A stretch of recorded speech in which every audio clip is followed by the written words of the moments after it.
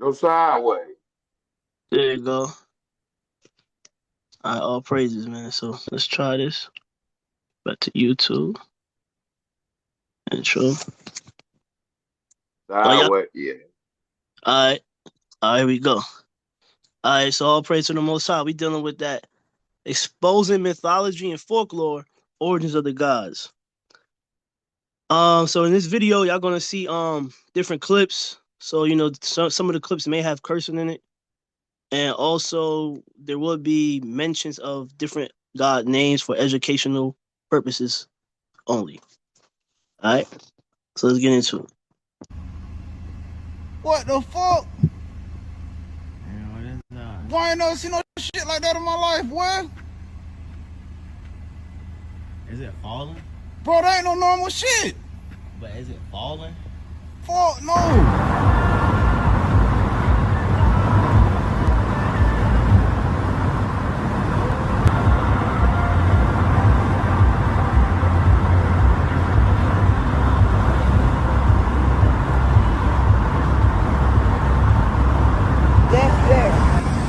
And that's not the sun. That can't be the sun because the sunset is over there. That's a planet. The sunset is over there. Mommy, that's a planet. And the moon is up here. So that must be a planet. The moon is above us. I don't see. That's there. That's there. Yeah. That's not the moon. Yes. That's planet Nibiru, bro. That's planet Nibiru. That's not the moon. It's not the sun. That's planet Nibiru. We're fucked. Hear ye the word which the Lord speaketh unto you, O house of Israel. Thus saith the Lord, learn not the way of the heathen, and be not dismayed at the signs of heaven, for the heathen are dismayed at them. For behold, the kingdom of God is within you. And he said unto the disciples, the days will come when ye shall desire to see one of the days of the Son of Man, and ye shall not see it. And they shall say to you, see here, or see there. Go not after them, nor follow them. For as the lightning that lighteneth out of the one part unto heaven shineth unto the other part unto heaven, so shall also the Son of Man be in his day. But first must he suffer many things, and be rejected of this generation. And as it was in the days of Noe, so shall it be also in the days of the Son of Man. Because that when they knew God, they glorified him not as God, neither were thankful, but became vain in their imaginations, and their foolish heart was darkened. Professing themselves to be wise, they became fools, and changed the glory of the uncorruptible God into an image made like to corruptible man, and to birds, and four-footed beasts, and creeping things. And even as they did not like to retain God in their knowledge, God gave them over to a reprobate mind. We're fucked.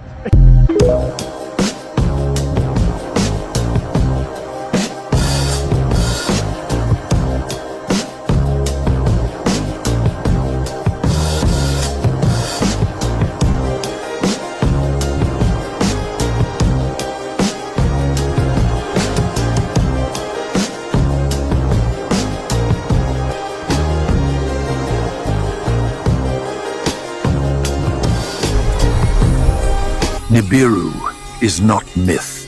It is a planet of cycles. Every cycle brings change. Floods, fires, revelations. We return not to conquer, but to balance. The Neteru return when the balance is broken, to restore law where chaos has taken hold. The fleets of Nibiru stretch beyond sight, a living kingdom among the stars.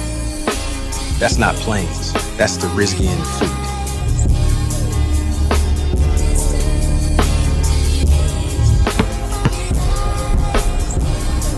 They look like us. They came back for us.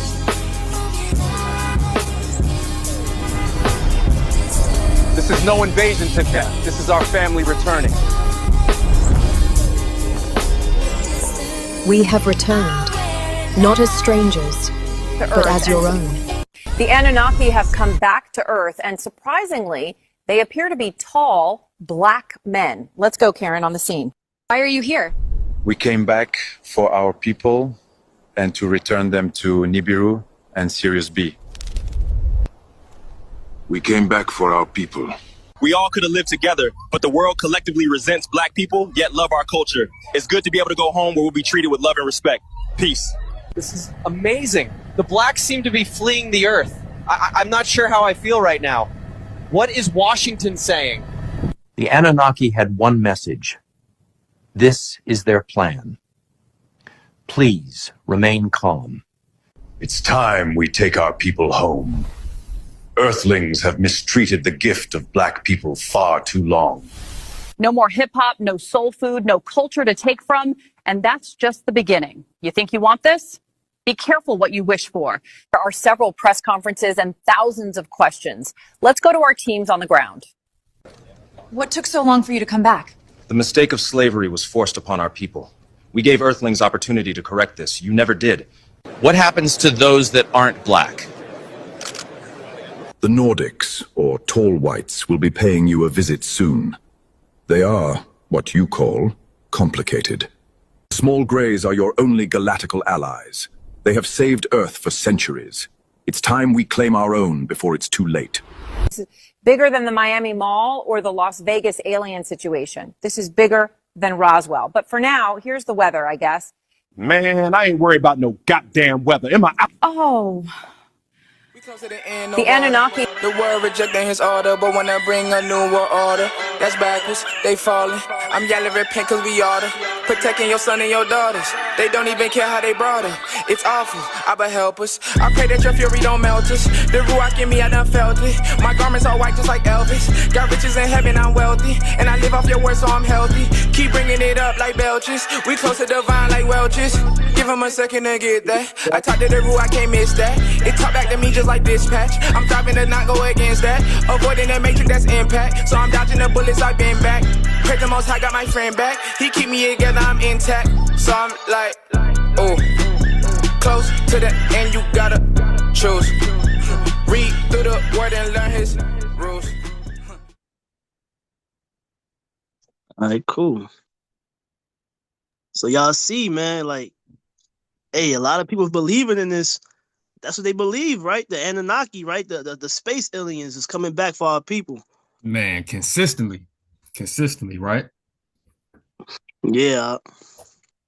I mean, what y'all think about that, though? Y'all see his AI video, but that's what's really going on these days, man. Yeah, that's a nice video. That's a real nice video. Yeah, but this is what our people are believing in. They believe in the aliens, instead of the Most High. But one thing I say to people, and when it comes to like Anunnaki and our ancestors being these type of super aliens, I'm like, okay, well, if we got ancestors out there in the cosmos or in outer space, why did we go into slavery and why did they allow us to continuously be at the bottom? Like, what's the reason for that? Father, I have a question. Go ahead. Father, what are the big red things in the sky? The big red balls. What are those? The little circle? What's that? They was looking at the sun. The sun? And if that's not the sun, then what? What y'all think that is? A reflection. That wasn't no sun. I know that. I don't know, man. In Matthew 24, it says it's gonna be signs in the heavens. Mm-hmm. That's what I look at. I look at that more. That's than what you think, Root? Okay. I thought it was the birth of Antichrist. No. What if he was in the sky? Satan called the prince of the air. Yeah. He called that. Whatever it was, the video, real or not, it wasn't another planet like Nibiru, so to say. You know what I'm saying? So it could be a reflection of something. It ain't a planet Nibiru, but something coming to take us back. I say that. Yeah. And also, even if there was stuff in the sky, like, we understand, the spirit realm is real. You know what I'm saying? And they could come. They might have spaceships. They might have these big things, to deceive the people. You know what I'm saying? So it could, if it is something, then it's not the Most High. You know what I'm saying? Think it And we was like shouldn't, a portal. even if no matter what it is you see in the sky, it's not to be worshipped, right? Only the Most High Right. is to be worshipped. No And matter then what, you got to think about Project Bluebeam. They That can too. make all That type too. of stuff appear, you know, and then make it look real. And and how the scriptures say when the Antichrist comes, he's gonna come with signs and what? what? Lying And wonders. wonders. Flying wonders, Lying. flying wonders. So that Project Bluebeam, you know, we can look at that, you know, either way it go, if it's real or if it's fake. We know we gotta stand 10 toes down and we know what's after this. That's right. You know what I'm saying? That's right. And real We got to quick, get our head cut off for this truth. Go ahead, my bad. you know, you're good. And that's why the Most High said, don't be dismayed at the signs that's in heaven. Because the heathens are dismayed at them, right? Don't set your expectations on it. Don't be too, whoa, what is that, man? Because there's a lot of stuff on this earth. And we are not to be deceived. And like he said in the last days, there's going to be stuff that can even deceive the very elect. You know what I'm saying? So we know this word. That's why we got to read and study this word. When Christ come back, like he said, it's not going to be there goes Christ. You know, he's over there. Everybody's going to know when Christ come back. So it's not going to be no question. You know what I'm saying? But only those that don't read, they're going to get deceived. You feel me? And that's why. And so real quick, and the thing about this Anunnaki stuff and why we're bringing it out is these signs and like most I said, as it was in the days of Noah, when you had the Nephilim giants on the earth, are that's coming back again, right? These fallen angels, which is the gods that people was worshiping way back when, which we're going to expose. But a lot of our people are going to get deceived when these fallen angels and these gods, so-called gods, start revealing themselves and to worshiping them like they've been doing again. You know Exactly. what I'm saying? So And in we the got to days of bring it Noah, up. when your fathers worship other gods on the other side of the flood, same thing. Mm-hmm. Same thing. And we're gonna expose this, man, because we don't want our people sitting here worshiping these false gods that's about to soon, reveal themselves. All right, Psalm you got it. 115. Yeah, Psalm 115. Okay. Psalms 115. Not to us, oh Yah, not to us, but to your name give esteem, for your loving commitment, for your truth. Why should the nations say, where now is their Elohim? But our Elohim is in the heavens. Whatever pleased him, he has done.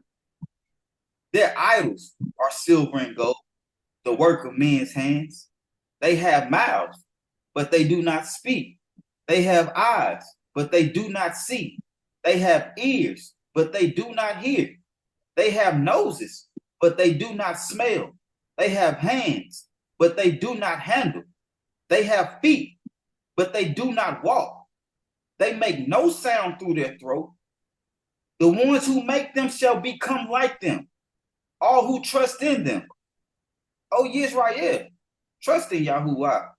He is their help and their shield. O house of Aaron, trust in Yah. He is their help and their shield. You who fear Yah, trust in Yah. He is their help and their shield. Yah has remembered us. He blesses us. He blesses the house of Israel. He blesses the house of Aaron. He blesses those who fear Yahuwah, the small and the great. Yah gives you increase more and more, you and your children. You are blessed by Yah, who made the heavens and earth. Heavens are the heavens of Yahuwah, but he has given the earth to the children of men. The dead do not praise Yah, nor any going down to silence. But we bless Yah, now and forever. Praise Yah. Praise Yah. Oh, that was powerful. Praise, boy, because Yeah, them that idols was can't powerful. sound like them idols can't do nothing for you, can it? Right, Can't do nothing. We got Sick. that Second Thessalonians. Said you are blessed by Yahuwah, who made the heavens and the earth. Praise Yahuwah. All right, let's see. You said Second Thess, right? Yep. Second Thessalonians 2. Get to it.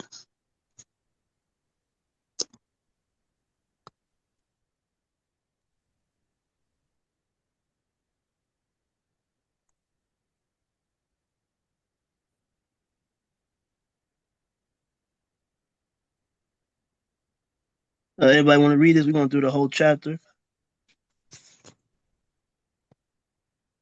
I get it out.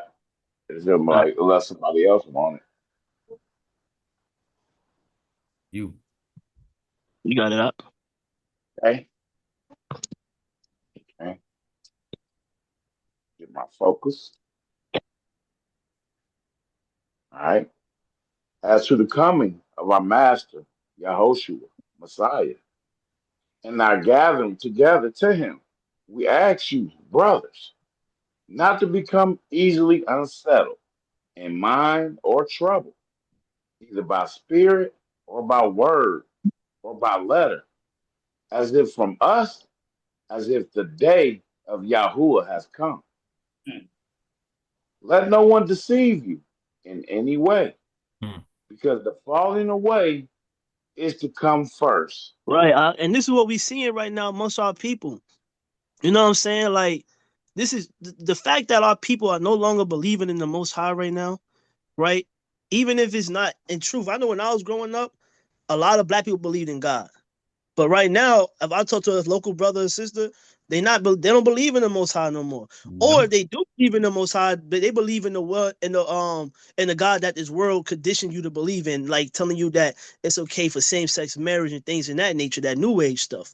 You know what I'm saying? So we seeing the great falling away, and even down to our people right now believing in what we're bringing out now, which is these Anunnaki. You know what I'm saying? With these, they believing in these fallen angels, which we know at the end of the day they are.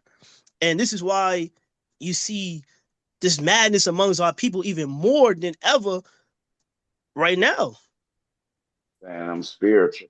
I'm not religious. I'm spiritual. Right. Yeah. I believe in a higher power, but the way y'all talk about them. I'm spiritual. But they would take bits and pieces from the book, from the scripture, and use that, but believe in sky gods and say they're spiritual and stuff like that. Why not just give the Most High his praise and just accept it?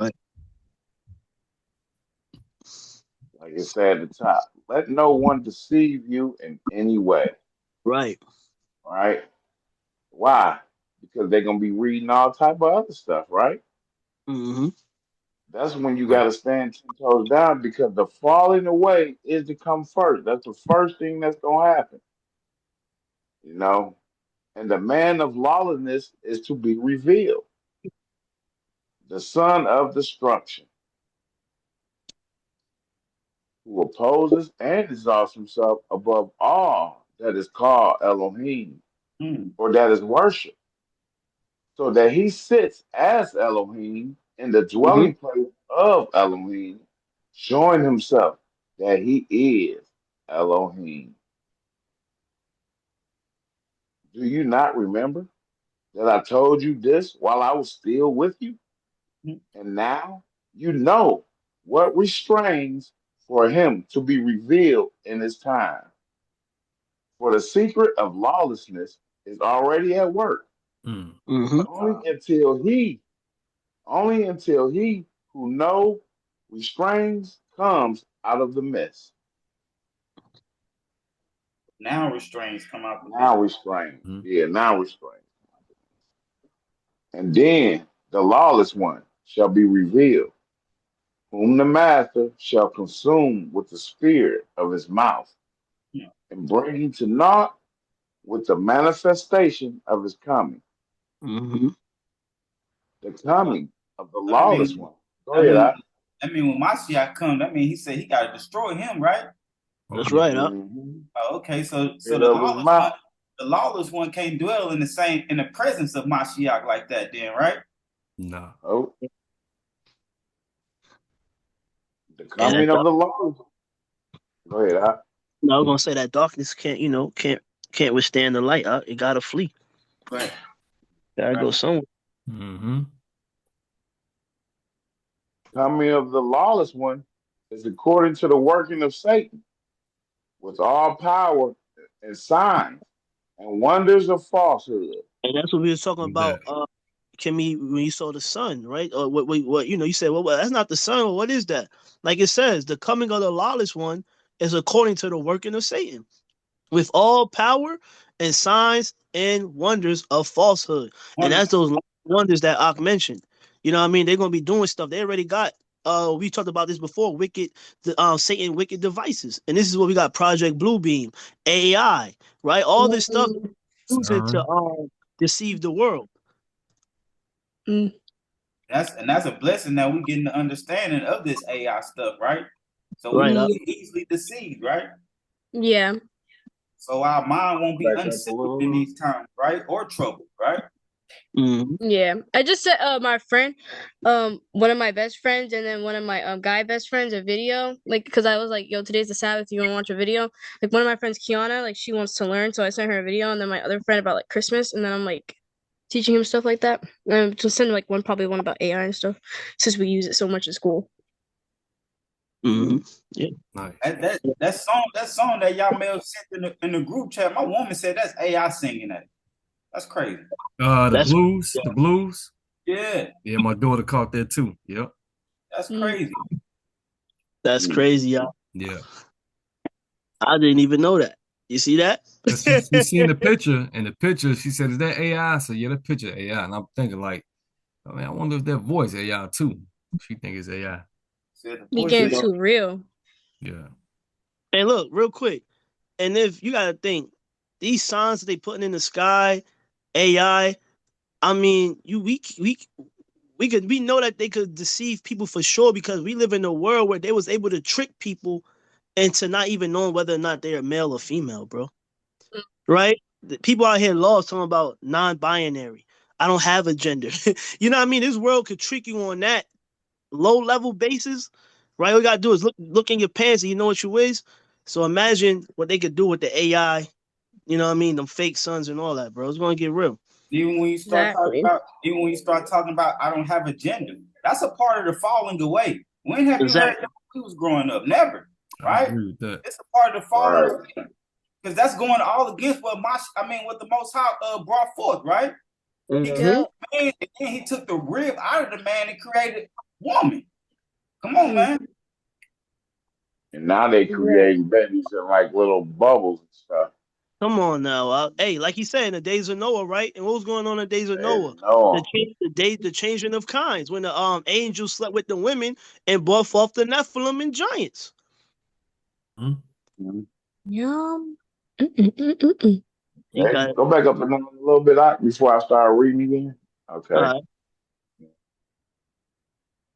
Anybody got anything else on that? No, you good. Okay. I just want to hit it with 10. The coming of the lawless one is according to the working of Satan, with all power and signs and wonders of falsehood, and with all deceit of unrighteousness, and those perishing, because they did not receive the love of the truth in order to be saved. Hey, with all deceit of unrighteousness and those perishing. Why? Because they did not receive the love of the truth. Because you don't receive the love of the truth, I believe in aliens and spaceships, man. Yeah. You know what I mean? Because you don't receive the love of the truth, you know, the spaceships, right? But I'm like, yo, it's madness, because it's like, yo, you believe that we got aliens and spaceships, we got this melanin, it's super powerful, but we get shot down like dogs in the street by police. That's straight up being deceived right there. Right, and we reading the truth right now, and the truth never told us about no aliens in these spaceships that we talking about. The Most High ain't gonna put us out here blind. Feel me? Nope. All right. Hey, if anything, fallen angels, right? Demons, right? Sure. Can I say something real quick? You got it, bro. So, I think that, everybody's right, really, when it comes down to it. But I think it comes down to the basic understanding of the word. When Abraham, dipped out of there, you know what I mean? He was in Sumeria. Is in Sumeria. That's where Ur's at. That's facts. So the simple fact that Abraham was chosen and he was already living in a state of Sumeria, they believe all the stuff that, just transpired, whether it's Inky, whether it's Enkidu or whatever whatever the story is, he was living in that, and he said, to his pops, I'm finna push down all your idols, and I'm dipping over here to God's purpose. So I think that if you don't geographically understand what you're reading, like there's no other place in the world called Okay, where is Okay, if you don't want to use Sumeria, you can use Mesopotamia, but Mesopotamia is still going to direct you to And what do the Mesopotamian and the people of believe in? They believe in the Anunnaki and all that. So I'm just saying, Abraham dipped out of there clearly because they were worshiping these beings or these folklores of gods that came down. So even to a simple person, you should know, like, hey, where was this place out? Why did Abraham dip up on his own father, and tear down his idols? Those were the same idols that are worship in us, presently and back in the day. So that's all I got to say. Hey, Good all praise to the understanding Most right High. there. Hey, all praise to the Most High Yah for that. What you just said, Giandre, because we are going to touch on that. So hold that for sure. We're going to touch on that. Praise Yah. Yeah, praise. That was a good understanding too. You got to know Yeah. what you're talking about to say that. Yep, you got to understand the origins. Yep, for sure. Mhm. All right. And for this reason, Elohim sends them a working of delusion for them to believe a falsehood. And that's what Geology just said about you got to know the scriptures. You know what I'm saying? But just think about what we just saw. You know, how many people read the scriptures and was believing in the rapture Right, and out in the woods and stuff? If they Working simply of just read, delusion. Well, they actually Yeah, read. right. hey, if they simply just read, they don't even got to go that deep dealing with how we read about the last trumpet. I mean, it tells you right there that no man knows the day or the hour. Huh? You know what I'm saying? They didn't read. Simple read it. They didn't read it. And in order that they should be judged who did Hey, not believe the truth. In order that all should be judged. Huh? Yeah, in order that all should be judged who did not believe the truth but have delighted in the unrighteousness. Man, That's deep right there It in is itself. deep. Have delighted they are. in unrighteousness. Like we just came off that revelation of Peter, and it said, "Hey, you're gonna burn with your idol, with what you was delighted in on earth." You know what I'm saying? Man, Fool. yeah. Over and over, right? Over and over. But we ought to give thanks to Elohim always for you, brothers. Beloved by the Master, because Elohim from the beginning chose you to be saved and set apartness of spirit and belief in truth Belief and in the truth, truth. only the truth, unto which he called you by our good news for the obtaining of the esteem of our Master, Yahushua Messiah. So then, brothers, stand fast and hold the tradition which you were taught, whether by Right. word or by letter. Hold the tradition, right up. Hold the tradition.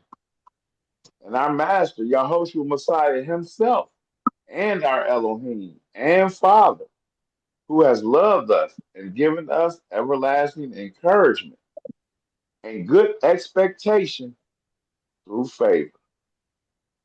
Encourage your hearts and establish you in every good word and work.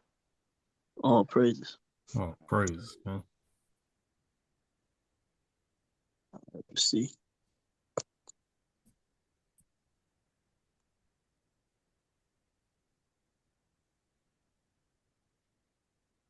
Got another clip. Let's get it. Sometimes you'll look outside and you'll see this golden sun in the sky, and it's not the sun, it's planet Nibiru. And then sometimes you'll have the real sun in the sky. Nibiru is a planet, it's a sun, it's a spaceship. And the Nerubians are here and they're cleaning up the sky, and I've been speaking about this for months. I told y'all, look, You got all type of beings here that's a part of the Galactic Confederation, and they got different jobs. Like the Nerubians' job is to go in the sky and clean up all the oxygen and all the Morgellons out of our sky that these invaders put in our air, and that's what the fuck been going on. So you're going to feel the planet warming up. You're going to feel it being harder to breathe right now because your avatars, everybody's used to breathing oxygen when we're supposed to be breathing hydrogen. And I showed this before with DNA links and stuff like that and how it look on a chart. DNA, which is really DEA, and how it's 3 of them, and how you got the little links. Those are hydrogen links. Originally, we breathed hydrogen on this planet, on this realm. So you got to now understand that we are going through a pole shift. And then, like I said, it didn't just start. It's been going on. What that brother smoke? And the energy is going back to that warm, you know, to that heat that we never felt in this. Also, the Anunnaki returning in 3 months, according to the Pentagon Insider. I'm speaking on it. I'm addressing it. Let's get it. All right, the first thing I want to say is this. The Anunnaki, again, they are real. Planet Nibiru is real. That's not what I believe. That's what I know. Okay? Those 2 things are real. Now, people saying, oh, I saw a video that a woman uploaded and you can see the sun, you can see the 2 suns in the sky. I've seen that video. That lady did not show 2 suns. She didn't. She showed 1 sun and then she showed another lit up area of what I assume was a sunset and claimed it as, oh, that's the sun over there. That wasn't the sun. That's why she didn't show 2 physical suns, because that wasn't the sun. All right. Now let's get into this whole Nibiru thing. People thinking they saw Nibiru.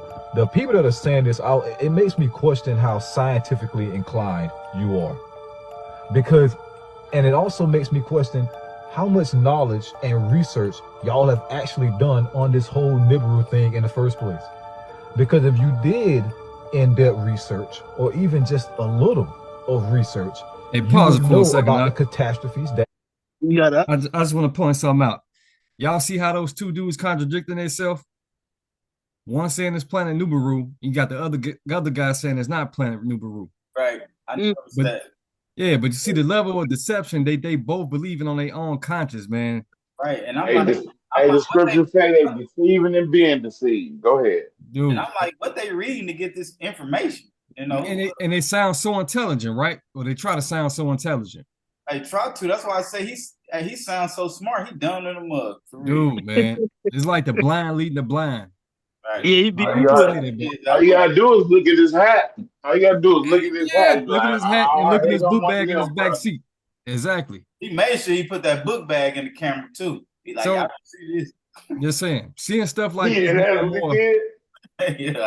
it make you want to bring out the truth, man. You start seeing this more and more with our people, bro, and this is what we truly believe. A lot of that, the Nibiru and the Anunnaki, all that stuff come from the Sumerian tablets. Oh yeah, you see, oh yeah, that's where they get it from. Yep. And like DeAndre said, Abraham was living in Samaria over there, and Ur and all that. So we see, yeah. Let's get it. Nibiru caused on the way here, which I explained in my last TikTok. But let's go down this route.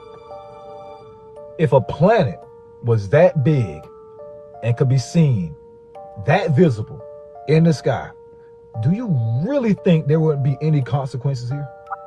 The moon affects tides on this planet. The moon is smaller than Earth. Nibiru is bigger than Earth. I'm gonna say that again. Nibiru is bigger than Earth. All right? Almost 3 times as big as Earth. So to think that you could see something in the sky like that and it wouldn't have any consequences here just doesn't make any sense. Especially when you go into things like gravity. Do you know why Nibiru messed things up the last time it came through this solar system in the first place? The gravitational effect of it. Again, it flipped Uranus on its axis sideways. It stripped Mars of its atmosphere. and it caused a great tidal wave on this planet, which is known as the Great Flood in the Bible. Brother, who But the told Bible us wasn't the this? first thing that spoke of that. Sumerian tablets predate that. But You said what now? That's what I'm saying. Who told us, brother, this? That's what I'm saying. That's what I'm laughing about. This nigga say No. Nibiru is 3 times bigger. Right. I'm like, you been to Nibiru, my nigga? That's all I want to say. Have you been there? How you know it flipped Mars, it stripped Uranus, or Venus, or whatever. Hey, next he's gonna be like, I was there when it stripped him. You feel me? But he know. He know. Once again, it's in the Samaritan tablets. That's where they wrote all that stuff at. Man. Hey, they need more witnesses, man. So about 2 or 3 witnesses. You need more witnesses, man. Hey, let me tell you why you gotta believe him, because look at the symbols on his hat. The brother know, bro. He know. Yeah, he know. Hey, real quick, might as well, through the spirit. Let's see what. Let's read this real quick. Hey, this The that thing strong is, delusion. Hey, this that strong delusion. Yeah. You know, he astro projector saw the Earth, you know, and Nibiru bigger than the Earth. He astro projected. He had to. He had I guess he to. was chosen to do that, to bring us that information. But And I guess then Buddy must have astro projected and said it was Nibiru. The other dude with his shirt off. So, then he astro projected and was able to measure it and everything out. Yeah, 3 times bigger. And they kicked me out. Am I still the host? Uh-oh. It says it's still recording. I'm right back, so we good. We talking about this darkness right now. You need to turn your lights on. Come on. Hey, am I still hosting that or what? You are. Okay, I'm good. Okay, good. Y'all may remind me of them actors, you know, when they say they have to tune into their role. They gotta be in tune. He say, I gotta turn the lights off to deal with this. I'm in tune. I'm with you, brothers. When that kicks me out, it's still recording. We still good, right? Oh, y'all hold it there? Ruben, that crock pot. Yeah, it still records. Yeah, it's still record. All right, cool. I think last time I was just a little too slow getting back to it. Then, let's get this. I want to read this while we was on this topic. I was trying to bring this Job out. My brothers in that same spirit, right? Where was you at? So it's only right. Yeah, there you go. Yeah, it's only right we bring this out, right? Yeah. Adam? Only right. Like I said, it's all through the spirit, man. I hate to start the video like that, but you know, I'm a comment, man. It's just, I don't know, man. Burn me up a little bit. You know what I mean? People love like this, man. Let's do it. Got that Job 38. I'm just gonna stop wherever the spirit lead. Then Yahuwah answered Job out of the whirlwind and said, and like that whirlwind, that's a chariot, bro. Okay. Right? Some things, in the sky. But, Satan might have his own little chariots and spaceships, you know what I'm saying? So that's why the Most High said, don't be dismayed at these signs in heaven, man. Right. And then Yahuwah answered Job out of the whirlwind and said, who is this who darkens counsel by words without knowledge? Oh, I like that. Who is this who darkens counsel by words without knowledge? That what that brother was doing? What you saying? Right. But it was. Yeah. But that's words without knowledge. That's what he was doing. Yeah. You don't words really without know. knowledge, You don't really know. You was just bringing out words that you really don't know. When you say it's 3 times bigger, you don't know that. We don't need. Come on, man. Now, grit up your loins like a man, and I ask you, and you answer me. Where were you when I laid the foundation of the earth? Declare if you have understanding. Who set its measurements, if you know? Who set his measurements? 3 times bigger. 3 times bigger. Know.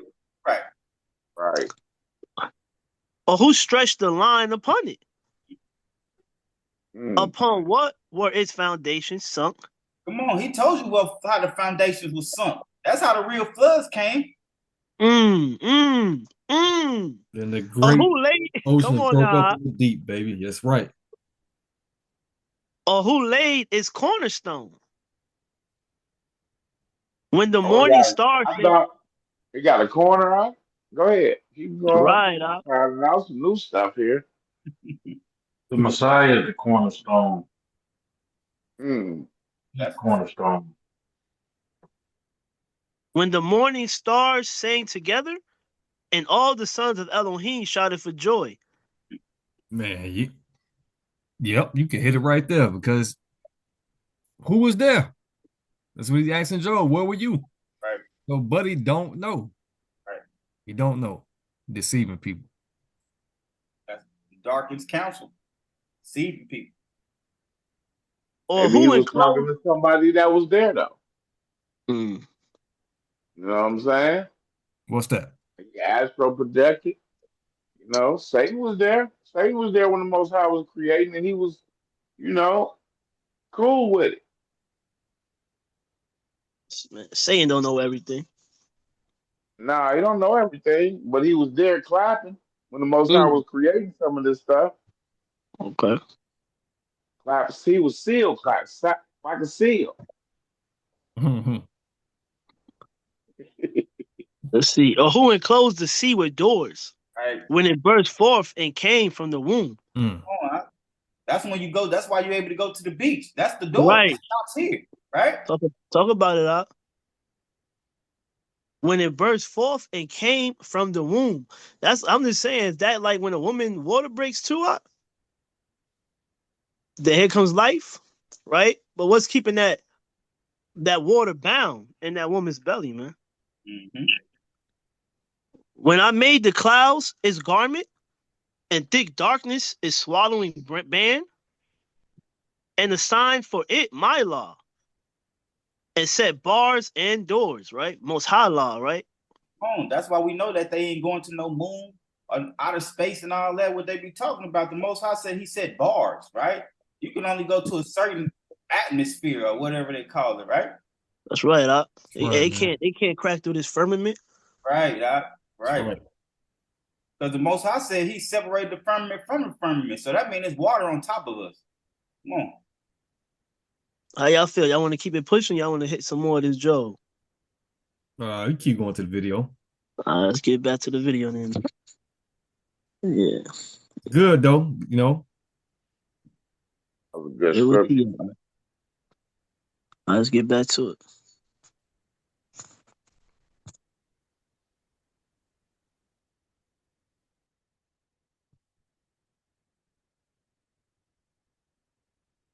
I wonder what's going on.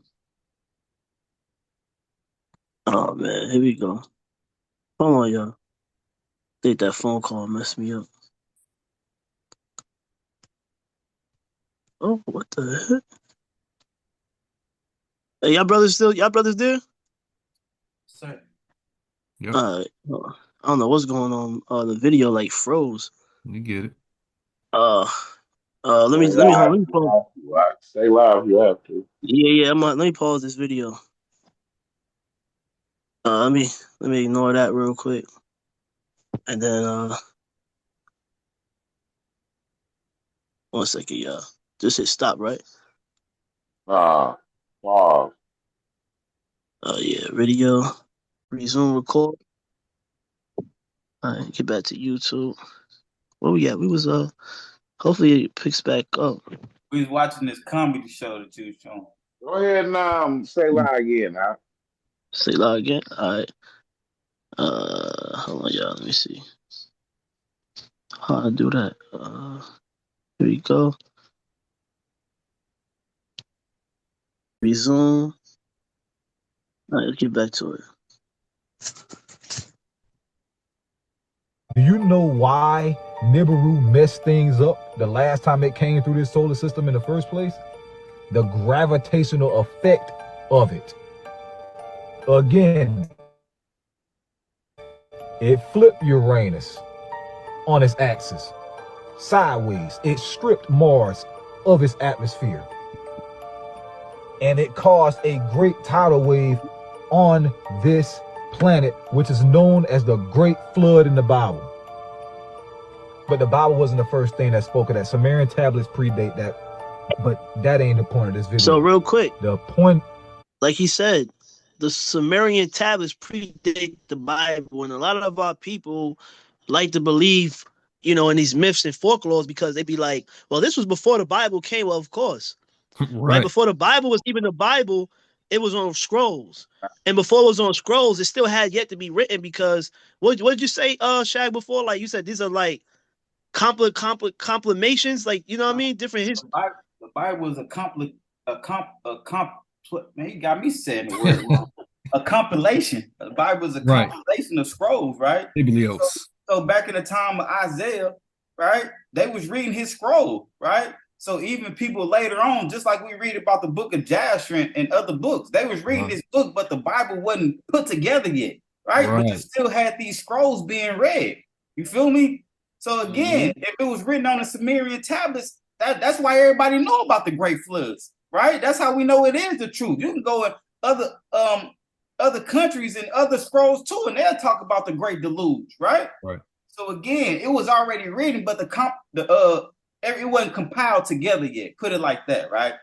It took me to take all these scrolls and then put them all together and call it the Bible.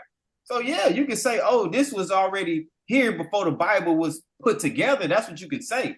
Because when we go first read Enoch, it say Enoch was the first one to start writing down the histories, right? Right up. And you know what else is already here too?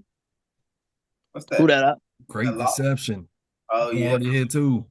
So that's fact. I think in the Bible, I think was it Paul or somebody that said that that the Antichrist, and he said even to this day that the Antichrist is working to this day. Oh, yeah. Even in his time, that deception was going on. Right. You know, that's why even at that time, when Paul had brung out the truth and everybody got their books and started burning their books because they knew their books wasn't the truth. Come on. The same thing. They said when they burnt the books, it came up, it was probably $1 million worth of books in our money these days. How many books they burnt at that time. So yeah, everybody was still writing they folklore and myths back in the day, but what book still survives to this day? Come on, man. Most High truth ain't going nowhere. And deception started in the garden, they never stopped. You know, these people that believe in the Anunnaki and stuff, they also believe in the flood of Gilgamesh, and that was written in them tablets too. So that's probably what he's talking about, because they got this flood called the flood of Gilgamesh, and supposedly that was supposed to have been before, before the flood of Noah. But that's what they say. That's what they claim, I should say. Hey, you need more witnesses, man. For sure. That's why in our law it say by 2 or 3 witnesses, right? A matter is established. You gotta have witnesses. They own rapper said it back in the day. We don't believe you need more people. Straight up. Of what I'm making is this. You can't have something that big in the sky and there's no residual effects on it, on the planet that you're on. You can't. Because everybody that was saying that was Nibiru, where is it now? Where is it now? How that you have to see it only in the morning, only in the afternoon, this so-called red sun. You see it only in the morning, only in the afternoon, and ironically, it always pops up while the wildfires are happening. Ironically. People talking about red sun. For those that go watch sunrises, there are times where you can see a sunrise where the sun will appear red. Is that Nibiru? No, that's the sun, because you can obviously watch that sun rise. It changed color. It lights up the day. The sky changed. You can see the difference. You can see that. But let's get into this a little deeper. The Anunnaki returning. The Anunnaki were on this planet. They once walked this planet. They shaped civilization here. They did that right here. These symbols. They shaped civilization here. They did. They walked amongst the humans that they helped genetically modify to be a worker race for them. They did that. those humans, modern humans, Homo sapiens, worship them as gods. In reality, a lot of them weren't gods at all. They weren't, but they were so much more advanced to that which they created, that which they created assumed their divinity. You get what I'm saying to you? A lot of them weren't gods at all. They weren't. Long story short, they had so many wars here. They had so many things messed up here that they left. They were told to leave. And they were also told not to come back. Now, who told them? The High Council. That's who told them. Who also authorized that decision? Anu, the Supreme Ra, the head of the Anunnaki, told them, let's leave. Let humanity inherit the earth. So all this talk about the Anunnaki coming back in 6 months from this Pentagon stuff, that's a bunch of nonsense. I'm telling y'all now, that's a bunch of nonsense. Would it be exciting? Like I said, you heard what he said? He said, the Pentagon is talking about the Anunnaki returning. So they say, yeah. So they say. So we see that the government is in on this deception, right? But we know that, hey, who runs the world? Satan, right? So we know the higher up you get, they work with Satan and his minions. You know what I'm saying? Right. And what's the earth is in the hands of the wicked. There you go. So that's why the Pentagon is telling you that there may be an alien invasion. They're in direct contact with Satan and his fallen ones. Would it be cool if that happened? Yeah, it would be. That's not gonna happen. That's not gonna happen. A lot of these stories that these people make up, they put it on the internet, it catch fire and it just goes. That's not gonna happen. Okay? The Anunnaki are not coming back in 3 months. They're not coming back in 6 months. They're not. All right? That wasn't Nibiru that people saw in the sky. That was the sun. The reason that it appeared that way, especially at that time, was because the ash in the atmosphere from those wildfires. That might not be the most exciting thing that people want to hear, but that is the truth that you need to hear.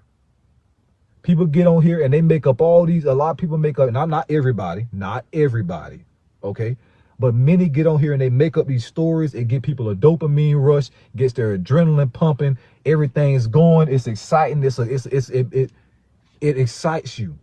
So many people want it to be true. Many people subscribe to it as truth. But it's not. In reality, it's not. People talking about the Anunnaki coming back. A lot of the Anunnaki are still here. A lot of the Anunnaki never left. As I told y'all, they've been reincarnating here, trying to figure out and get things together about what they messed up back then. Still trying to graduate Earth School. Some helping the 5D ascension. Some plagued in karma. Okay? So while a lot of them left, some stayed. Some are here right now. And I'm not saying this because I believe it. I'm saying this because I know it. Some of you watching this may be one.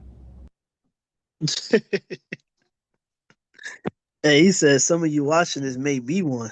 Talk about great deception, because he knows this. He knows it.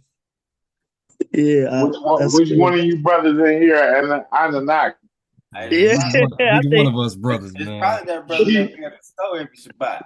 Oh, man. You think it's him up? The 5D. Hey, what is the 5D extension? Ascension. Come on, man. Revelation. All right, thank you, man. All right, we got Revelations 12. 7 through 17. Yeah. All right, whoever got that. Okay, I hear you. Revelations 12, 7 through 17. Sir. And there came to be fighting in the heaven. Michael and his messengers fought against the dragon. and the dragon and his messengers fought. But they were not strong enough, nor was a place found for them in the heaven any longer. And the great dragon was thrown out, that serpent of old, called the devil and Satan, who leads all the world astray. He was thrown to the earth, and his messengers were thrown out with him. And I heard a loud voice saying in the heaven, now have come the deliverance and the power and the reign of our Elohim and the authority of his Mashiach. For the accuser of our brothers who accused them before our Elohim day and night has been thrown down. Mm-hmm. And they overcame him because of the blood of the Lamb and because of the word of their witness. Come on, you need more people. The word of their witness. And they did not love their lives to the death. Mm-hmm. Because of this rejoice, O heavens, and you who dwell in them. Woe to the earth and the sea, because the devil has come down to you, having great wrath, knowing that he has a little time. And when the dragon saw that he had been thrown to the earth, he persecuted the woman who gave birth to a male. And the woman was given 2 wings of a great eagle to fly into the wilderness to her place, where she is nourished for a time and half a time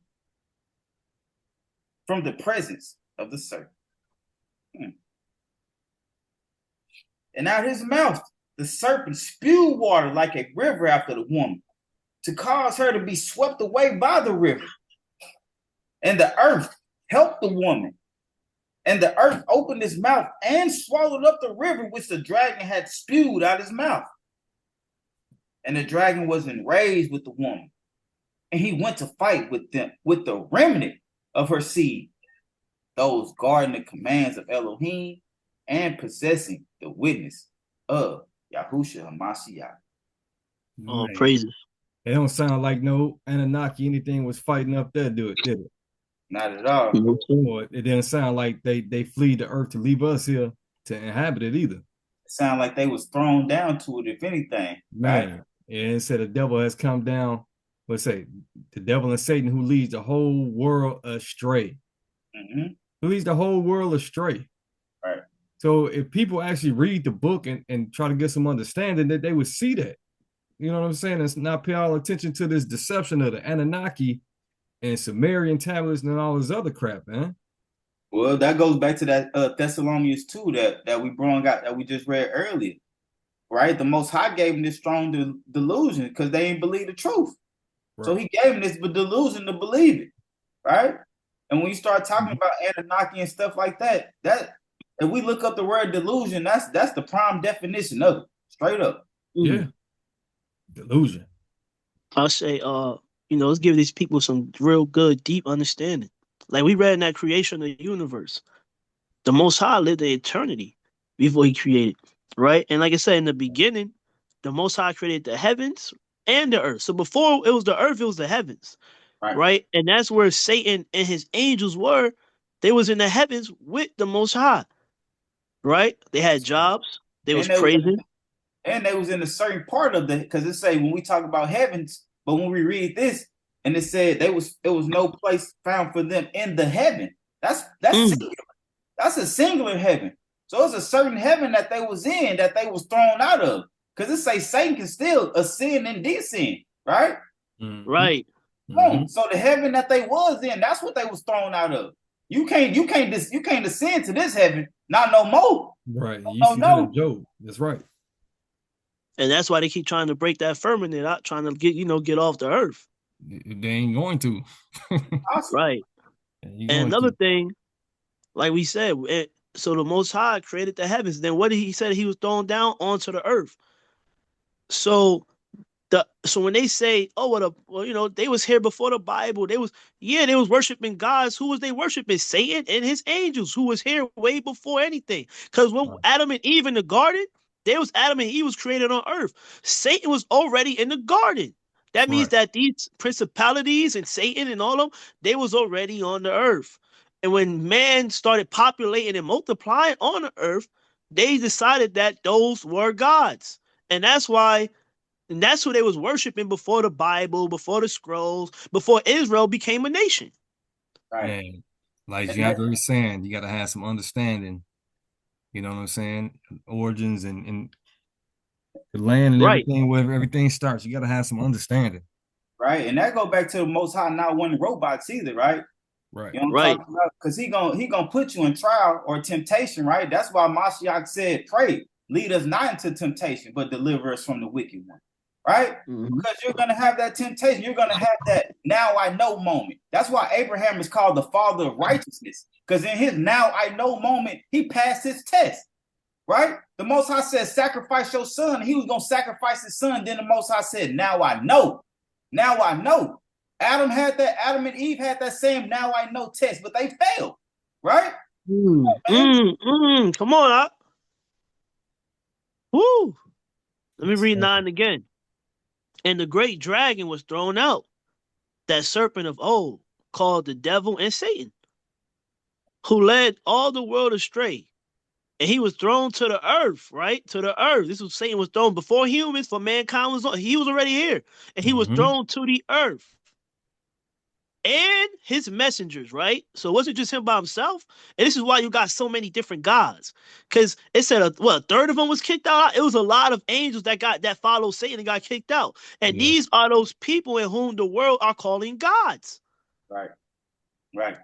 And that's why can I jump in real quick?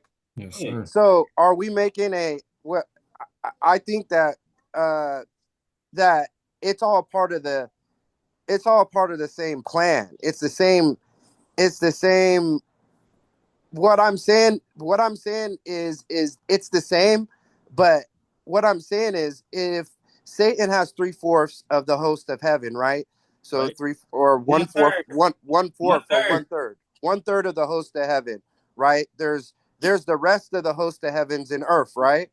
And then you have the fall towards Mount Hermon, right? And that was after the fall of Satan. And so if you don't know the difference between the fall of the fall of the Watchers and then the fall of the one third of host of heavens, you could get confused about who's who and what's what, because you have a kingdom that was, like you said, the great dragon that was sent down. He wasn't just sent down by himself. He was sent down by 1/3, and then they had their time and did whatever. And then you have this other host of heaven, like who, how that was 400 or 200 fallen angels that wanted to specifically lose their dominion for the lust of women. And so if you don't correlate those two things in separate instances, but like what you guys are doing right now, you guys are combining those two things, but it's still the same thing. They left their heavenly positions. The positions habitation, like the book of Jude says. But but I think that in that, right, I think there's trickery in that, right? So like they say, the best trick that the devil made for some people is that to believe that he never existed, right? But it also, we can say that it could be the same thing as saying, hey, the devil may trick you to think that, oh, it was just him falling down, but don't forget the 1/3. So you can say that you have two fallings, the fallings of the devil and then the falling of the so-called Anunnaki. I wouldn't know how to differentiate the same, but I say it's still a trespass, and a trespass is anything against God. But if you can't make those distinctions, you will get confused because it doesn't make it doesn't make sense. And then you say, oh, there's no serpent seed. But okay, then what do you call the one third? It's never spoken about what they are or what they're just falling angels. So like I said, if there's one third that it was fallen with the devil, there was the rest of them were up there. That was one third.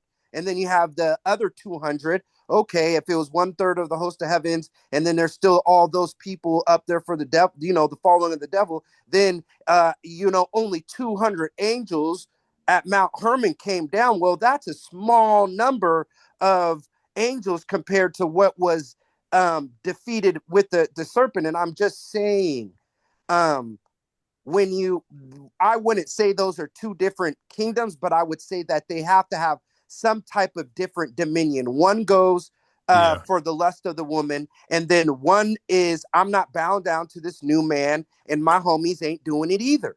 Yeah, you made a good point. And like you say, they all are the same clan. Because I hear things like in the music industry, in the Hollywood world, they say some things, they mad at each other because they want more evil dominion and power more than this guy to have somebody else do this or do that. So, but it's all of the same clan. It is. They all fallen angels. Look, the devil leads the whole world astray. Right. He's the leader, right? So they all you got Satan and you got his minions who are and I'm just showing that these fallen ones, and even the ones that made it with the women, they all fallen angels that people are deciding to worship. But that's what I'm saying. That is right. But for people that don't understand it, they're gonna be like, oh, well, okay, well, what's the difference between the fallen and the devil? And there is a difference. The Lucifer was a cherubim, and a cherubim, right, is the second most closest to God. He's posted up on the throne on whatever corner. So then you have the fallen angels, they're watchers. Their position is just to watch humanity. And I wouldn't know what their actual job description was, but obviously they were watching the women, right? And I want to say something real quick. And even the book of Enoch, we could read that certain fallen ones taught men certain things, like the violence, the beauty of the eyelids. So they played their role in, like the guy said in the video, of shaping humanity, which they did. He wasn't lying, but they was following the false ones. Good point. But that's what I'm saying. And then you say, okay, you say that the fallen ones came down, right? And I'm not trying to hinder. I'm just saying this is why it's so confusing, because then okay, if the fallen did what they did, what was Satan and all his people doing then? So you have these stories that are in comparison the same thing. They're following their position, but the average Bible person is not going to be able to differentiate. Fallen angel is a fallen angel. Those angels battle with God. These other angels lusted with women. So there is a specific, and I think that is what we're dealing against, is that there are these, okay, well, just because there's Sumeria and these fallen angels, posted up, where's the seed of Satan? Where the rest of them at? So I wouldn't per se say that I guess what I'm saying is there is a reason why God brought the front. I'll get you water. There's a reason that God brought the flood. There were kingdoms while Noah was posting up, building up the boat, but there was kingdoms there already. Kingdoms in Enoch says there was kingdoms, civilizations, before the flood. And so what I'm just saying is leading the world astray. That's what they was doing. They're just leading the world astray. But if we're not being able to really chronicle the Bible as it is a problem, because it's just like, okay, all I'm saying is the sin is the sin, but for these people, for these Anunnaki believers, you're saying that you're right. They're saying Saturn this, Saturn that, but we don't even know if they're from a different dimension. What if they're not even from this dimension? What if the imprisonment's in it? So I just think like you said, nobody knows the size of the size of the sun. Nobody's been there. Nobody was there. Nobody was there and when that's part of the Great Deception too, though. You know what I'm saying? yeah, but you I know got what? kicked out again. I just was talking about just the different two stories. That's all I think. I know. I see what you're saying. Yeah, that's all I got. That's all I got. Hey, yeah, who am I host again? Okay, here we go. Yeah, only host could share. Man, I never got kicked out so many times. I don't never get kicked out, bro. Going to Jasher. That's crazy. Yeah, you hear me? Yeah, I hear you. Hey, Yeah, I'm I not hear the you. host. Yeah, I'm not the host. Okay. Yeah, kick me out again, bro. Now I'm gonna hit that Revelation one more time though, and then we hit that Jasher. I'm host now. Yeah, this thing kicking me out Yeah, today. I got kicked out too. Yeah, this is ridiculous. I'll just join back. There we go. All right, hold on. Audio on. All right, get back to Revelation. Y'all can see my screen, right? Yep. All right. Hit that Revelation from the top. One more time, y'all. Hold on.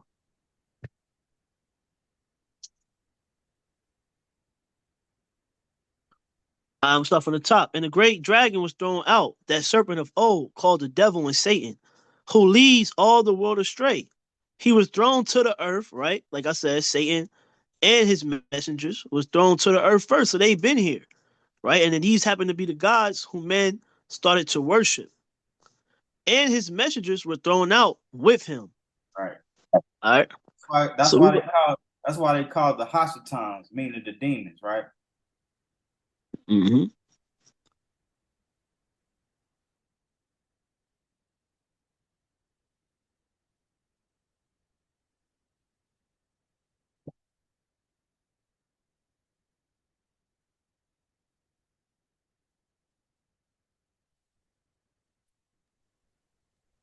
You get kicked out again? Yeah. I think so. Froze up. Did he get kicked out? Let me just say this. While he's gone, let me just say this. And I think that some of the technology that whoever is creating is trying to let these fallen angels out of this. I want it. They're the actual angels that on Mount Hermon. I feel like in the Revelation it says the Euphrates will dry up, and some of these okay, he's back. Some of these beings will be let out. Yo. We must be ruffling some feathers today, brothers. 3 times. Yeah. Yeah, I don't never get kicked like this, y'all. Never. They said you a traitor, right? Yo, come on, don't play. Hey, I don't play. Hey, let's try this one more time. All right, let's try this one I more. gave it to you. I gave it to you. Yeah. They said, man, we told you we wasn't gonna cut your head off. Now keep it up. We're gonna have to cut your head off. Come on, this is ridiculous. Let me see if man. I ain't never been cut like this. I never. Oh, okay. I thought that was a video. Okay, hold on. I'm bad, y'all. Let me find out you got posters on your wall with that. We're going I'm gonna ask Miss Kimmy. I'm like, he got posters. Tell me the truth. All right, 8. Y'all can see. Hold on. Yeah. I had the video. All right, let's see. Abraham's soul shining. 4. Okay, 4, 8. Okay, here we go. Okay, we gotta do it like that. 4, 8. We got what's the scripts out? We doing 8. Joshua chapter 8. Verse 1, right? Verse and then 1. we doing 9. 12, then 4 through 12. Okay, 9, 4, chapter 9, verse 4 through 12, right? Yeah. All right. Man, 12. Who wanna hit this Jasher? I get it. I will. Okay. All right, go ahead. Starting from number 1. Yeah. And it was in the night that Abraham was born that all the servants of Terah and all the wise men of Nimrod and his I don't know how to say that. Conjurers came and ate and drank in the house of Terah, and they rejoiced with him on that night. So I go ahead, mute right here. Hey, Shaq, hit the next one. But like it says, and it was in the night that Abraham was born, right? So we see Abraham being born, right? So like I said, this is before Israel was a nation, right? Israel is what? Abraham, then Isaac, and then Jacob, who had 12 sons who became the Israelites, right? So this is way before the Most High gave the 10 Commandments to Moses. You know what I'm saying? Before Israel became a nation, right? So we see that Abraham was being born to Terah, right? Right, and this is another scroll that we talking about was already written, right? So again, like I've been saying about these people books, you need 2 or 3 witnesses. We can go and see where the book of Joshua is mentioned in the same Bible, right? Right. Another witness. So you can't say, oh, this book is you know, what the people try to tell you. You know what I'm talking about? Yep. All right, we doing 4 through 12. Yeah. Chapter Yeah, 9. people like to act like the Bible was just one book that was just set down and wrote. Yeah. You know what I'm saying? Yeah, it's a compilation. Not like, scrolls. yeah. And years apart from each other. Years So, apart from each other. That's why I said it took somebody to actually put this compilation together. But these scrolls have always existed. Right, you had the Messiah reading Isaiah, right? Come on, man. So And guess what? And guess what? When he was reading the scroll of Isaiah, guess what? The Bible still wasn't put together yet. Nope. Come on. So what? Hey, he said he read that Isaiah like one who possessed authority. You know what I'm saying? Yeah. And he set the book down, boy, and started talking. So man, come on. They probably had that ascension of Isaiah right next to that book of Isaiah. Stop playing. Oh no. All right, what we at with him? 4? Chapter 9, 4 through 12. 9? No. Yeah, chapter 9, verse 4 through 12. Okay. Haran was 42 years old when he begat Sarah, which was in the 10th year of the life of Abram.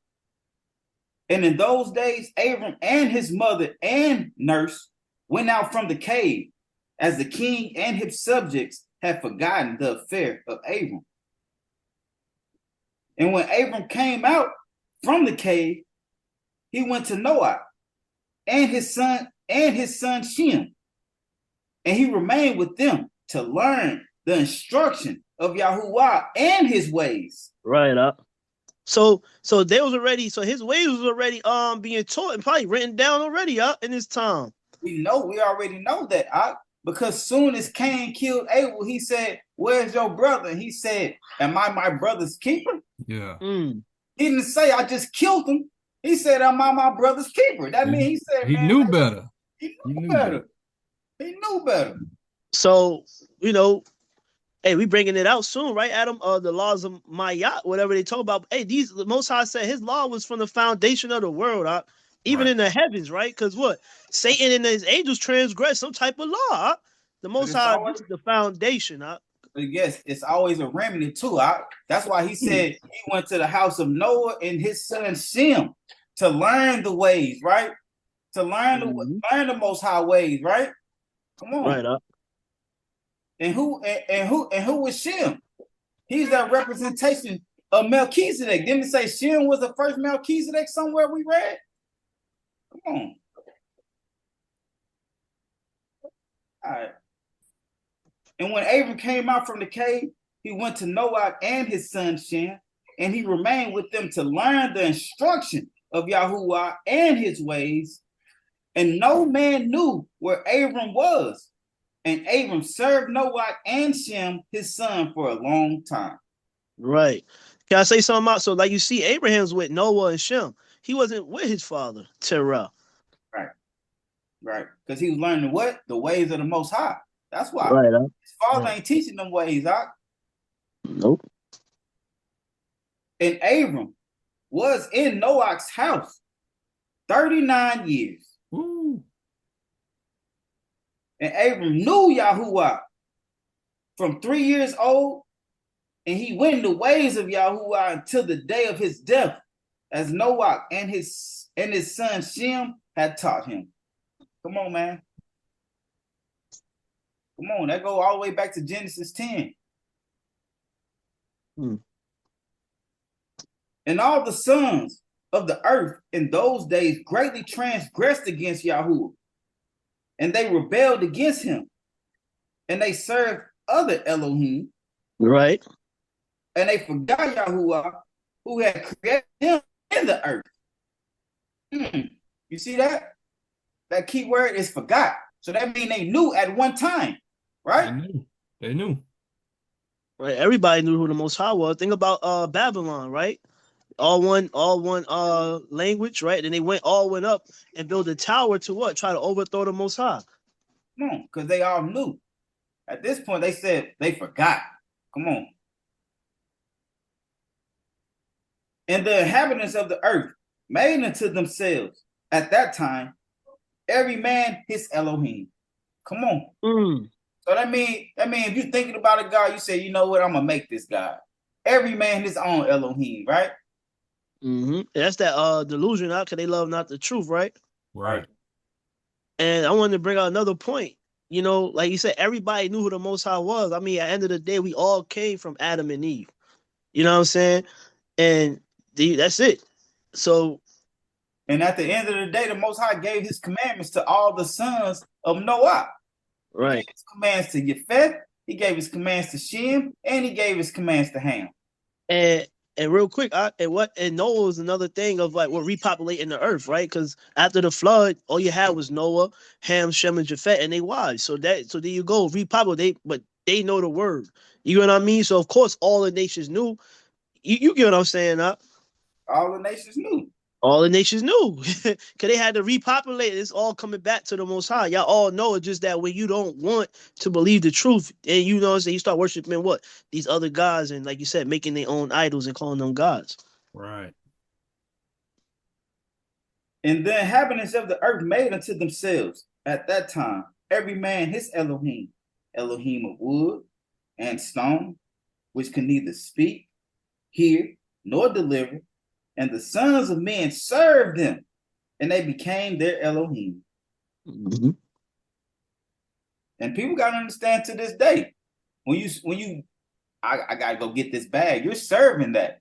You're right. Serving of that. That's that wood, right? Money made out of paper. Right, that's that wood, And then, hey, people want to go out there and get that chip. Well, you just serving man. You know what I'm saying? And the riches of this world. Go ahead, 7. And the king and all his servants, and Terah with all his household, were then the first of those that served Elohim of wood and stone. Come on. So that's Abraham's father, right? So we got Abraham's father worshiping what? Gods, different gods, right? Right. And it said they was the first to do that, He was the first to be like, I need to get that bag.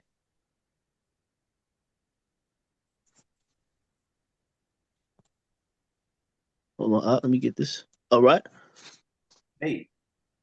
And Terah had 12 Elohim of large size. Had 12 of them, Come on, So let me tell y'all. So like when you're dealing with this Anunnaki and dealing with all these different, they got different gods. You look, Terah had 12 of them. So no wonder why, you got this god, this goddess, this god of that. Come on, man. Like we just told y'all, a lot of those, it wasn't just Satan by himself. It was a third of the host. So all these different gods come to find is to understand that it's just the fallen ones, man. Right? And DeAndre said about 200, but you can go to some religions where they have a different God for every day of the year. About 364, 365. Yeah, we busted out. Yep. Yeah, other than when Adam showed us that one statue, they had 1 million gods. Man, right. So look, cause not everybody believe in the Anunnaki and fallen ones. You got people that make themselves gods, right? I am God. That's what we just read, though, too. Straight up, and so Hey, at the end of the day, it's all anti-Christ. You know what I'm saying? Whether you worship the fallen angels, yourself, a man, a woman, anything you put over the Most High as an idol, hey, it's all anti-Christ, man. Mm-hmm. You got it up. And Terach had 12 Elohim of large size, made of wood and stone, after the 12 months of the year. Right. And right. And we see this now, right? Hey, if you know anything about January, these are named after different gods, man. Right. Even the days of the week are named after different gods, man. Right. This thing gets deep. Right. I'll be on my kids' head about that. I'll be like, oh yeah, what is it? It's day 1 of the week, what the people call what? Sunday, right? Because we don't want to get in our language, our linguistics, saying Sunday, Monday. Yeah, this is what the world call it, Sunday, right? But this is the day of their worship and who they're worshiping, right? The sun god, right? I can say you go back and look at the months of the year. It's named after other gods, but the same is for when they say, oh, these planets like Mars and stuff like that. That go back to the days of the month, like March, right? March and Mars correlate, right? As the same God that they worship. Straight up, huh? No, and then you making me think about these months. They even let you know, like, you know how they say that the year starts in January, but even in their own linguistics, they say October meaning the 8th month, but they tell us October is the 10th month. They know when the beginning of the year is. They know. This is that's deep, they worship, for real. I want to get off topic. Let me get back to him. Oh, that's all. You're right on topic. Got all praises. Okay. And he served each one monthly. And every month, Terach would bring his oblation and drink offering to his Elohim. Thus did Terach all his days. And all that generation were wicked in the sight of Yahuwah, and they thus made every man his Elohim. But they forsook Yahuwah who had created them. And there was not a man found in those days in the whole earth who knew Yahuwah. For they served each man his own Elohim, except Noah and his household, and all those who were under his counsel knew Yahuwah in those days. That's horrible. Right. Come on, man. And look, go ahead. Like you said, as it was in the days of Noah, right now, like we said, it's a great falling away. You know what I'm saying? Who's serving the Most High in these last days? Brothers on this Zoom, right? But as we look around us, hey, man, they serving other Elohims, man. Right? Even in them churches, man. Right? Hey, we love to say, Marv, I don't know no Jesus. You know what I'm saying? He's serving that image out, and it's coming with a certain type of doctrine that's getting these people led astray. Like you said, it's coming with a certain type of doctrine. You feel me? Straight up. I go do a game yesterday at Straight Jeshua, a couple games, and I had my Yahuwah and Yahusha sweater on. And one of the Gentiles, I like your sweater. He made sure he stopped me because I was still running because you know it's Israel. We always late. So I'm running trying to get to the game. He said it again. I was like, oh, appreciate it. I had to think about what sweater I had on. You feel me? Now, I was mad because I didn't just give all praises to the Most High, but I was, trying to get to the game. But yeah, and then that Straight Jeshua, they give glory to Saint Ignitus. One of these, you can probably find him in that 54 book Apocrypha, one of his letters. You feel me? But that's who they deal with, straight up. College preparatory school, crazy. You say Ignitus? Yeah, Ignitus or something like that. I think you can find one of his letters in that 54 book Apocrypha. That's who they deal with. They got his quotes everywhere. They pride song got his name in it. They got statues of him, all that. Straight up. Oh yeah. If you got anything to do with the Jesuit and Catholic, come on, man. Yeah, Straight Jesuit is the school. Straight up. Yeah. Real quick. Let me hit this real quick. And there was not a man found in those days in the whole earth who knew the Most High. And that's how we feel right now. Right? You can look around and it's like, man, not a lot of people in this truth. And this is what we're seeing, right? Except Noah and his household and all those who were under his counsel. I just want to say, give all praise to the Most High, y'all, that we are under this counsel. You know what I'm saying? That we are, following, His truth, man. Praise y'all in this dark world, where we see this grateful on the way happening, man. All praises, man, that we able to have discernment and see that too.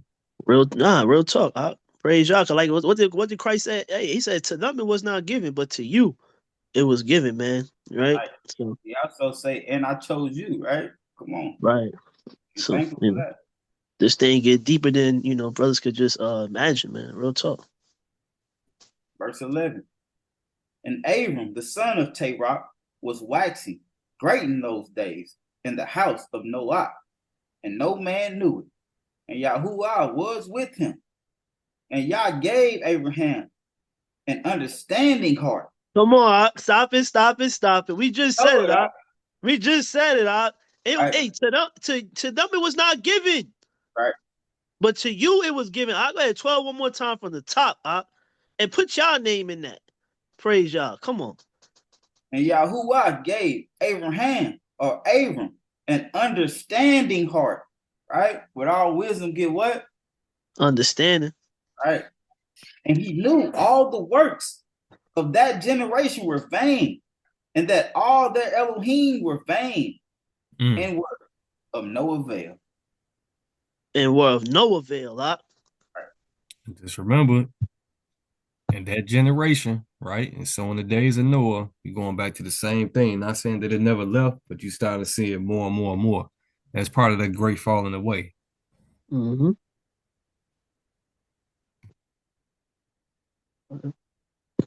Genesis 1 and 1. Mm-hmm. Then we jump down 2, 1 through 7. Everybody want to read? In the beginning, Elohim created the heavens and the earth. Right? In the beginning, Elohim created the heavens and the earth. So the Anunnaki didn't create us and leave us here. When it clearly tells us right here in Genesis 1:1. Elohim, the Most High created the heaven and the earth, right? Right. All right, now we're jumping down to Can I say something real quick? Yes, sir. Right. So like my whole thing is with the Sumerian, it's beautiful. Go ahead. I'm on the phone right now. What I think is really interesting is that when you say Anunnaki, when people say Anunnaki are gods, or they created us, or they, did all how they couldn't even save their own planet. That's the story. Right. The story is that DeAndre. they doing this and that, and then the second thing is how you come into Earth messing with our women. Now, I'm not saying that I know what went down, but all I'm saying is they had their own women, and it wasn't sufficing. So you was coming, or wherever you was at, if you was able to come and connect with women, you could have connected with something of your own. So that's the second thing.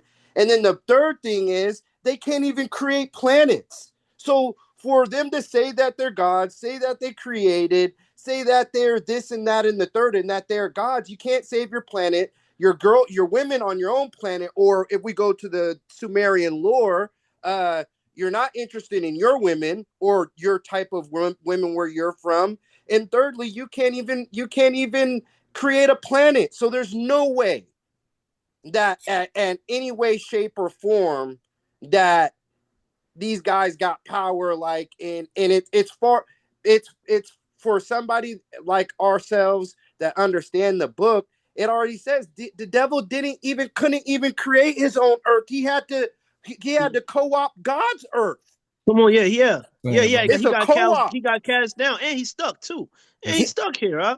That's exactly why we're hitting these scriptures in Genesis to show So this is why they have to create this narrative, right? That the devil has all the power. No, you don't. You couldn't even create the sun or the moon or the stars. They call you the morning star. So when somebody calls you a star, you gotta be named. Yeah. So all I'm saying is, is basic Common sense. study, common sense. Common sense. Hey, Common Exactly. sense. Common sense.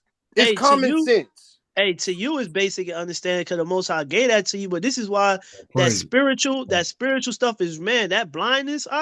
Like we just said earlier, you can just simply read. No man knows the day or the hour. But then you had a lot of people out there think, hey, it's coming September 23rd. That's why I gotta give that praise to the Most High Yah that we could, man, we got eyes and we could see, bro. Real talk, man. Praise Yah. Like through his spirit, though, right? So Yeah. without the spirit, it's hard to understand, right? But walking in the spirit, it seems so simple, right? Simple. It seems so simple. It seems so simple, Doc. Yeah. It is Genesis 2, 1-7. Let's go out. I hear it. Okay, you got it, Shaq. You got it. Thus, the heavens and the earth were completed in all their array. And in the seventh day, Elohim completed his work, which he had done. And he rested in the seventh day from all his work, which he had made. Which who had made? Which the Most High. And Elohim blessed the seventh day and set it apart. Because on it, he rested from all his work, which Elohim in creating had made. Mm-hmm. These are the births of the heavens and the earth when they were created. In the day that Yahuwah, Elohim, made heaven or earth and heavens. Elohim made earth and heavens. Right. Nobody else. Not Elohim, right up? Elohim. Oh, praise. Most High. Come on. Now, no shrub on the field was yet on the earth, and no plant of the field had yet sprung up. For Yah Elohim had not sent rain on the earth, and there was no man to till the ground. Mm-hmm. But a mist went up from the earth and watered the entire surface of the ground. And Yah Elohim formed the man out of dust from the ground and breathed into his nostrils breath of lives. Mm-hmm. And the man became a living being. Now, breath of hydrogen, right? Breath of lives, right? Man, The spirit, on, the blood. So does hydrogen give life? No. Elohim gives life. His breath. The Most High give life. life. Look, well, I don't know. Even if you die, I'm about to say that stuff's still in your body, but I mean, Goes back to the Most High. Hydrogen? You know what I'm saying? You see who created and formed us. Right. I had to point that out again. So it's not Anunnaki beings that created us to serve them. Come on, man. It's right here. No, if you run out of hydrogen, you would just, right? The Most High take your breath and you die. Not running out of hydrogen. Right. So 37, 7-11. Yep, right here. Okay. Get there. 7-11. Mm-hmm. Got it. Rest in Yah and wait patiently for him.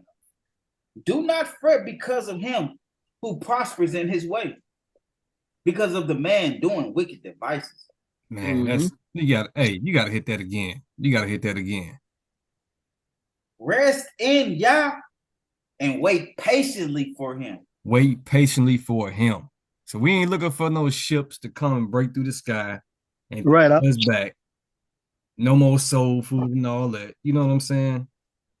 Because of the man doing wicked devices. It's all deception, man. Right. Wait patiently on the Most High. But if people would read and understand the word, they would know that. Right. And yeah, I wanted to jump in for the hydrogen thing. The only thing that likes high oxygen environment is fish. So we're not fish. We're mammals. So the fact that say that we should have been basically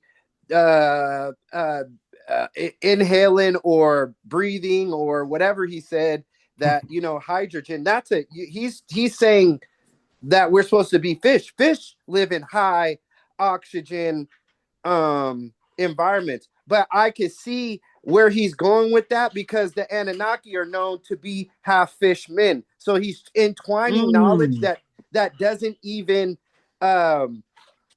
it sounds smart. Yeah, like Tag said, it sounds smart until you know basic biology. Fish, hydrogen, fish, water. Why do salmon like to produce in environments where there's logs and waterfall? Is because the water churns and is violent, and it creates oxygen, hydrogen. So therefore, that, like you guys were saying, sounds smart, but is if you know a little bit, it's like okay. But that's all I want to say. Let's go. Oh. Staying from this. Hey, abstain from displeasure and forsake wrath.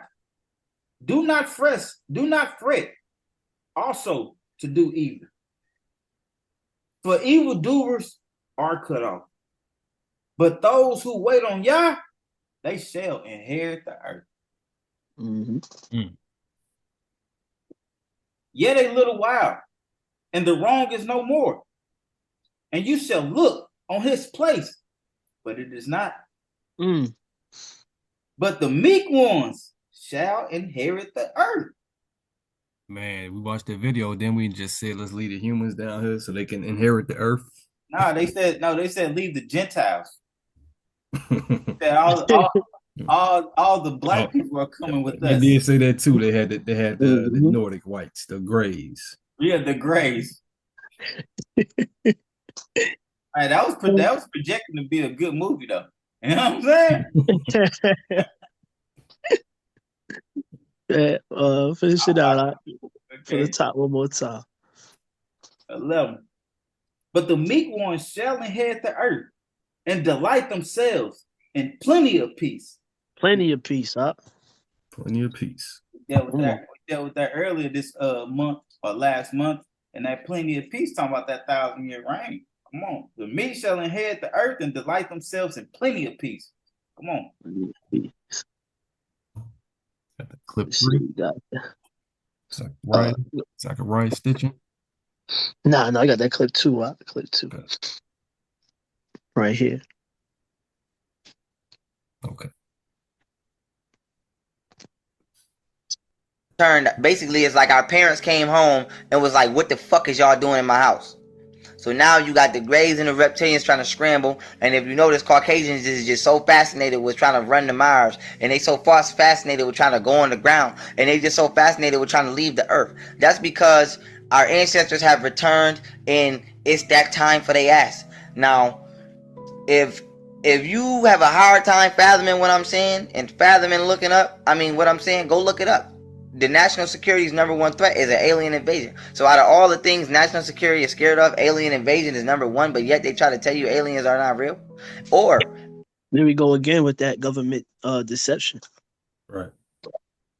As well, you can look this up. There are nuclear weapons around the world are being disabled by UFOs. What kind of UFO would try to disable a nuclear weapon if they didn't care about the humanity? Their children. We are the children of God. The Anunnaki are melanated beings. So now, these are all facts. You can go look up right now. UFOs are disabling nuclear warheads around the planet Earth. And half the earthquakes that go under the ground are not really earthquakes. They are UFOs, what you would call, or Anunnaki. Alright, so he said we the Anunnaki and we're the gods. But then, like Axel, you had the Nordic whites, right? Don't they it sound like they got their own gods and Anunnakis and stuff, huh? You know what I'm saying? Yeah, like the contradiction is crazy. They just destroying. They got the grays, but they're just confusing though. Right. Underground bases under the ground, and it's causing UFOs due to the shockwaves being sent from the type of weaponry. Now, that is a long, short version I can give you on Anunnaki. So just running down a full story. Anunnakis came. helped Homo erectus become Homo sapien, left about the last cycle or 2 cycles they left. The last cycle that they left, other extraterrestrials basically seen that the planet Earth was being unprotected, and the children of the Anunnaki were left because their parents was gone, came in, manipulated us. The Anunnaki have returned, said, what the hell are y'all doing to our children? It's a problem. And now we are in that time right now. And we are in a time right now where you need... That don't even make no sense. Hey, that brother sound like he just read something yesterday and said, you know what? I got it. That had a light bulb pop on top of his head, boy. What are y'all doing to our children? Yeah. I'm about to rewind now. Understand who you... The Anunnaki have returned, said, what the hell are y'all doing to our children? It's a problem. And okay, Anunnaki return. Hey man, what's going on? Why y'all enslaving the blacks? Why y'all doing this to the... First of all, they tell you melanin is power. We got all, you know what I'm saying? And we was kings, right? What happened? How did we lose that? We were such powerful beings. Now I like how the Bible break it down, right? Yeah. Like we had a Most High. We had a power. We went against that power. That power cursed us. You know what I'm saying? That make more sense than just, because my thing, I'm gonna be looking at the Anunnaki and my powers like, yo, what's going on? Why you letting this happen? Like, you gotta explain that.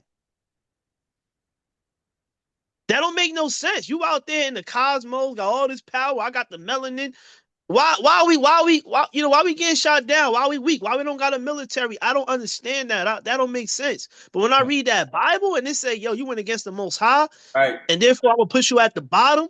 Right. Come on, man. That explains it clearly, y'all. Yep. Man, clear as day, y'all. M told you before you even went into it. Right. Before you went into it. Come on. I don't think these brothers asked that question. Now we are in that time right now. And we are in a time right now where you need to understand who you are, where you come from. If you don't, and you believe in these false religions that have been set up to sacrifice your soul to the reptilians or the gray extraterrestrials who have been manipulating you behind this, people like the Pope, who they say is a devil, and there's not just making it up, and they have been ciphering your soul to these extraterrestrials. This is the time for you to wake up and save yourself. If not, you will share the fate as the person who you are worshiping. Now, with that being said, let me just throw y'all some extra juice in here. A UFO, so you break it down, cannot be flown. This is to prove that Anunnaki are melanated being, or that to be an extraterrestrial, you have to possess some type of melanin. Because melanin gives you psychic ability. You can look it up right now. It is a law in China and Japan that you cannot be a ninja or a samurai unless you have African blood. Wait. This nigga just said melanin gives you psychic ability. Did everybody catch that? Yeah. And you're not supposed to be dealing with psychics, right? Come on. It gives you this ability, though. You have this ability as a melanated man. You feel me? He said, I guess that's how from Shag know I'm a straight killer on the game. Yeah. You crazy. And then the brother said, what did he say? He said, if you don't, cause we read this. So I'm like, where he get this from? He said, hey, if you worship these religions or something like that, you're gonna perish just like your right. religion. But we just read that about idols. So where did he get that from? Where did he get that from? It's like you mixing some stuff right here. Straight up, bro. Hey, even calling people the devil, you know what I'm saying? Things of that nature. Hey. Why? Because Africans contain melanin, and you can't be a ninja or a samurai unless you have melanin, because melanin has psychic abilities. It gives you psychic abilities. Now, with that being said, a UFO is flown. What does a ninja and a samurai have to do with being a psychic? How do those two things correlate? Somebody listen, because these brothers want to put everything melanated at the top. We was Romans, we was kings, we was this, we was that. But listen, he said a ninja and a samurai. What that got to do with anything? A ninja and a samurai, I don't think about them being psychics. Right, man. Come on. I think about. I guess they could. Hey, hold on. I guess that they got psychic ability. They could know, and he about to throw a kick right now. Boom. You know what I'm saying?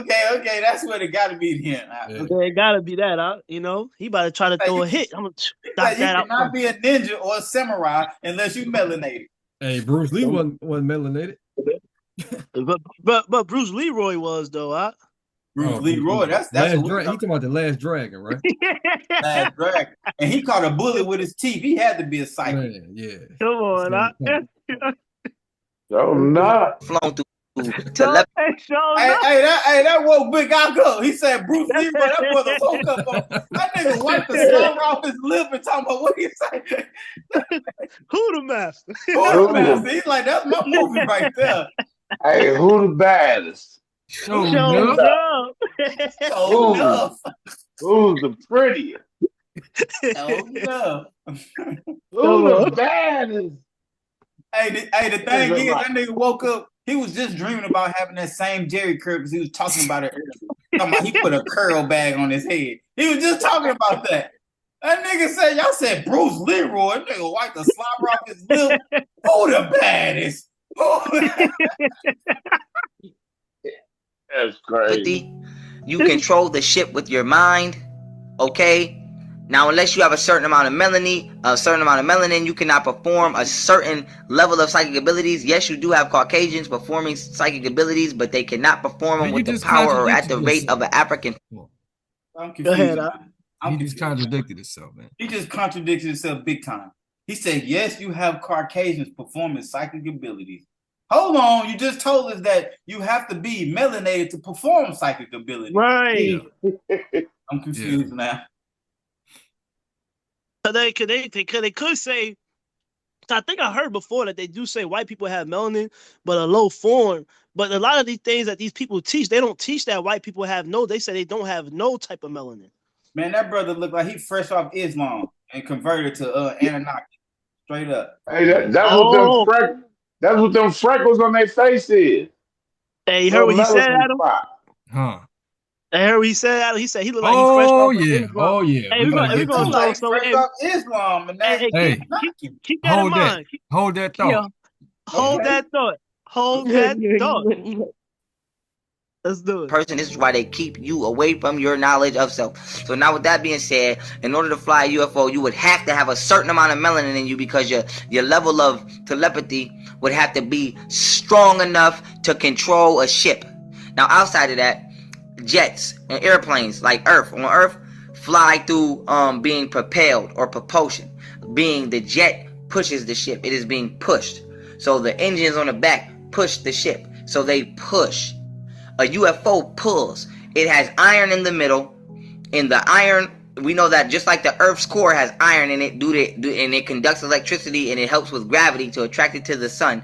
A UFO is made with iron in the middle, and it has a gravitator in the middle. And what it does is it locks on to the magnetic frequency of a planet. Because remember, I told you the longitude and ley lines are nothing more than like how you in your car, you can call OnStar and know where you at.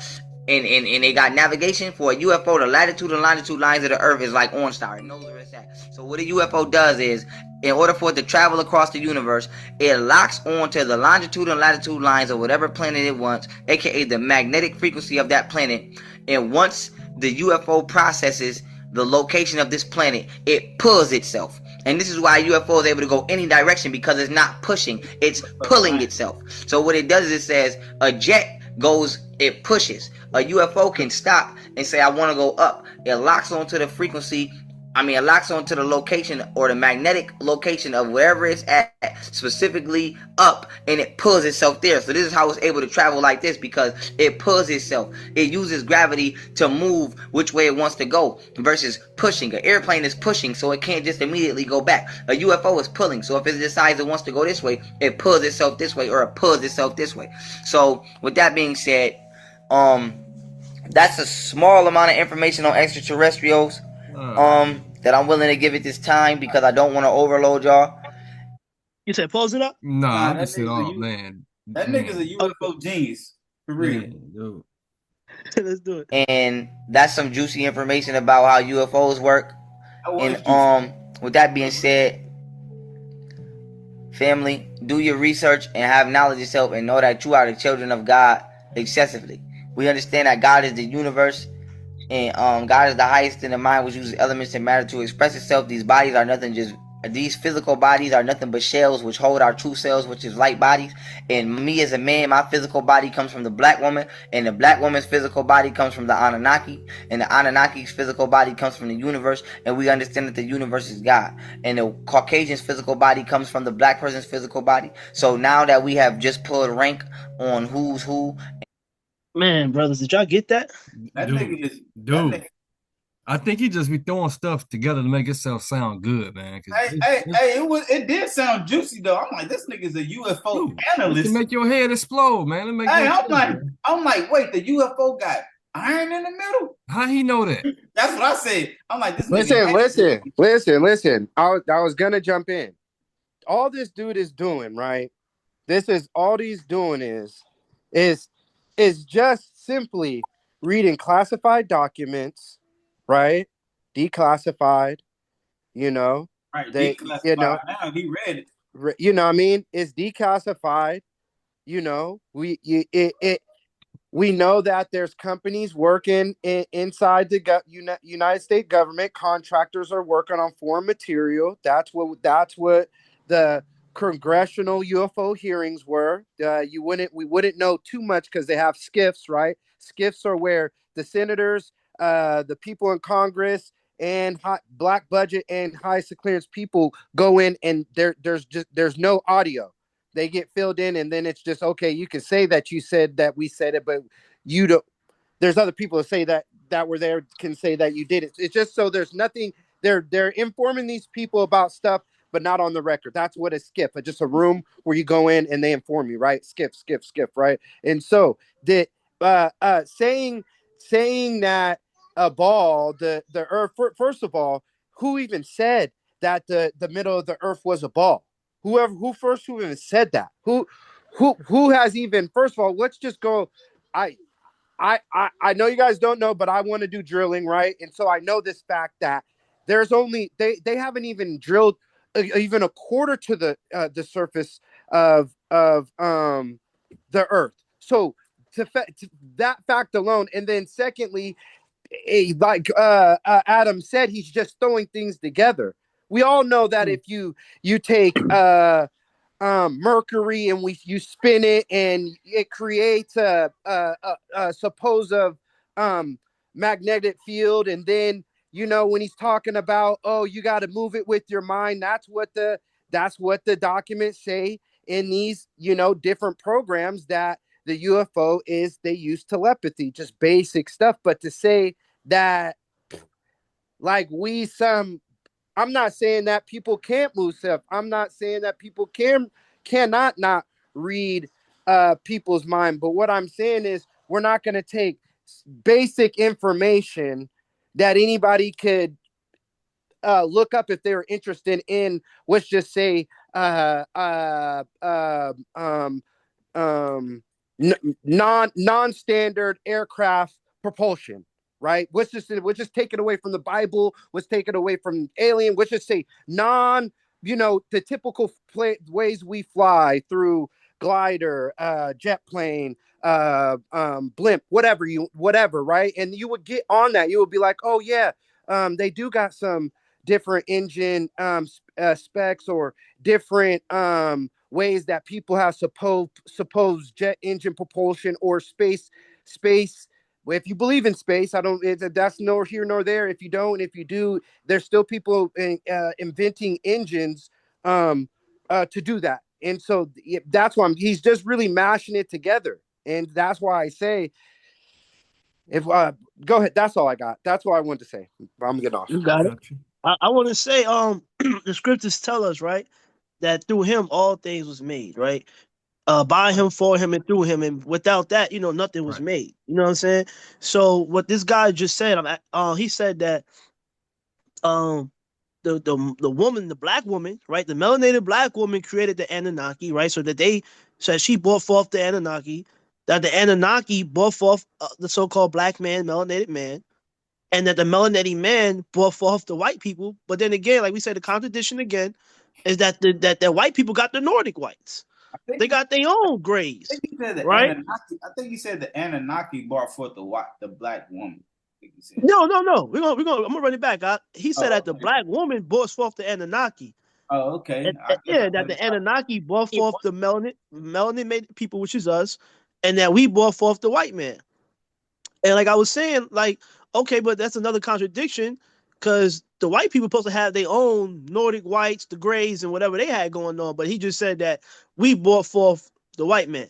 They're called Now, they're called the tall whites. They call them the tall whites, the Nordic tall tall whites. whites, right? Yeah. But like y'all Mel saying, every single video that we watching about Anunnaki, all these brothers is contradicting one another. Exactly. Right. They contradicting themselves, man. So So my thing is, why not just go back to the essence of creation? Like we said in the beginning, Christ said all things was made for him, by him, and through him. And without him, not all was created. Right. So also, don't mean to cut you. Also, you got to remember the scripture also says that he has set the world in their hearts so no man may know the makeup of Elohim. So you ain't going to know it all. So these brothers be on here talking like they just got every bit an ounce of information that is true, like they know it all. They fast talk.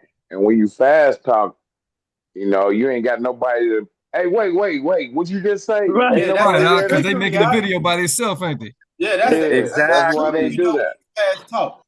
That's that trickery. Just like when they used to play them little, they put a little ball in the middle and they got like 3 cups and they move the cups real fast. You got to pick which. That's the same way as how they moving with their lips. Yeah. Right. That's the same. Choose to believe what I said. You talking? You feel me? Hey, probably gonna pick the wrong thing. Go ahead. We got to hit a script after this, though. I think it's that Colossians 2:8. I got you. But like, you know, when they get to talking like that, then you wonder why our people so be all over the place. Right. You know, we always looking for somebody to save us or whatever, some kind of, you know, motivational speaker. You know what I'm saying? And it just goes on and on because you know they look at Umar Johnson and look what he did with the money that they gave him. You know, it's just been the same thing over and over again. Yeah. And nobody been able to lead us. Like, you know, they picked Malcolm X, Martin Luther King, Umar Johnson. All these people ain't never told us we was the Israelites. Right. And we broke the covenant. And that's what's missing out of all these people. That's so right, Root. That's motivating us. You know what I'm saying? Mm-hmm. And the only thing they do is blame the white man for this and for Ain't that. nobody said keep the commandments or nothing, did it? Right. Nobody. And then they just fall into delusions, right? And then the biggest movement is the ones that say keep the commandments. But we few and far in between, and this doctrine and you know, in our Hebrew Israelite that's questionable. Right. You know, but we got the biggest movement if you put us all together. Right. And then the one that told you to keep the commandments, the one Israelite brother that told you to keep the commandments. What look how they treated him in the wilderness, right? Why did you lead us here? You know, all that. You know, Right. Yeah. I wanted to bring up, like he said earlier, he said, and this goes back to you know, people having that something in them that make them want to worship the creation and not the creator. You know what I mean? Because like he just broke down this begot this one. So it's like you said that, you know, why not worship the one that, okay, the queen, the melanated black woman made the Anunnaki and so forth and so on. But then you said that the universe created the melanated black woman. So why are y'all why are you worshiping these different things and all that and just bypassing the creator, which is what we see? You know what I'm saying? And this is how they ended up following these different gods. And then also when he broke down that the melanated black woman and everything else came from her, goes back to that worshiping of the woman, right? The queen mother of heaven that you read about and all that. Just showing that this is nothing new under the sun, but they believe in that mother God stuff that we're gonna learn about later. But they believe that the woman is over man, and that's out of order as is. We read the Bible, like it said, Most High created Adam, then he created Eve, but they put the black woman as God. But then they will sit there and put the black woman as God, and then tell you that God created the black woman. You know what I'm saying? Don't make no sense, do it? Don't make no sense, bro. And the only way that it would make sense is now we're gonna see why they worship the black woman, and you know what I mean, tying it back to understand that woman over man mentality and see what that worship goes back to. We're gonna expose that later. You say Colossians? Yeah, you can hit it after this video if you want. What? Okay. Say after the video. All right, let's do it. This way, or it pulls itself this way. So with that being said, that's a small amount of information on extraterrestrials that I'm willing to give at this time because I don't want to overload y'all. And that's some juicy information about how UFOs work. And with that being said, family, do your research and have knowledge yourself and know that you are the children of God excessively. We understand that God is the universe and God is the highest in the mind, which uses elements and matter to express itself. These bodies are nothing, just these physical bodies are nothing but shells which hold our true selves, which is light bodies. And me as a man, my physical body comes from the black woman, and the black woman's physical body comes from the Anunnaki, and the Anunnaki's physical body comes from the universe. And we understand that the universe is God, and the Caucasian's physical body comes from the black person's physical body. So now that we have just pulled rank on who's who and how the order of existence actually goes, now we can actually live according to true law and order and follow the laws of Mayat and righteousness. So black people understand that you are divine descendants of your highest self, which is the universe, which is God, and that is the rank and file and order you should fall in. No, I'm not telling you to worship the Anunnaki as a god, because I'm telling you, as your God personally. I'm not telling you to don't go in your room and be like, oh, put up pictures and murals. I'm just telling you to acknowledge where you come from, because our ancestors want us to acknowledge the greatness within us so that they can communicate with us on our highest frequency. And that is the plan I'm trying to iterate. Do not become a UFO cult. Do not go outside and get to trying to call UFOs for the wrong reasons. All I'm saying is understand who you are and allow the more evolved entity to guide you to becoming more involved like them. And with that being said, clean up your diet, have an alkaline diet, and clean up your mind and clean up your beliefs, because it's like UFOs entities, they are able to put themselves on different dimensions, and these dimensions, if you go watch my video about it, go type in Pharaoh the 7 eyes and you will see my video about the 7 eyes. These 7 eyes control different dimensions. You got your 2 eyes, your 3rd eye, your 4th eye, your 5th eye, your 6th eye, and your 7th eye. These are all actual eyes. Each eye controls.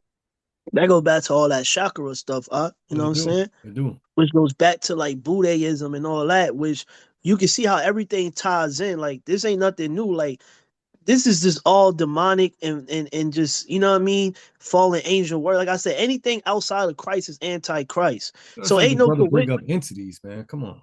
You ain't right. Nobody. So ain't no coincidence that you got people here dealing with Anunnakis telling you about the chakras. Then you got Buddhists telling you about chakras. Like, bro, this is still all just going back to fallen angels and just these different religions and different names. Anything outside the truth is false and goes back to Satan. No matter what they name it, this, that, and the third, it's the same thing, bro. Dimensions. The 2 physical eyes can only see the 3rd dimension. The pineal gland is the door to the universe, is the door to the psychic world. Once you hit here, now you can see the 4th dimension through the 4th eye, the 5th dimension through the 5th eye, the 6th dimension through the 6th eye, and the 7th dimension through the 7th eye. You have entities and ghosts and not even ghosts, but spirits. And you have actual ships that exist and vibrate on a certain frequency, just like certain spectrums of light. You can't see certain spectrums of light with your physical eye because it vibrates on another dimension. These entities and objects vibrate on certain spectrums of light that your 2 eyes can't pick up. So you got to pick them up with your other eyes. And they might be trying to contact you, but it's equivalent to your cell phone being cut off. If your brain is not in tune with the universe and you are a religious person or you have a narrow mind, this is your biological computer. You're not getting the text message. Your phone is cut off. So how can your ancestors contact you and guide you if you're not even open to receive the message? So with that being said, black people, understand who you are, where you come from. Facts. For those of you who don't know who this is. Hey, I gotta make a disclaimer real quick, Adam. This dude was everywhere, man, for real. Like, yeah, he touched everything. He touched from the UFOs to the Anunnakis to know who you are. You know what I'm telling you? Tell us who we are then, brother. We from the Anunnaki, nigga. I'm like, man, that brother was everywhere. We seen what our ancestors did. Oh, man. You know what I'm saying? We see that. We read that. That was wild. They served other gods. They still serve other gods. Like Big Ox said, straight fast talking. That's all he is, you know. Man, dude. Hey, I'm gonna make a quick disclaimer. Yo, we love our brother Shag, bro, but you know, we had found the video back from when he was in like high school or something. So you know, but but it's for educational purposes. You know, you gotta forgive us, bro. You know, okay. Got Shag on the next video, man. Man, this is Young Pharaoh, and let me tell y'all, man, I really do miss this version of Young Pharaoh. As you can see, he's been spitting this knowledge. This is him when he was a young kid. He was very young around this time, telling you the same thing that many of us are telling you right now. And it's time for you to begin to open your mind to who it is that you are as a culture, so that you will be able to receive the download that you need to receive in order to be able to ascend, to be able to grow, and to be able to connect with those who want to help you when it comes to your ascension. Whether you want to believe it or not, the time is now. The time is now. We're in the age of Aquarius, which is the age of the awakening, and it's no coincidence that you are more aware of these types. You got something else? No, I'm just saying, you need to stop that in the age of Aquarius crap, man. Things and more willing to. I thought Aquarius had to do something with water. I must be wrong about that. Man, we was reading one of them. Yeah, it got something to do with water, but they do call the age of Aquarius the age of awakening. Okay, so they basically sound like them Chinese people when they be like witchcraft, bro. You know, with them the Chinese people, they were like, it's the age of the monkey or the age of the snake. Yeah. The age of the dragon, yeah. Yeah, you feel me? Accepted than you have ever been, or any of your ancestors have ever been before this. But y'all let me know what y'all think about. Chosen. 3-Eye Atlas is on the way. That's not a Oh, brother Shad. You know that ain't me. I ain't that light and I ain't got that much hair. That's bull. Yeah, this is back in the past video, man. Hey, we love you. We had to use it educational purposes. Hey, he a man of the Most High now. You know what I'm saying? This planet is a machine. It has the ability to travel everywhere in the universe. The original people planted on this planet 12 tribes, 12 DNA strands. Their DNA activates 12 different portals. We came to this planet with the mission. Then we were invaded. That's that biting we talking about, right? It don't even make no sense what he's saying now. Nigga sitting on the sea talking about 12 planets, listening to the ocean. What I'm talking about. Brother said he got 12 tribes, right? They say, hey, leave our stuff alone. Come on. Universe. The original people planted on this planet 12 tribes, 12 DNA strands. Their DNA activates 12 different portals. We came to this planet with the mission. Then we were invaded. The planet was flooded and we forgot all of our history. And now we are going through a period where we are remembering. We are remembering the invasion of the Draconian and Anunnaki forces on the 12 tribes of the Pleiades. And everyone here is just a remnant of that war. But some remember, and that's a problem. Because you see, everything was made for you to forget that you are the light. So 3-Eye Atlas is not a comet, it's a sign. All right, so boom, he says that, you know, we're remembering, we forgot. Well, why do we forget? You know, but the Bible tells us in Jeremiah, I believe 17, he says that you will forget your heritage. You know what I'm saying? He told us that. He said, I think they'll take it away. You know, we get these answers, but they don't give you no answers, right? We just forgot one day. One day we was great and we just forgot. How do we forget? It's that great deception, man. Enforcement. Right. Are on the way because it actually takes a long time to plan a rescue trip from the Pleiades. So they sent this being of light to warn everyone of the coming of the kingdom. And you thought it was religious. You thought it was mysticism. You thought it was a myth. But it's all true. And now it is your time to upgrade your DNA and step into the light. For the kingdom is coming back. And you can see all of the leaders coming together with all of their military to figure out what they're going to do about this shift that is coming. But they know it's too late. It's already here. Or it's just a comet. Either way, give thanks, appreciate life, many miracles and many blessings upon you. Namaste. Hey, I'm offended. I'm offended. I'm offended. I'm offended too, Shaq. I can't believe that brother just did me like that. I'm offended. This nigga swimming in the sand. He talking about this right here. He said namaste. Or maybe it's just a comment. I don't even know myself. Hey, y'all made a lot of line for that one. Everybody got it. Man. Yeah, before I had some understanding, man. You know, praise I got understanding. You was out there, huh? You was out there tripping, huh? You know what I'm saying? I'm offended, Where we going? You said Colossians out. Which one you wanted? Colossians 2:8. Let's get it. Hey, somebody bring up who y'all brought up earlier? What's that brother's name? Bruce Leroy. Bring him back up. Wake that brother up. Wake that brother up. Who the master? Who the master? That nigga say, "Ooh, I'm here. Hey, I'm we're here. gonna talk about you now. Philosophy of vain deceit. Uh-oh. That's what you used to push. Hey, I'm offended by that, y'all man. Don't do that no more. Do that. I told Adam we shouldn't use it. I said, man, this brother here, he don't think like that no more. Adam was like, man, we gotta teach the people. We gotta teach the people. That's all. I used better off going with DeAndre because he had his shirt off. You know?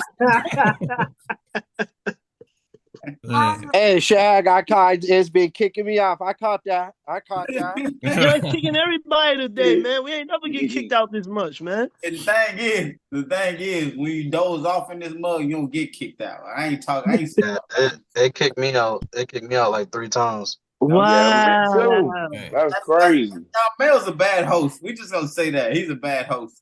You know what I'm saying? Y'all Mel host the discussion, everybody out of here. I mean, you need to fix it while I do that. All right. Hold on. DeAndre, mute up. Sorry. Got it. Go ahead. Bring it out. Said you talked up in that last video. Here we go. See to it that no one makes a prey of you through philosophy and empty deceit. Empty deceit. Look, they deceit ain't even on a strong level, right? Oh, and we can see that. We just seen that, right? Come on, man. Oh, that's all that fast talking. Yeah. Yeah, straight up. According to the tradition of man, according to the elementary matters of the world. What kind of matters are these? Elementary matters of the world. High school matter, you know. Come on, hey, elementary. Hey, explain it to me, right? Why do we, why? Hey, man, why we gotta remember? Why did we forget? What happened? We was great. We was great, Melon. Not only that, that's the matters of the world, and not according to the Messiah. Not according to the Messiah. That's what them brothers sound like, bro. All day long. Mm-hmm. That was it, up? That's it, man. I just wanted to point that out right there. 2 and 8. Okay, go ahead. Bring it out. What we going into next if you want to. Bring it out. Let brothers know what we about to deal with. We about to show us Zechariah. Uh-huh. You got it out? Or you want me to break it down? Bring it out. Basically, we got these so-called black religions, right? This black melanated this and this, that, and the third, but then you got look who's behind it. Yeah. Right? Yeah. Look who's behind this knowledge. Look where they get this stuff from. And they don't and it's sad that they don't see that. What'd you say, Ak? That a Jewish dude? You about to see? Come on, you about to see how we gonna bust it out. Be patient. Hey, the thing is, they behind everything we do. Right. They own BET. They own the record labels. Everything that's pushed towards our people, they got a hand in it. Because hey, they got to keep that deceit going between us. Got to keep that division so we won't find out who he is. And then once they keep that, they saying, how could these truly be the Israelites? Right? Come on. Right. Come on. Look what kind of music they listen to. Right. Stuff they push. Right. Hey, and I'm glad you said that, because that goes back. Remember that political ploy when they lumped Black Lives Matter and major LGBTQ. Yeah. Our people was never about that, We was never about that, And that's how you know, once again, the great falling away. Right. You go look at them pride marches in the 80s and straight Gentiles. Straight up. Come on. Right. And now homosexuality is just accepted. Like you in our community, y'all, like if you speak against it, nigga, you getting looked at crazy. Nigga, nobody want to deal with you. Since when, bro? Like I grew up. Now the whole WNBA gay. All of them went up in their gay. That's why I be loving the straight ones. That's why I like a Nafisha Collier and stuff like that. I be loving that. You know what I'm talking about? Be ballers, man, having babies. I love it. You know what I'm talking about? Come on, like you said, they want to keep our people dark in laws, and this is why we believe in the Anunnaki. You see that? Like I was saying, great falling away, darkness. You know what I mean? The LGBTQ merged us with that, and now we, they love us dealing with this Anunnaki and melanated being and worshiping everything outside the truth. Basically, you got it. It's crazy, bro. We got it. Y'all ready? Hmm? Hey, real one last thing. Even behind that Black Lives Matter movement was a George Soros, right? So-called Jewish guy. Mm-hmm. Wow. Let's do it. Turn sideways up. Yeah, sideways. Ladies and gentlemen, welcome to the study of antiquity and the Middle Ages. As always, I'm your host, Nick Barksdale, and today we are joined by a It's very sideways, special right? Y'all can guest, see it? Dr. Uh, Miano. Talking like they Dr. in a Miano, karate thank you movie, so though. much for coming Oh, on the good. show today. Hey, oh, they thanks for talking having fast? me. It's not supposed You know to be how like they, that. I think it was you know just, how they move their lips and then they talk, yeah, I think it was like in karate movies. streaming was catching up. Yeah, it's Okay. catching up. All right. Middle Ages. As always, I'm your host, Nick Barksdale, and today we are joined by a very special guest, Dr. Miano. Dr. Miano, thank you so much for coming on the show today. Hey, thanks for having me. Appreciate being here. And so in this episode, I want to talk about a very famous and very popular author who dabbles in fringe and especially pseudoscience, and that is Zecharia Sitchin. And so my biggest question is, he's famous for all of these translations and theories and all of this other good stuff that I know really very little about. My question is, how accurate were his translations? What does he get wrong? But before we jump into it, would you mind telling us a little bit about who he actually was? Well, Zecharia Sitchin was, I believe he was lived in Palestine, then later Israel, then moved to New York. But I think he got an economics degree in London, and then became the head of a shipping company. So he's not like a trained Sumerologist. He didn't actually professionally study any of the stuff he's talking about in his books. But, you know, he was an amateur who's interested in the subject, and I think that that's great. You know, as far as his Sumerian, he taught himself. But when you teach yourself, okay, sometimes you don't always know what you're supposed to study, okay? So personally, looking at his translations and things like that, I think he kind of did a half-assed job of teaching himself, because he doesn't take certain things into account that you would want to take into account when you're studying Sumerian. For example, we actually have dictionaries from ancient Mesopotamia. The ancient Mesopotamian scribes created dictionaries. Now, they have all kinds of lexical lists. That's just sometimes groupings of common words in their language, but some of them have an inventory of the word meanings, right? And it tells you in the languages that they used what the words meant. And he doesn't seem to avail himself of that information when he makes his translations. Like, for example, when he translated the word Anunnaki, right? Now, what did I told you that the word means of royal seed, okay? But he translates it to mean from heaven to earth came, right? Breaking down Anunnaki into components, and basically I think he just broke them into components, opened up a Sumerian dictionary, and then looked for those words, not really understanding the grammar of words or anything like that. So Anu, I think he says, means the heaven, right? Which is the god Anu, you know, who represents the sky. And Ki is the word for earth, representing the earth. And then Na he interprets as coming, to come. So heaven came to earth, something like that. But he's just like breaking it up into parts based on just whatever, you know, he wanted, and then looking up the individual words in the dictionary and then saying it means that without understanding how it was formed, or even understanding that the word Anunnaki isn't the original word, that Anunnaki is just an Akkadian translation of Anuna, and it's Anuna that he's supposed to be looking at. Anunnaki actually isn't Sumerian at all. It's Akkadian. That's a Anuna big is Sumerian. You see but that? Yeah, so what, bro? So let's say it's not even a Sumerian word; it's an Akkadian word, right? Yeah. Fun fact.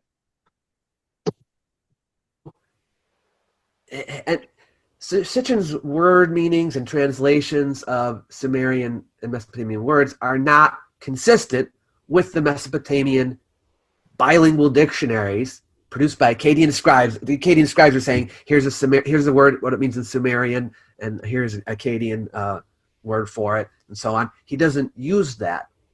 If he talks about a word meaning whatever in Sumerian, and it never shows up in that language with that meaning, then he's probably wrong. In other words, he gives meanings sometimes to words, not in the case of Anunnaki, but sometimes he gives meanings to words that aren't even a meaning that you can find in any of the dictionaries, right? So that's why I would say he's a bit untrustworthy in that regard. And as a reminder to my subscribers, I always like to say, being someone who has collected a pretty vast library ranging of works going back almost 2 centuries, I always try to warn people ahead of time. References and sources are important. Who those writers are, their backgrounds are also important. And the reason why I say that is you can read some fringe theory books. I mean, I have, like Bronze Age America. I was really curious by the title, and so I went and I read it. I disagree with pretty much almost everything written in that book, but it was still fun to read. And I always try to tell people, even though it may be produced and presented as a history book, does not always mean that it is. And so I always tell my subscribers, be wary. You can read a book and have fun without necessarily having to buy into it. Yeah, I think probably that's what most people do. Like, you probably noticed that a lot of these alternative history video channels get tons of views, lots of subscribers. But you have to wonder, does everyone who watches them believe in it? I mean, I watch them. I watch them for my own reasons because sometimes I want to debunk them, but sometimes people watch them for entertainment reasons, right? And so it doesn't necessarily, I hope, mean that every single person that watches them believes it. Maybe a large number of them are just kind of entertained by it. That is one thing I noticed. Any video that I do on the ancient Sumerians, I get a lot of commenters saying they're happy to see a YouTube channel actually do real history on the Sumerians. Ladies and gentlemen, thank you for joining us here today at the Study of Antiquity and the Middle Ages on our series where Dr. Miano guides us through a variety of interesting, obscure, and often controversial subjects, and he sets the record straight. Dr. Miano, I don't believe that Zechariah so Sitchin could read or translate any ancient language. He's basically making up an alien narrative out of ancient Near Eastern texts, like Enuma Elish or the Gilgamesh epic. And his claim to fame, his original book is called The 12th Planet, where he describes his belief, based upon his alleged translation work, that the Sumerian tablets describe a civilization of extraterrestrials known as the Anunnaki, who came to Earth from a planet called Nibiru and created human beings and or genetically modify an existing ape-like creature to create humans out of that thing. This is his narrative, and he has convinced millions of people this is the true history of life on this planet. So he was pushing that what's that thing? Evolution too, bro. Man, dude pushing straight deception, man. So a lot of people out here believing all this Anunnaki and everything. Hey, do your research on it. Know what you're getting into. But most of all, it's all from the fallen, man. It's just straight deception. I don't even know. That came from a so-called, like we said, a Jew, right? Yep. Revelation, what, 2 and 9? Oh,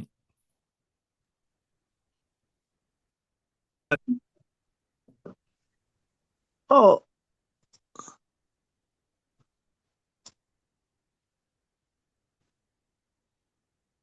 You there? Yeah, man. They kicked you out again? Got me again. When they kicked me out? I don't know. You want to say lie? Did y'all watch the video? Yeah. Okay, I'm back. Hold on. I'm back. I'm screen sharing again. We don't gotta say lie. We back. Hey, man. Hey, it's some deep stuff going on right now. I ain't never been kicked out this many times. Brother still there? Yeah. Yep. All right. We finished the video though, right? The video was finished, right? Yep. Video finished. All right, good. All right. All right. I don't think I can put this sideways, man, but y'all can read it though, right? Y'all can see it? You Yeah, I see can it. see it. All right, cool. Y'all want me to read it? I can read it. All right. It says Zachariah Sitchin was You can Jewish born. always make it bigger with your fingers. Yeah, y'all can see it out right like that, right? I can't put it Like, sideways though. When I try to go sideways, you see that? It does. I don't know what it's doing when I try to go sideways. For my phone start. Hold on, let me see something. okay, now I was saying you can like widen it with your fingers to make like where you can Like read. It's this. up to you though. Y'all can see it, right? It's small right now? Oh, I see what you're saying. Yeah, is it small right now? Or y'all can see it? I can see it. Good. You good? All 'Cause right. I'm gonna be watching it on this. It's on my phone. I'm gonna be on the screen anyway. Okay, cool. All right. Y'all want me to read the definition or somebody else got it? I get it. I'll read it. Okay, go ahead, Adam. Zachariah Sitchin was Jewish, born in Baku, Soviet Azerbaijan, and raised in Mandatory Palestine before moving to the United States. His family was Jewish, and he was born into a Jewish family and later studied economics at the University of London. So what it says his ethnicity is right there, Rob? Ethnicity is Jewish, nationality born in Soviet That's not Azerbaijan, raised in first things first. Jewish is not an ethnicity. Mm. That's not an ethnicity. Mm-hmm. But we see, we understand. But y'all see, he coming from the what? Revelation 2:9, right? I know the ones that say they are Jews and are not, by the synagogue of Satan. And what the synagogue of Satan doing? And ish means kind of. So he's saying I'm kind of a Jew. Mm-hmm. So we see that this guy behind Anunnaki deception is a Jew. Is Jewish. All right. Well, you know what I mean. All right, so we got another video for y'all. Hold on, y'all. Oh wait, I don't gotta go there.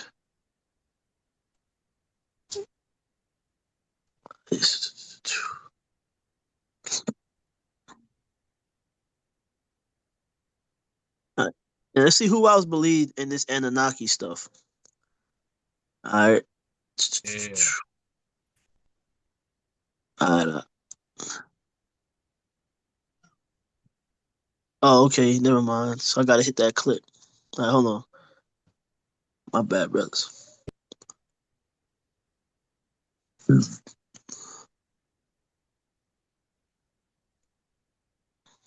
Check this out.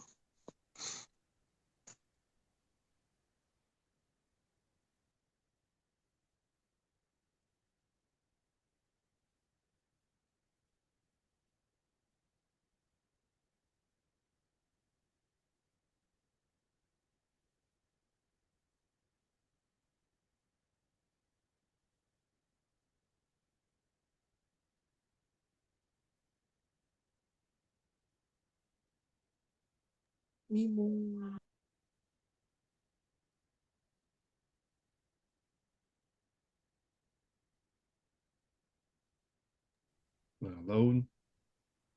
This is getting ridiculous. This is getting ridiculous. All right, I'm back up. Yeah, Yahoo, you hear me out? Oh, I'm not the host right now. Somebody else is the host. I hear you. Yeah, Yahoo, you the host, stop. Yeah, these mugs, man, they kicked me out again, bro. Yahoo, you there up? Oh shoot. Brother just took the blanket off. Oh no. Blanket off real quick. Let's see. Hold on. You want to sit down for a minute? Older people, We can't say lie because Yahuda the host. older people got to cover their feet. You know. Yeah, Yahuda the host, dog. This thing is trying to stop the word from coming out. Okay, you got it back, Yamil. Yeah, the AI, they trying to stop the word. That brother got a Christmas blanket on his feet right now. Going down right now. He got to stay up. They kicking us out. I'm up. I ain't going nowhere. That brother voice crackling like a mug. You know, he just wiped that spit off his mouth. Yeah, man. It's going down right now, jealous. man. These mothers kicking us out. You got a Christmas blanket on your feet. I'm warm, baby. I'm warm.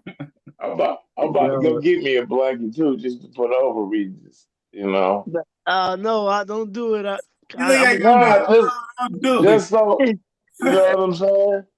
And we got a lot to deal with. These mothers. You know, you still got that dingy muscle shirt on. Are we trying to finish all this today? Yeah. You know, you got that muscle shirt. Got quite a bit to go. Yeah, we got quite a bit to go. Showing his nipple and stuff. Put your nipple up, that dingy muscle shirt. All right, come on, y'all. So he's right here going. Who else believing in this Anunnaki stuff? Let's go. Yeah. Which group from West Africa? They migrated to Arabia, indigenized there in Arabia before moving up north and settling in the Tigris-Euphrates Valley. That name An, the chief god of the Sumerians, the father of the Anunnaki, that Sumerian word An is a Sumerianization of the global name Allah. An is Allah. Yeah, they believe in this stuff too. Okay, they just said that An. They just said that An is Allah. Okay. Linguistically, Sumerianization of the global name Allah. An is Allah linguistically and conceptually. So when the Honorable Elijah Muhammad says the black man is God and his name is Allah, when the Honorable Elijah Muhammad says there's a council, there's a circle of gods who rule the cosmos and they collectively are called Allah.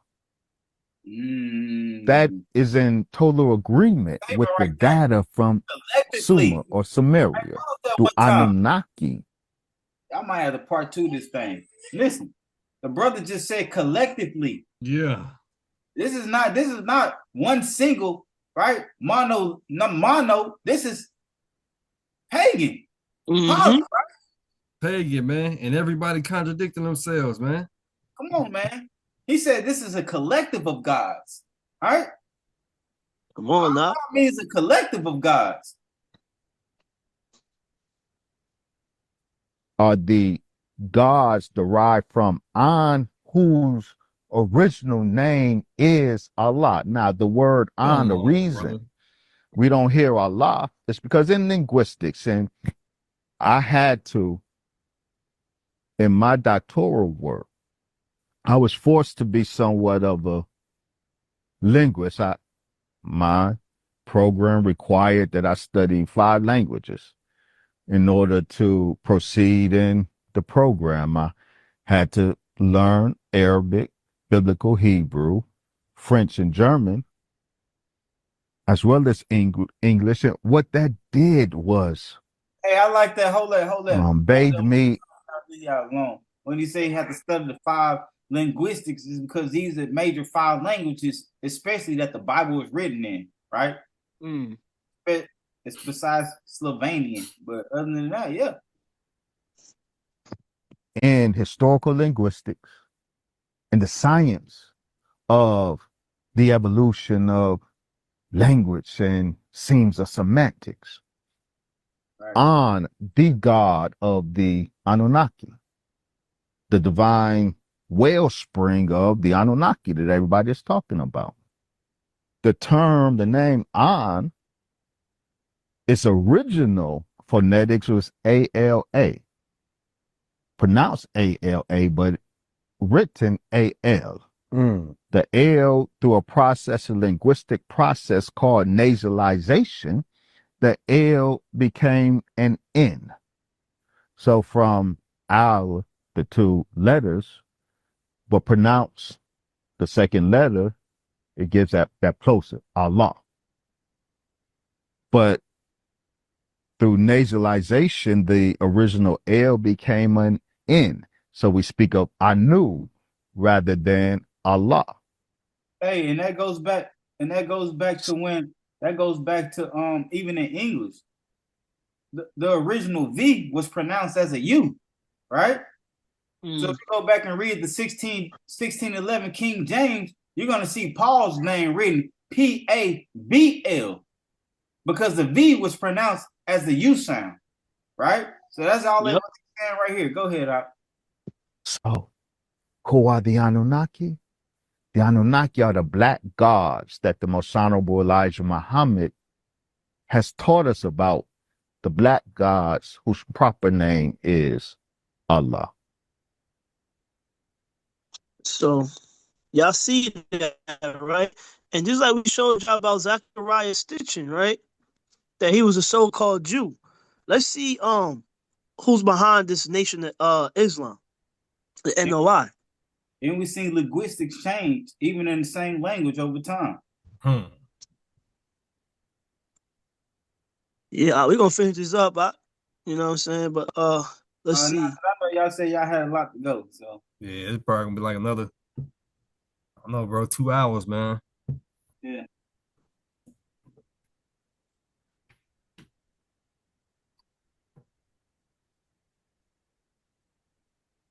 Hey, say live one time. It looked like you froze and got kicked out again anyway. Uh-oh. Yeah. Man, we not letting Hashatan win, bro. We not, cause we not letting Hashatan win. Like, we gonna finish this. What? We gonna finish this discussion, Just say loud one time. That's all I'm asking. I'm not the host. I'm not the host. Oh, okay. We gotta finish this discussion. Nobody ain't never been kicked out like this. Bruce Leroy. Just say that he was. This is ridiculous, man. Request the host. There you go. You the host, Yahuda, right? Nah. Bruce Leroy, he ain't the host. Hey, say loud one time. All right, we back. All right, so we was bringing out who's behind the NOI, just like we brought out who was behind the Anunnaki deception, right? Zachariah Stitching, right? Being a so-called Jew or Jewish. Let's get back to it, man.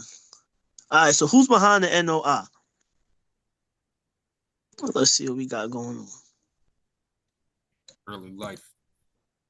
All right. Y'all want me to read it, or how y'all feeling? You got it.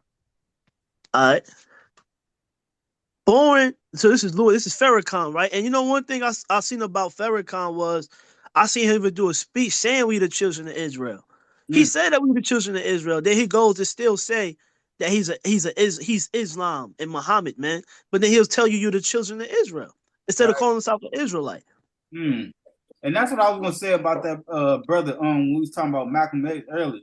You know, I don't know if that's why he was smacked. Like they killed that brother, but where it is, he was coming into that truth, knowing that we the people. Exactly. That's why he had that. He said, "You the dry bones. You the house of Israel." The Bible was speaking of. He said that. In the speech. Yeah. So let's see. Louis Farrakhan, born Louis Eugene Walcott on May. Remember that last name, Walcott, on May 11th, 1933, in the Bronx, New York. He was raised in Boston by his mother, Sarah Mae Manning, an immigrant from St. Kitts and Nevis. His biological father was Jamaican born, right? So just because he says Jamaica don't mean nothing. Jamaica is a landmass that was named. Right. So he was Jamaican born. Right. Percival Clark. However, he was named after a man with whom his mother was involved after a separation from Clark. Wow. He's a bad. So his last name Walcott wasn't his biological father's last name. His Right. biological father's last name is Clark. Right. All right. Let's read this. Washington D.C. Louis Farrakhan suspects that his father may have been Jewish. I've been what out? That his father may have been Jewish. He's not a Jew. He's Jewish. Okay. At least that's what he tells Henry Louis Gates Jr. in the current issue of the New Yorker magazine. Speaking of his father's white Portuguese parents, the Nation of Islam leader said, I'm going to tell you something. You really want to know what I think? I think they were members of the Jewish community. So is he Jewish or members of the Jewish community? Man, he's Jewish, huh? Okay. Let's see what he said. And this and now, boy, before you bring that out, this is what something that you have to say before somebody pull it out and pull your card, right? So he has to tell you that I am Jewish, but so before somebody go pull his card and be like, nigga, you Jewish. Right. I believe that in my blood, and not in a bad way, because when I was a little boy, I used to love listening to Jewish cantors in Boston. He continued, they had a program, and every week I would listen. I was struck by the cantor, and I've always loved the way they sang or recite the Torah. Gates found Farrakhan's assertion credible. He said nothing that libertarians, right? He said noting that Iberians in Jamaica. Okay. He said noting that Liberians in Jamaica often have Sephardic Jewish ancestry. Right, Iberians, right. An ironic twist since the Chicago residents speak so critically of the Jewish community. Hey, you can't play with them boys in Chicago. They'll pull your card quick. Go ahead. Many have questioned why Farrakhan's last name is Walcott instead of Clark. Right. He has explained that this was because a man named Louis Walcott supported his mother while his father was absent and kept cheating on her. And that's plausible. That happened with my woman, her daddy, one of his kids, knowing his kids, he gave the rights to another man. Right, basically, is what we saying right now. His mother intended to begin a new life with Walcott, but slipped up and linked back with her husband and became pregnant. How you slip up? That's your husband already. What are you talking about? You slipped up when you started messing with the other man. So there we go. So we see that Farrakhan himself confessed that, he come from a Jewish white guy. Yeah, he confessed that he loved listening to their teachings also. There you go. And also, so that's Farrakhan. So this is the guy who actually founded the Nation of Islam. Anybody want to read about him, or you want me to continue? I got it. Well, keep going. You got it. All right. Wallace Farad Muhammad. Right. So this is Farad Muhammad, right? The one that created the Nation of Islam, right? You got Elijah Muhammad, and you got this guy Farad Muhammad. Farad origins are uncertain, according to scholars. Farad variously identified as white, black, Spanish, Arab, Afghan, and on one occasion, Jewish Canadian. Well, that nigga is everything. Wow. Man, what the Most High say? I'm not the author of confusion. You are what your father is. Man, right. So when they coming with all that right there, that's confusion. So you're already coming deceitful. And what the hell is Spanish? That's a Come language. on. That's a language, What was? I don't know. Maybe saying he Spaniard. Spaniard. Yeah, Spaniard. As a language. Spanish is a language. You have to say he had to say I'm white, black, Spaniard, not Spanish. That's a language. That's what they probably trying to mean it. Yeah, well, they got It says, what was the ethnicity of Farad Muhammad? Farad was traditionally held by the Nation of Islam. You see that? See the deception right here. Most High said, "Let your yea be yea and yes your nay be nay." The question is, what was the ethnicity of him? It should have just gave us an ethnicity and not an explanation, right? I can dig it.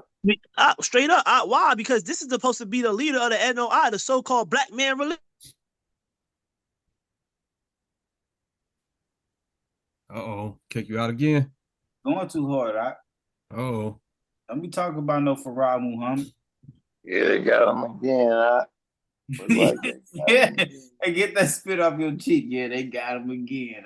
Straight up.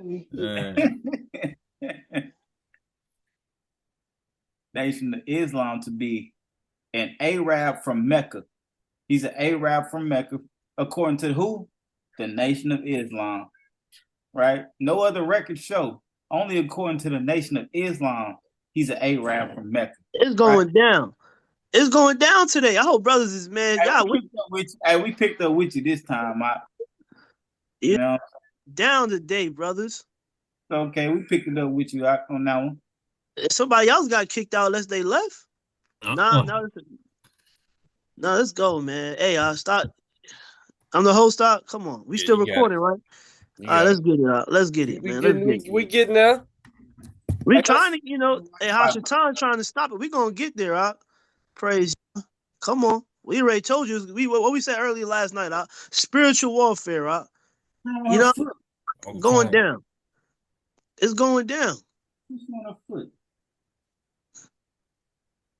Like I said, the reason why they starting off without giving you a direct answer of what his ethnicity is because the Nation of Islam is supposed to be a black man religion. Right. So his ethnicity should have been black, African, something black. All right. Farad, you got it out. No, that's what we picked up on when you dropped out. We were saying that traditionally, right? By tradition, he's held by the Nation of Islam as an Arab from Mecca. So neither white, black, Spanish, Arab, Afghan, or Jewish, none of these. By tradition of the Nation of Islam, he's held as the Arab from Mecca. That's what we picked up on. You can keep going. And what's an Arab? Ain't an Arab supposed to be like what we see up here, variously identified? It's supposed to be a variation of different ethnicity. That's what Arab means, right? Like different. No, you're right on. That's exactly what it means. That's exactly what it means. Straight up. Many scholars argue that Farad may have been from South Asia, India, Pakistan, Afghanistan. And all that is what? Southern Asia. That's why he be saying. That's why he be always talking about the Asiatic black man, Farad Muhammad. But let's not get Asia confused with Asia, right? So when we talking about Asiatic, we can still talking about like what Giandre was bringing up, Mesopotamia, right? So even when you start talking about modern day Turkey, right, that was still considered Asia, modern day Asia back in the day, right? Not everything just go by their country's name, right? Almost like you say Jewish then, huh? Nah, Jewish means I'm a kind of a Jew. Talking about what you kind of, I'm talking about where you from right now. I'm talking about your landmass, where you from. So when I say you Asiatic, you could be from Turkey. What Turkey is right now, you'll still consider that Asia. Right. Farad Muhammad refers to Wallace Farad Muhammad, the founder of the Nation of Islam, And he is also known as the daddy or spiritual father to Elijah Muhammad. And the Nation of Islam followers, Elijah Muhammad was the leader of the Nation of Islam from 1934 until his death in 1975. And his son, Wallace D. Muhammad, later Warif Deen Muhammad, led the organization after him. Wallace Farad Muhammad, he is the founder of the Nation of Islam and is considered the spiritual daddy of the organization. That's why Mashiach was saying, don't call nobody else rabbi. That sound like that group, man. Daddy. Sweet daddy. Sweet daddy. Hey, they deceive too. They deceive too. Why not them? Why not them? Man. They deceive too. Elijah Muhammad, he was the most prominent leader of the Nation of Islam and was succeeded by his son, Wallace D. Muhammad, after his death. So that's why you see the difference between, go back out one time. That's why you see the difference between Wallace Muhammad and Elijah Muhammad. Wallace Muhammad is the actual founder, right? But Elijah Muhammad was the prominent leader. That's whose name you know. You don't know Wallace, but you know Elijah Muhammad, right? Right. You don't know. Hey, go look. Oh, click on that picture of Wallace Farad Muhammad. You don't know. It's a screenshot, but I can probably blow it up. You see him? Okay. Yeah. That look like some people y'all mail kicking with every day. Straight Gentiles out. Hey, nigga, with that part in the side, when they put that part in the side, nigga, you know it's real. Come on. All right, let's see. The answer depends on which Farad Muhammad is being asked about. Muhammad, the Islamic prophet, is the son of Abdullah ibn Abdullah, whatever, Wallace Farad Muhammad. The founder of the Nation of Islam reportedly had a father named Alfonso in some narratives, while other records suggest his father was Zarad Fard. Okay, we talk about Wallace Fard Muhammad, right? The founder of the Nation of Islam. But who was his father again? Was dad. Yeah, Farad Muhammad. Okay.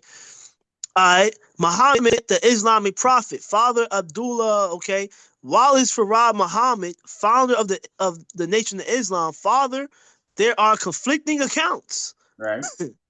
According to the Nation of Islam's tradition, his father was named Alfonso. According to the Nation of Islam tradition, But guess what? It just told you that there's conflicting accounts.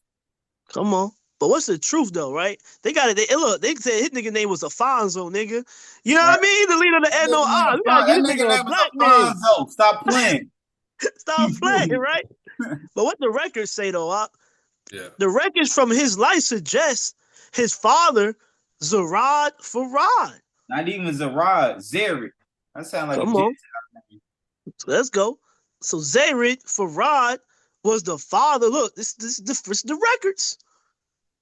Right? Not the tradition, Zarid Farad was the father of Wallace Dodd Fard, the founder of the Nation of Islam. Right. And was a New Zealander of East Indian descent. He was a what? East Indian, He's a New Zealander, but you know, in New Zealand is an island right off the coast of Australia. And Australia has the biggest population of Aborigines. DeAndre, would you like to chime in? Come on, go to the bathroom. It said of East Indian descent, and we know how many guys of Indian descent. Yeah, I did. I do want to chime in. That is true. I went to Australia, and that's it. The Kiwis is New Zealanders, and then Australian, which are not really Australia. Well, that's not what Aboriginals call Australia, but and then you have the Aboriginals that are different from the Kiwi, the Islanders. So yeah. But it said here of East Indian descent, Wallace Dodge Farad's father, Zarad Fard, was from New Zealand and had East Indian heritage. Farad's mother, Patrice, was of British descent, making him likely a person of mixed racial background. Father, Zarad Farad, a New Zealander of East Indian descent. Mother, Patrice, who was white with British roots. Son, Wallace Dodd Fard, the founder of the Nation of Islam, who claimed to be born in Mecca, but was likely born in New Zealand. New Zealand. Look at that. Islands, man. And them Look islands at that. of Australia. Come on, man. So this is the founder of the so-called black man's religion, man. Blind lead the blind, right? Blind lead the blind. And I want to say something. And now we see why the NOI believe in the Anunnaki, because remember how many gods those East Indians follow. The East Indians gods goes back to Roman Greek gods, who goes back to the pharaohs and the Egypt's gods in Egypt. But at the end of the day, it's just different names, but the same gods. Right. Yeah. Pull this out real quick for y'all, real quick. All right. Bye-bye. I'm so sorry. Here we got YouTube. Oh, somebody got a mute. There we go. Yeah, they trying to stop it. They ain't gonna stop it. Let's pull this out real quick, y'all. Like we were talking about them Jews, and I also know, like we said, it all goes back to the same thing. Let's check this out. That Jewry. I also know that Jewry is an Asiatic race. Is this correct? Well, we're really all over the world, but yeah, I guess you could say we started in Asia. Yes, that's right. Now, the Hebrews did not start there, and the Israelites didn't start there. You really have no bearing to be in the Hebrews or the Israelites. You are not the dispersed nations, plural, of the tribes of Jacob, who were surnamed Israel. Actually, the con game that you have brought on to this country and the world for many years, and it's been a good con. It's been a good con game. Is that you're allegedly God's chosen people? We are God's chosen people. It's just that most Jews don't like to admit it, but our God is Lucifer. Your God is gold. Well, that's what we like, is lots of gold, lots of shekels. You heard what he just said, right? He said their God is Lucifer. I heard that. I heard that for sure. Hey, he keep it in 100, Yeah, can't be mad at him for that. There you go. So now we see why behind the Anunnaki deception is a Jew. Behind the Nation of Islam, they believe in that. East Indian. They believe in all of them. Uh-oh. Busting out that truth on him, boy. Hey, you know what? They said this brother never talked this much. Right. It was out there like, man, I told him. Yeah. I told him we wasn't going to cut his head off. And he's still coming at us like that. Mm-hmm. He don't want that pass. That brother said, I don't want that pass. Right. He's trying his best. He's like, man, they going to cut my head. I'm telling you. I like the seal. Let him go hard. Go right back in it. You can't make it up, Gabriel. He got kicked out again. He's joining though. Hey, y'all see what's going on, man? I see. Y'all see what's going on. That's why I said we gotta finish this out. Don't let heck nah, Satan. We getting this out, bro. This is crazy. Never, never happened, huh? Hey, not this many times. They not used to the zeal, lot. They like, nigga, why you ain't at the store right now? You don't talk about zeal, lot. I said, this what happened when y'all melt and go to the store. Yeah, they say this what happened. Shopping at Walmart. This is what we deal with. Okay, we still recording. Let's go. Don't stop the recording. People, they gotta see this. Hey, man, let's get back to it, man. Let's get back to it, man. Praise y'all. We gonna expose. You can always rewind it just a little bit. We right here, right? Dude made. Okay. Mm-hmm. I like what he said. He said Satan is our God. Come on. Our Father, yeah. Put a name on that, right? He said we God's chosen people. We ain't put our name. Hey, Yahuwah, Yahusha, right? It got names, man. Put a name on it, not titles. Yeah. When they put titles on it, they can deceive you because you don't know who they talking about. Exactly. How many people have seen this video, right? Like you say, he exposing, he letting you know the truth. Ain't that a part of their agenda? They gotta tell you what it is. Come on. Come on now. And that's what keep me in this truth, right? The fact that they tell you, but like we talked about earlier, that spiritual blindness is so real. You ain't going to get it unless the Most High reveal it to you, and you gotta want it.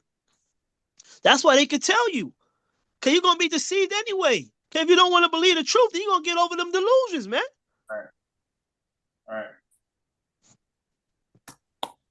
This country in the world for many years, and it's been a good con. It's been a good con. I want to go back to these holidays. I'm sorry to pause it. Hey, you can prove what's that, Up?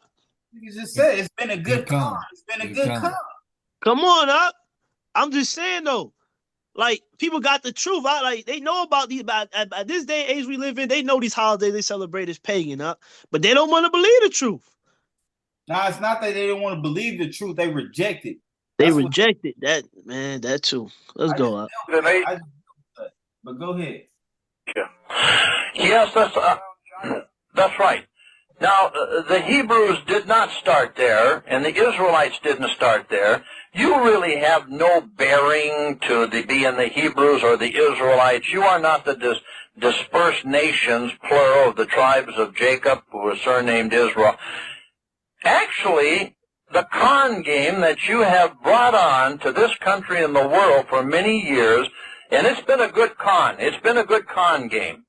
Yeah. Is that you're allegedly God's chosen people. Come on. We are God's chosen people. It's just that most Jews don't like to admit it, but our God is Lucifer. Your God is gold. Well, that's what we like, is lots of gold, lots of shekels, some American Express cards. You know, we like to spend, we like to have a good time. We let the Goyim do the work, and we have a party. Oh, in other words, free foreign aid, free housing, free food, and you just let the other races be your Goyim cattle slaves. Is this correct? That's what they want, so we let them be that.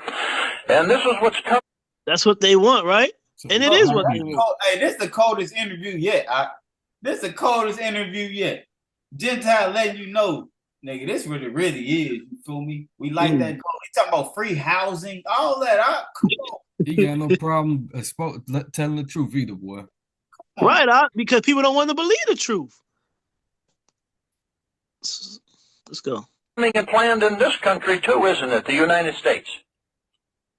Well, what they say, tell us smooth things, right? They want to hear smooth things. They don't hear them smooth things. Then they gonna make up their own stories, man. I don't believe it. I don't believe it. Cattle slaves. Is this correct?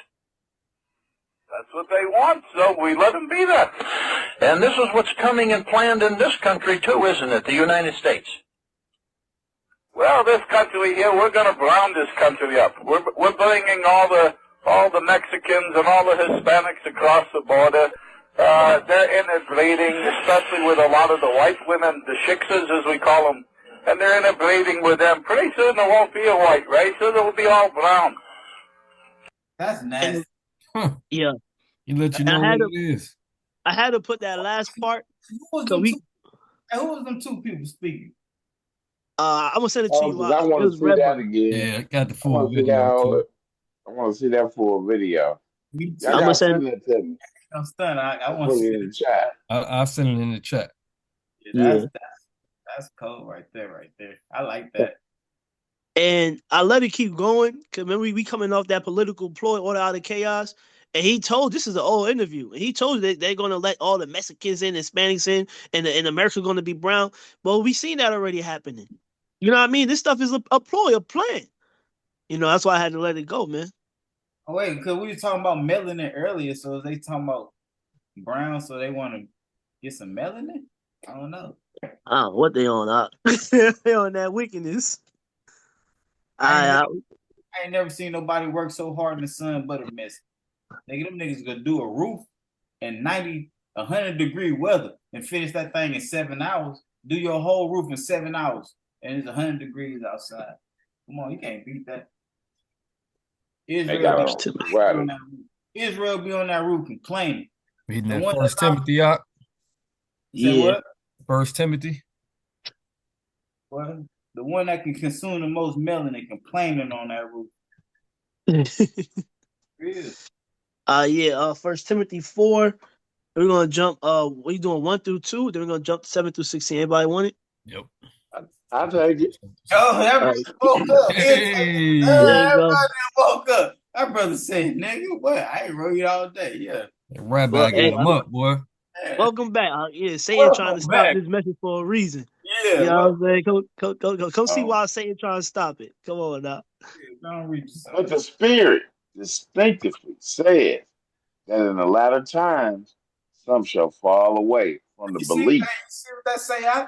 It didn't say nothing else. It said, but the Spirit said it. Right? Right. No. Ain't no man said this. No man said this. The Spirit said that. Come on, and we seeing it right now. That's right. Paying attention to misleading spirits and teachings of demons. There you go. You can't even, man, break it down, y'all, man. And paying attention to misleading spirits and the teachings of demons. We just showed y'all where this stuff originated from. The guy in the video already told you, hey, our God is Satan. The fallen, you know what I'm saying? Satan lead the whole world astray. Come on. And the teaching of what? Look, and paying attention to misleading spirits. That's huge right there. Right. When they say the teaching of demons, that's why I say the Hashatan. Y'all was just talking about them fallers, right? Right. That's the right up. Y'all said, who brought this teaching forth in Enoch? Right? Right? That the fallen one. You still seeing the abortions these days. You know what I'm talking about? Why? They said, hey, we don't want our women. They look a little different after they had them babies. You feel me? Right? Teaching the demons, man. They brought this forth. All this pills and stuff like that. Go ahead. Speaking lies and hypocrisy, having been branded on their own conscience. That's nasty too.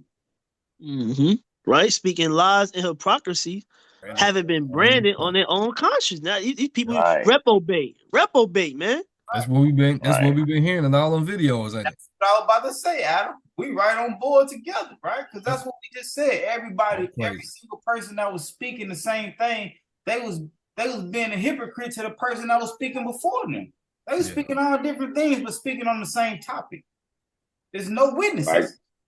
And like I said, being branded of their own conscience. Their conscience is seared like a hot iron. Now they don't got no feeling towards lying like that or nothing like that. It comes natural. It's bonding. You know what I'm saying? Yeah. It ain't beating on their conscience like it would some of us. You know what I'm saying?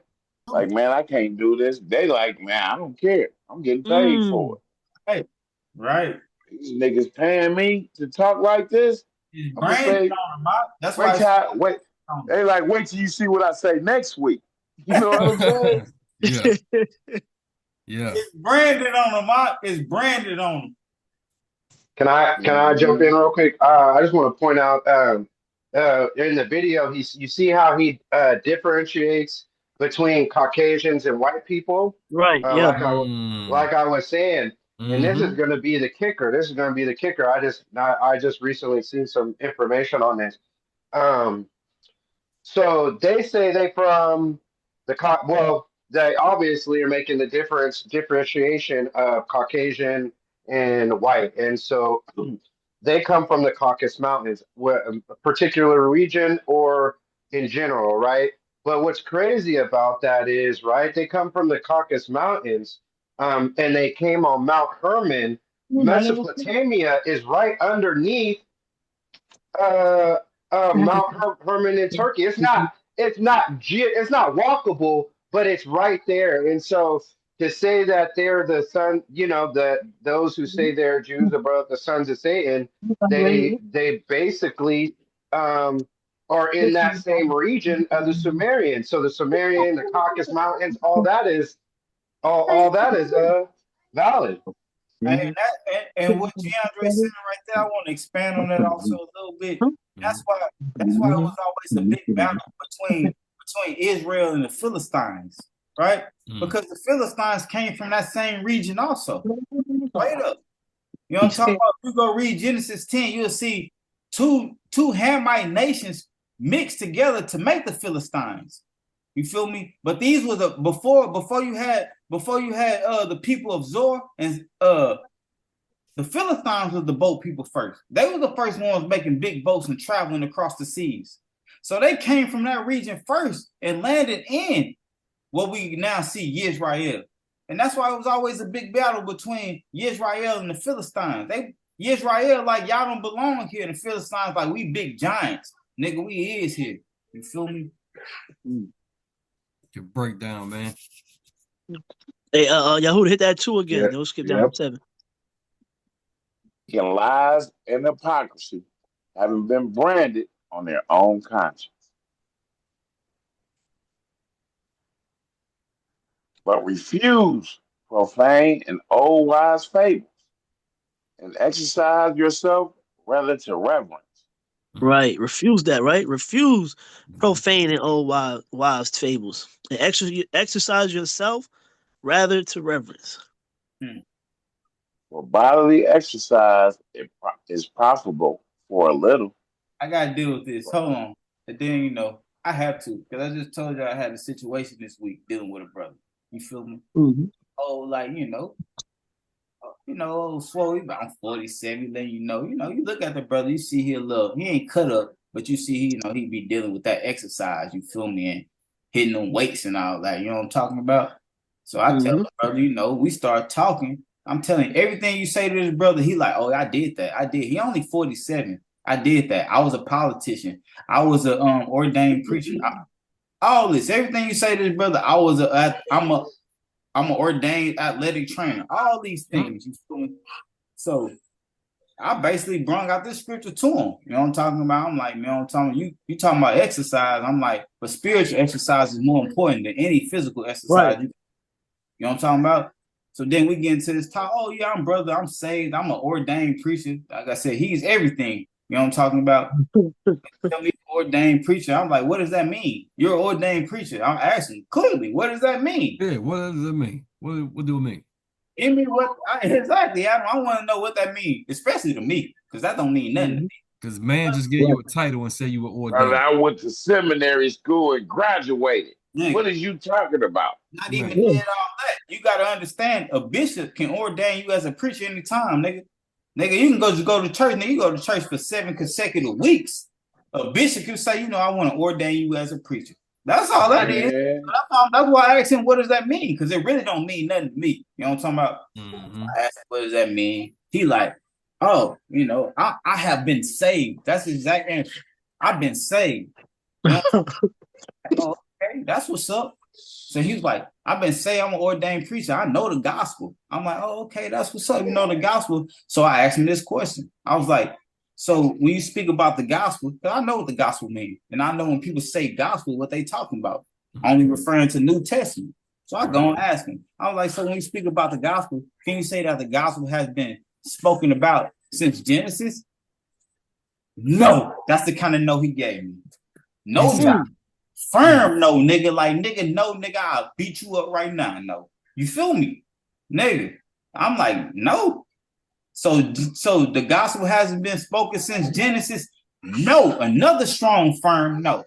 Oh, okay.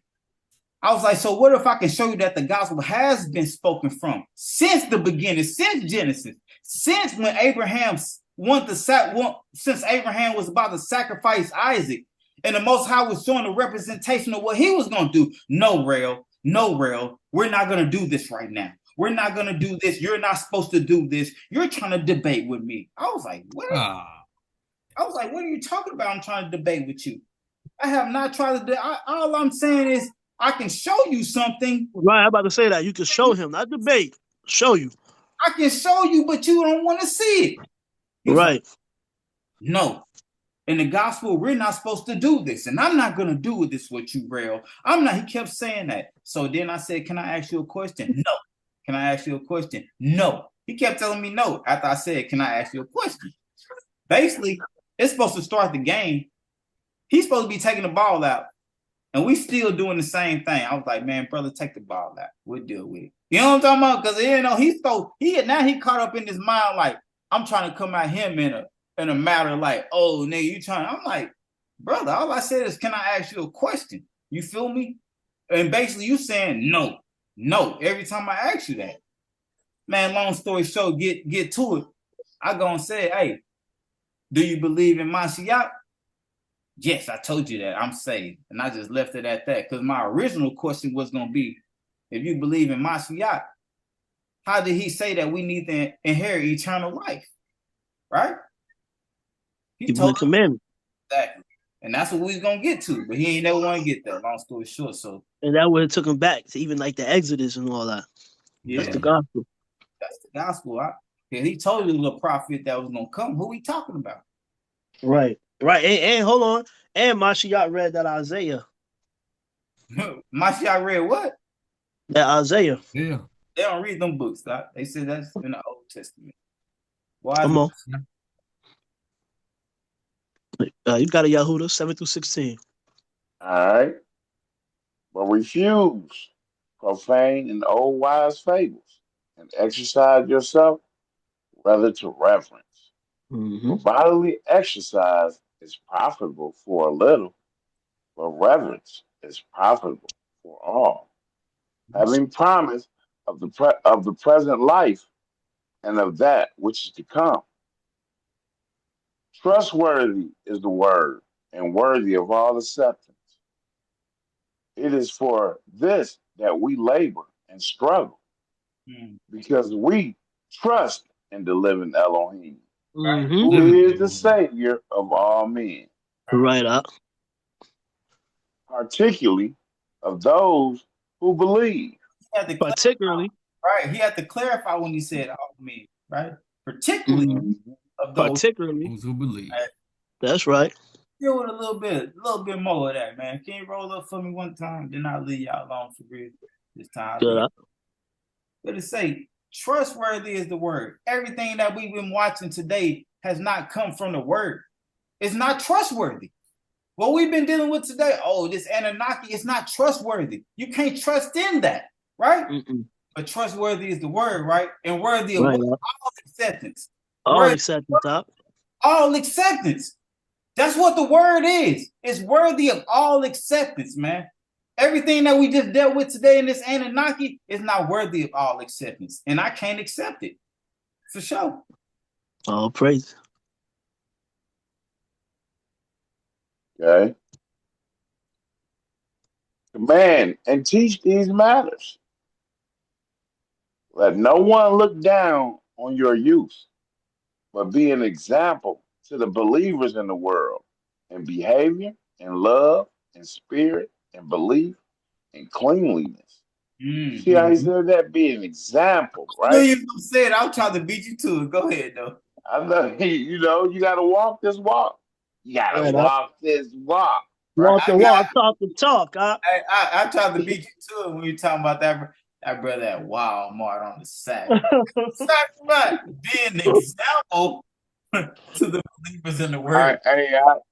Hey. Yabel got his eyes covered up. Adam brought this script out. Yeah. Hey, I think the same thing. Adam like, hey. We're gonna put it in. They would debate though, should they hit the script or not? Now, brothers. Hey, them brothers start talking in Russian together. You know what I'm talking about? Hey, y'all Mel Gibson, that nigga be on the game talking Russian like straight Gentile language. Them niggas talking so.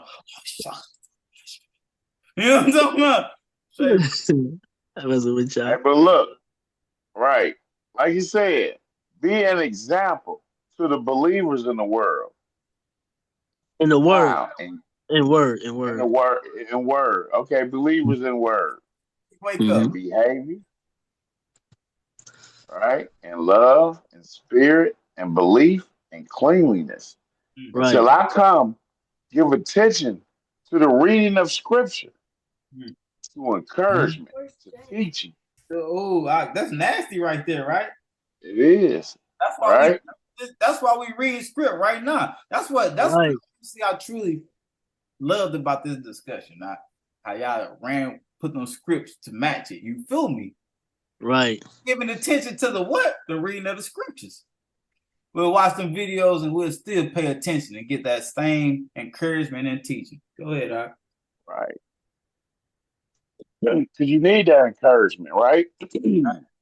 Sure. They come from, and it's for the believers. So, believers in the word. You got to have that encouragement coming from the script, not from somebody's mouth. Right, right. Do not neglect the gift that is in you, which was given to you by prophecy with the laying on of the hands of the elderhood. Practice these matters. Be in them so that your progress might be plain to all. All right. Everybody see the progress of each brother in the assembly. You see that? Right. Hey, Right. you be in that light. Be that light.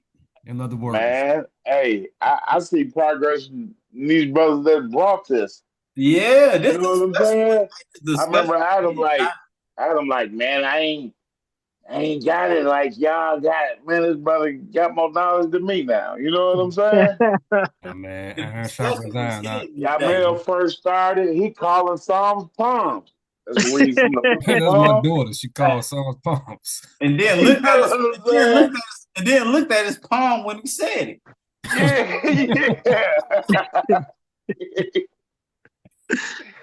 And y'all was hitting on that one today. So again, this scripture, man, all praises, man.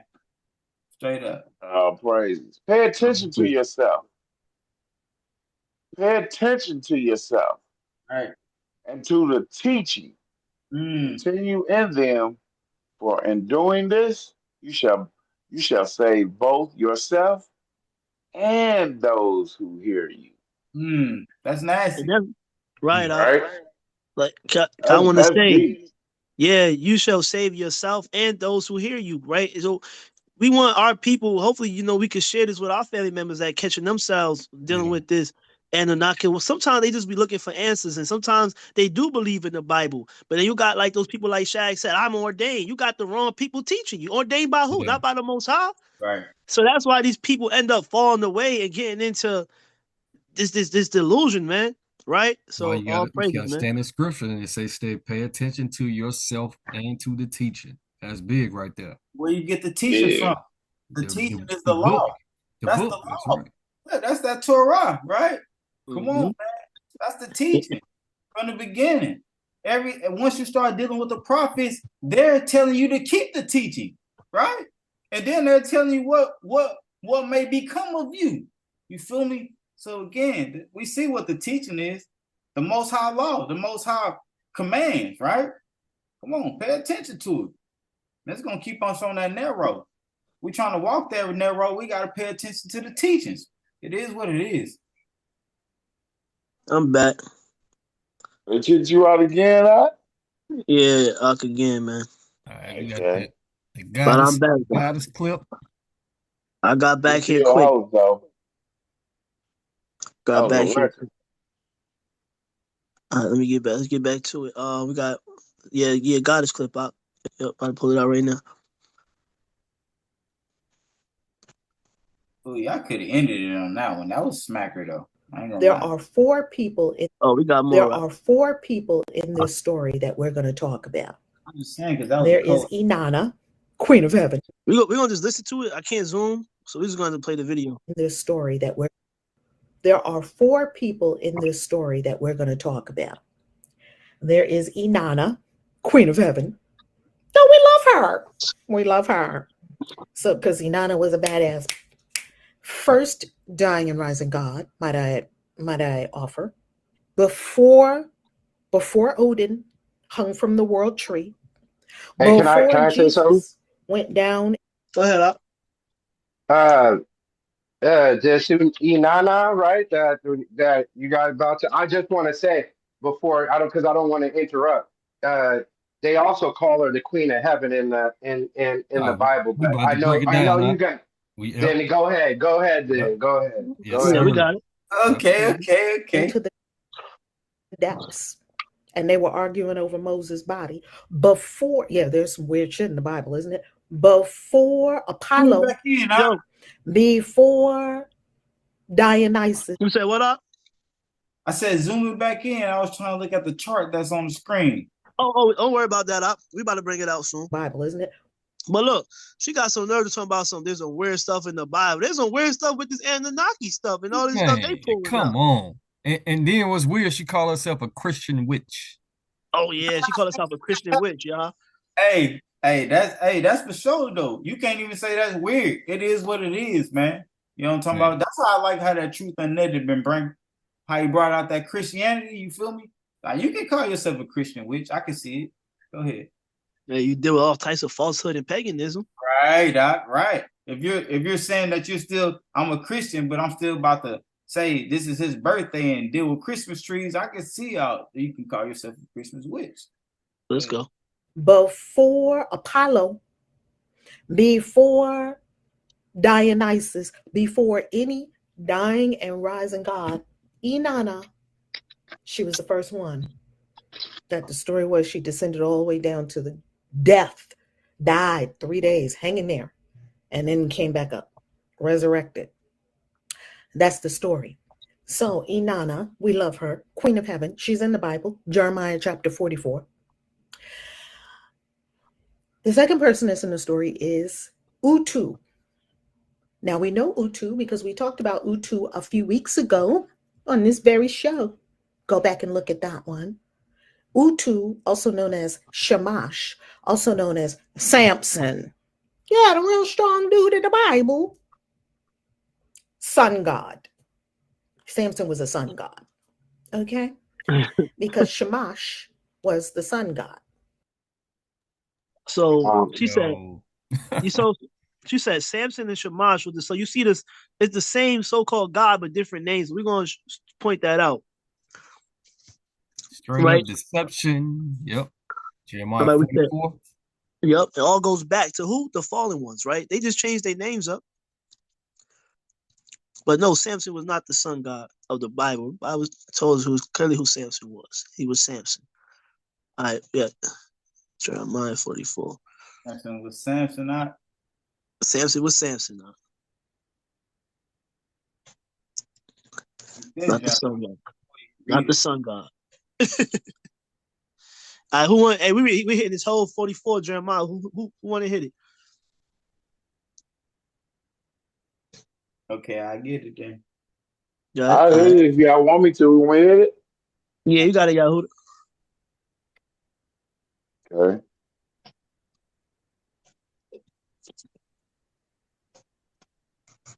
The word that came to Jeremiah concerning all the Yahudim who were dwelling in the land of the Mizraim, who were dwelling at Megiddo and at Temperances and at Nopa and in the land of Patros, saying, thus said Yahweh of hosts, the Elohim of Israel, you yourselves have seen all the evil that I have brought on Jerusalem and on all the cities of Yehuda. And see, this day they are a ruin, and no one dwells in them. Because of their evil, which they have done to provoke me, by going to burn incense, by serving other mighty ones whom they did not know, they nor their fathers, nor your fathers. So in that first verse, they was naming cities that was named after other mighty ones, right? When they talk about Taphnes and right. Go ahead. I sent to you all my servants the prophets, rising early and sending them, saying, please do not do this abominable matter that I hate. Mm-hmm. But they did not listen or incline their ear to turn from their evil, not to burn incense to other mighty ones. So my wrath and my displeasure were poured out and burned in the cities of Yehuda and in the streets of Jerusalem. And they became a ruin in the wasteland as it is this day. Somebody go on mute. It sounds like it's a ruin going on over there somewhere. All right, there we go. My bad. That's probably was me. It's Oh, quiet. okay. And now, thus says Yahuwah, the Elohim of hosts, the Elohim of Israel. Why are you doing this great evil against your lives? You see that? He said, why are you doing this great evil against your lives, right? Mm-hmm. To cut off from you man and woman, child and infant, from the midst of Yehuda, leaving none to remain. So can we take that also spiritual, right? Absolutely. Okay. You walking in a wicked spirit, you only bring that to your child, right? To your infant, your woman, right? By provoking me with the works of your hands, by burning incense to other mighty ones in the land of Mizraim, where you have gone to dwell, to cut yourselves off and be a curse and a reproach among all the nations of the earth. Come on, man. So now we seeing what we learned how to do this wickedness in Mizraim. That's why they brought this out and said, hey, the Grecians didn't learn it from nowhere. They learned it from Mizraim also. Yep.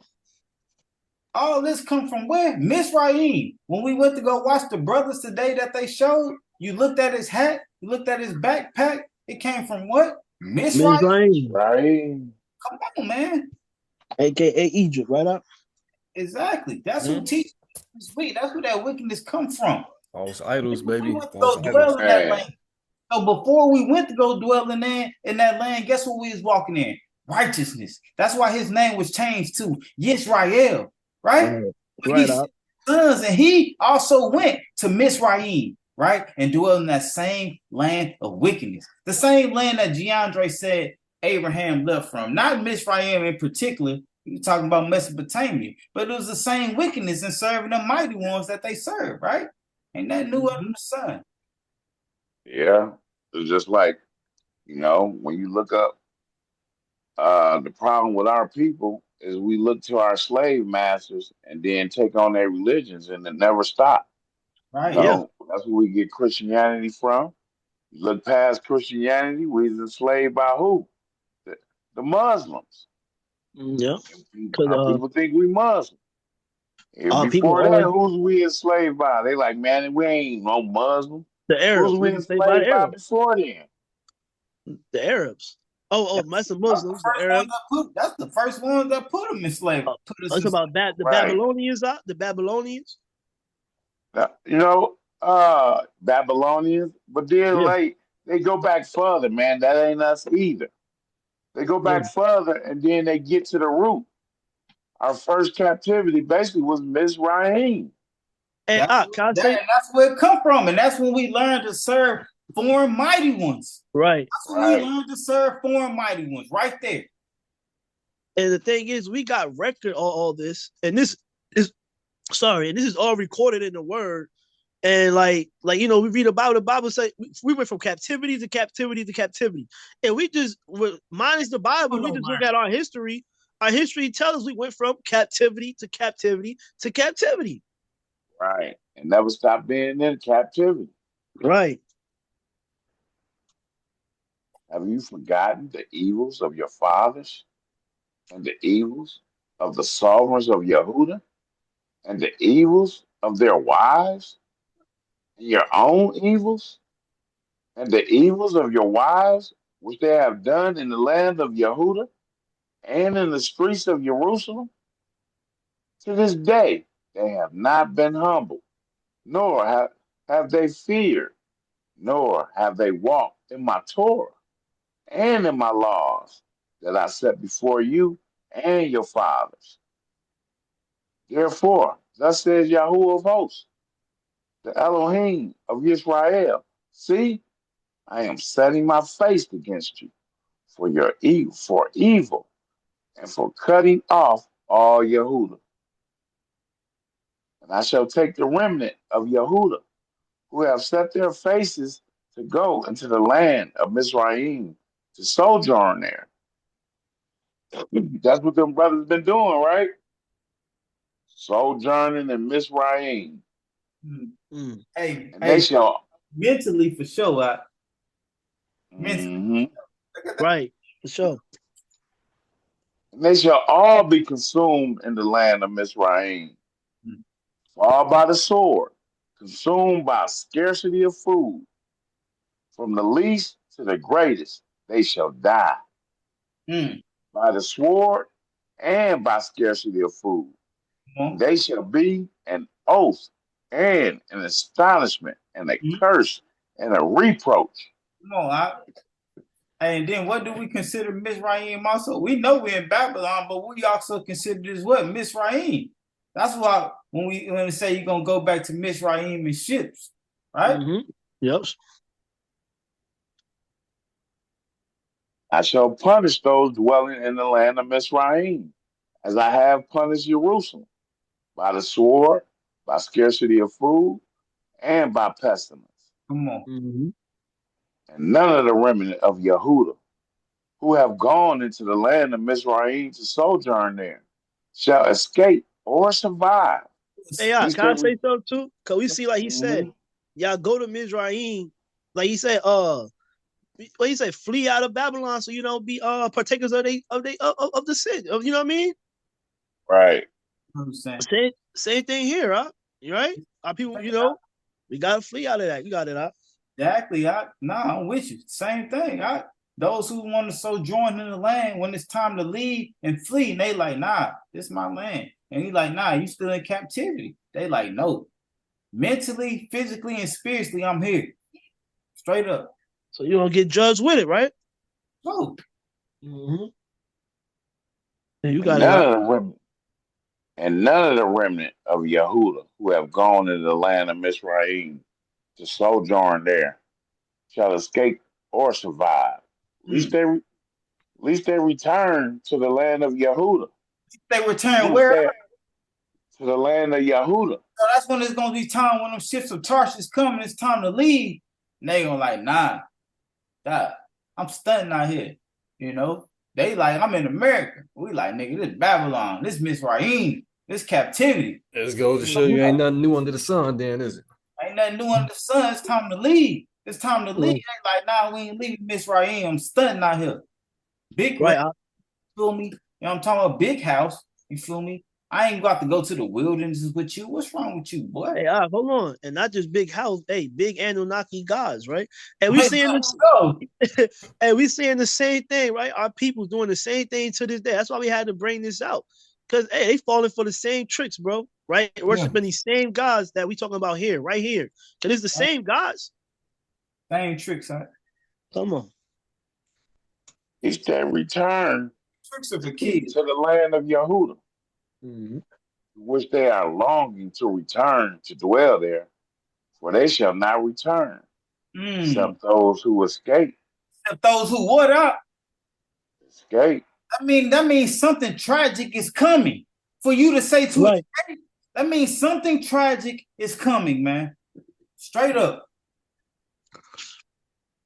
Then all the men who knew that their wives had buried incense to other mighty ones, right? We gotta pay attention to this one. Then all the men who knew that their wives had burned incense, right? Why? Because what? A man is the head of the house. Come on. Right. Right? When it don't say when Eve first sinned, it said when Adam first sinned. Right. Go ahead, Op. Okay. Then all the men who knew that their wives had burned incense to other mighty ones and all the women who stood by, a great assembly, and all the people who dwelt in the land of Mizraim and Patros That's a different answered, Jeremiah, who saying, we are not going to listen to you in the matter about which you spoke to us in the name of Yahweh. In the name of who? Ooh, straight rejecting, boy. In the name of who? Yahweh. The Most High Yah. So Jeremiah ain't speaking this by off his own. You know what I'm talking about? Right. The Most High, he said, thus says the Most High Yah. Come on, man. That's why the Most High say, swear by my name. You feel me? Hey, they ain't trying to hear it, right? They ain't trying to hear about the most, and even we see it to this time. Like we tell y'all, stop keeping pagan holiday. The Most High got his own holy days, but instead they want to worship the other mighty ones. You know what I'm saying? And we about to see this, right? Don't tell us about the Most High. I want to hear about his ways. I'm keeping my pagan Christmas, man. We seeing it to this day. Go back up to 16. I'm gonna read it to 17. You got it. We are not going to listen to you in the matter about which you spoke to us in the name of Yahuwah, but we shall do whatever has gone out of our own mouth. Ooh, right. Burn incense to the sovereignness, of the heavens. So right, different woman, right? So right. Woman, right? Yep, that's a woman. Yep. The woman of the heavens, and pour out drink offerings to her, as we have done. So they've been doing it. We and our fathers, our sovereigns, and our heads in the cities of Yehuda and in the streets of Jerusalem. Hey, come on. And we had plenty of food and were well off. And saw no evil. Hey, y'all got to deal with that. Wow. No, do not scroll past that. Y'all deal with that for sure.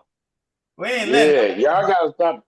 Y'all gotta stop stopping me in the middle of my beautiful reading like that. Yeah, it's some beautiful reading. That is some beautiful reading. That brother just woke up talking about his beautiful reading. Nah, but look at that though. Yeah, that's nasty. Satan to give you all the desires of this world, right? Yeah. Plenty of food, and they were well off and saw no evil. Right. You ain't seeing the evil which is to come, brother. You know what I'm saying? You ain't seeing the evil which is to come. And you talking about spiritual as well, too.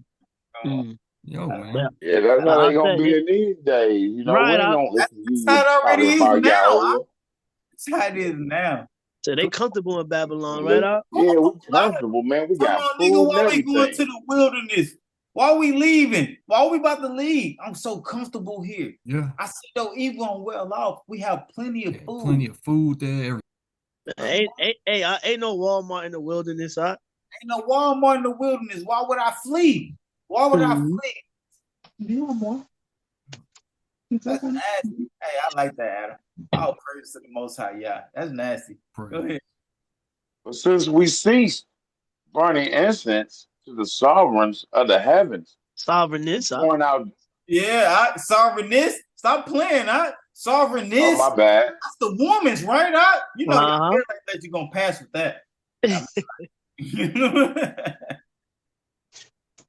Since we ceased burning incense to the sovereignness of the heavens and pouring out drink offerings to her, we have lacked all and have been consumed by the sword.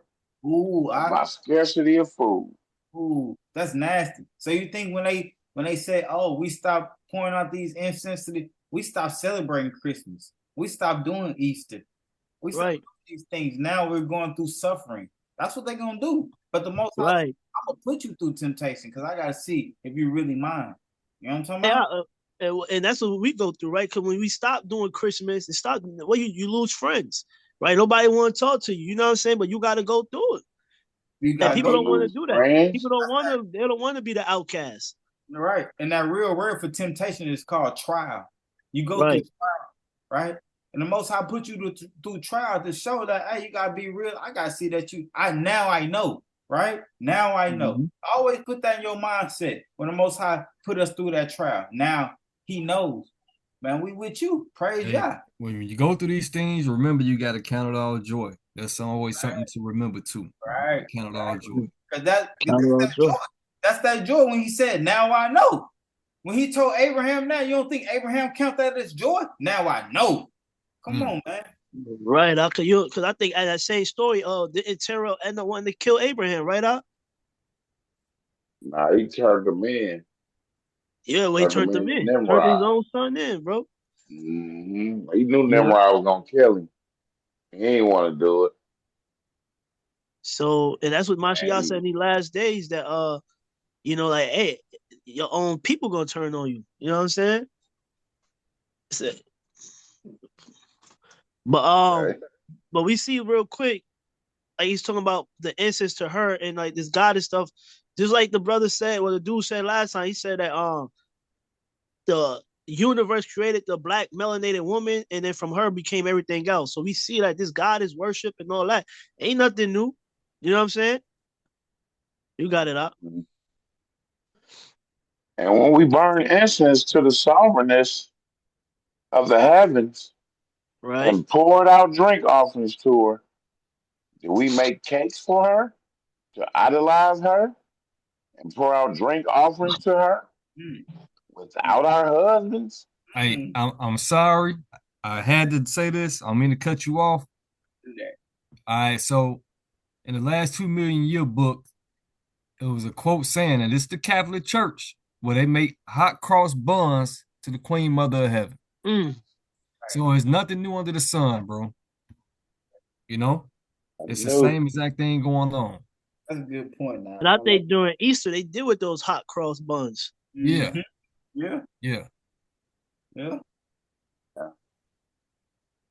And Jeremiah who spoke to all the people, to the men and the women, and to the women, right, and to all the people who had given him that answer, saying, as for the incense that you burn in the cities of Yehuda and in the streets of Jerusalem, you and your fathers, your sovereigns, and your heads, and the people of the land, did not Yahuwah remember them?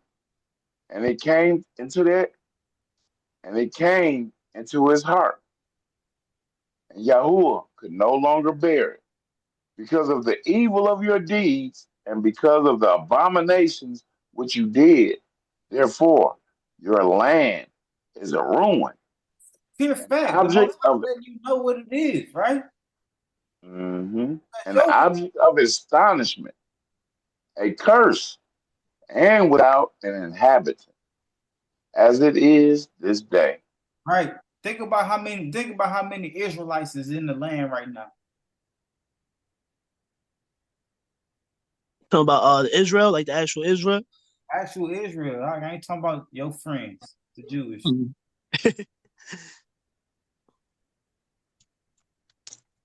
Because you have burned incense and because you have sinned against Yahuwah and did not obey the voice of Yahuwah or walk in his Torah, in his laws, or his witnesses. Right. Therefore, this evil did befall you as at this day. And I could get some more witnesses. Right up. And Jeremiah who said to all the people and to all the women, hear the word of Yahuwah, all Yahudah who are in the land of Mizraim. Who are in the land of Mizraim. So can we take this verbatim of what he's saying? Can we take this? We in the land of Mizraim. He said, I'm going to send you back to ships to Mizraim. Mizraim means all the gods that you served before. You can.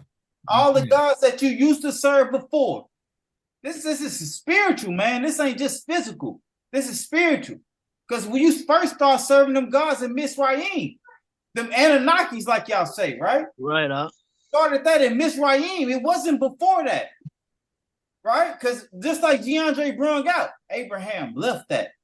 Like, nah, we ain't dealing. Come on. We ain't dealing. We ain't serving these fallen ones. Come on. I'm out of the land here. I'm out of Mesopotamia. Come on. Right? I'm out of here. Come on, man. You learned that in Mizraim, man. We Thus just spoke Yahweh. we just read that Abraham was with Shem and Noah for how long? 39 years? Something like that. Come 39 years. You ain't learned that. You learned that in Mizraim to serve these other mighty ones, man. Look at that brother hat, his scarf, his backpack. My bad. Go ahead. Thus spoke Yahuwah of hosts, the Elohim of Israel, saying, You and your wives have spoken with your mouths, and have filled with your hands, saying, We shall perform our vows that we have made, to burn incense to the sovereignness of the heavens, and pour out drink offerings to her. Then confirm your vows and perform your vows. He said, Do it then, do it, do it. Right. Therefore, hear the word of Yahuwah, all Yahudah who are dwelling in the land of Mizraim. See, I have sworn by my great name, declares Yahuwah. My name shall no longer be called upon by the mouth of any man of Yahudah in all the land of Mizraim, saying, As the master Yahuwah lives. And so that's why you ain't prophesizing by the name of the Most High right now. Go ahead. See, I am watching over them for evil and not for good. Right. And all the men of Yahudah who are in the land of Mizraim shall be consumed by the sword and by scarcity of food until they come to an end. That's why we got to escape this land when it's time to.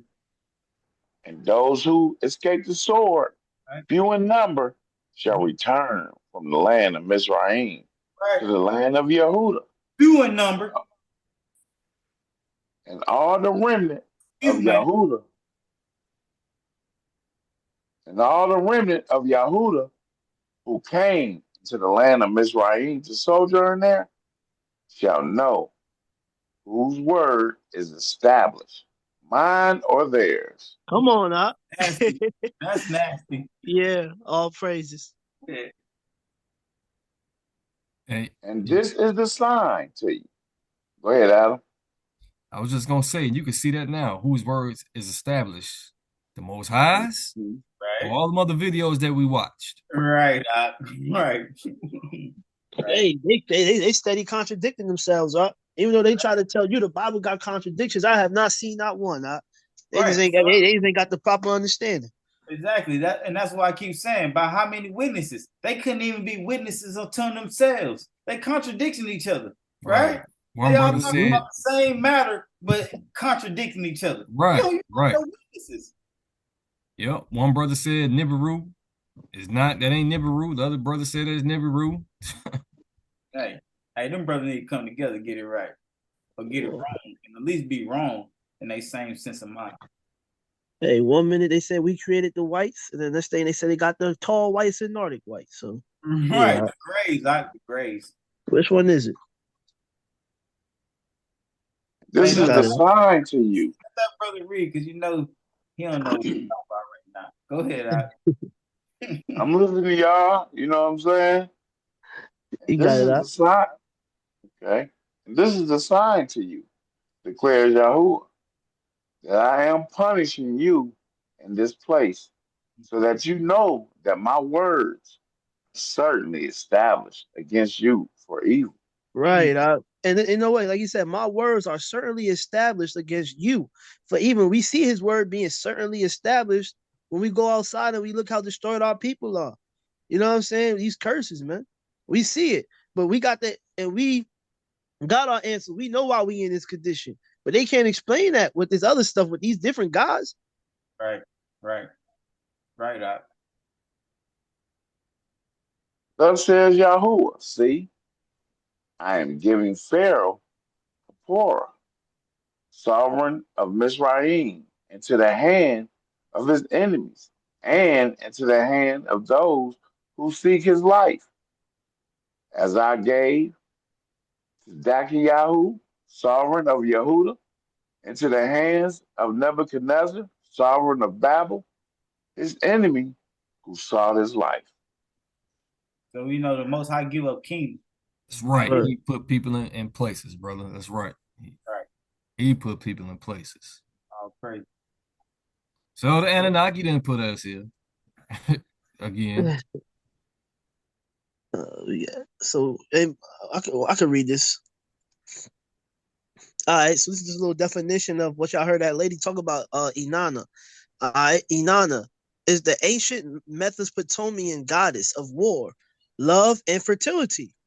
She is also associated with political power, divine law, sensuality, procreation, and beauty.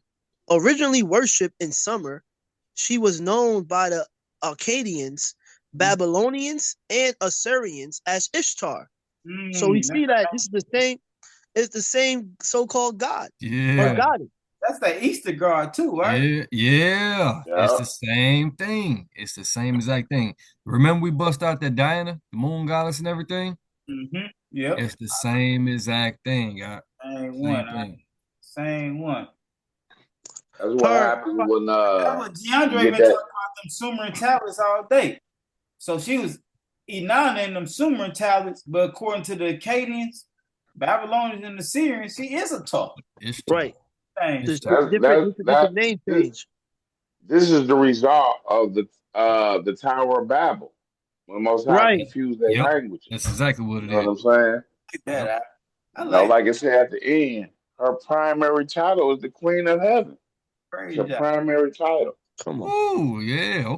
Okay. Yep. Let's just bring this out. Hey, when that brother wake up, he got a little something to say when he wake up. Look at this, bro. I like it. Oh, praises. Brother, All time, yeah, man.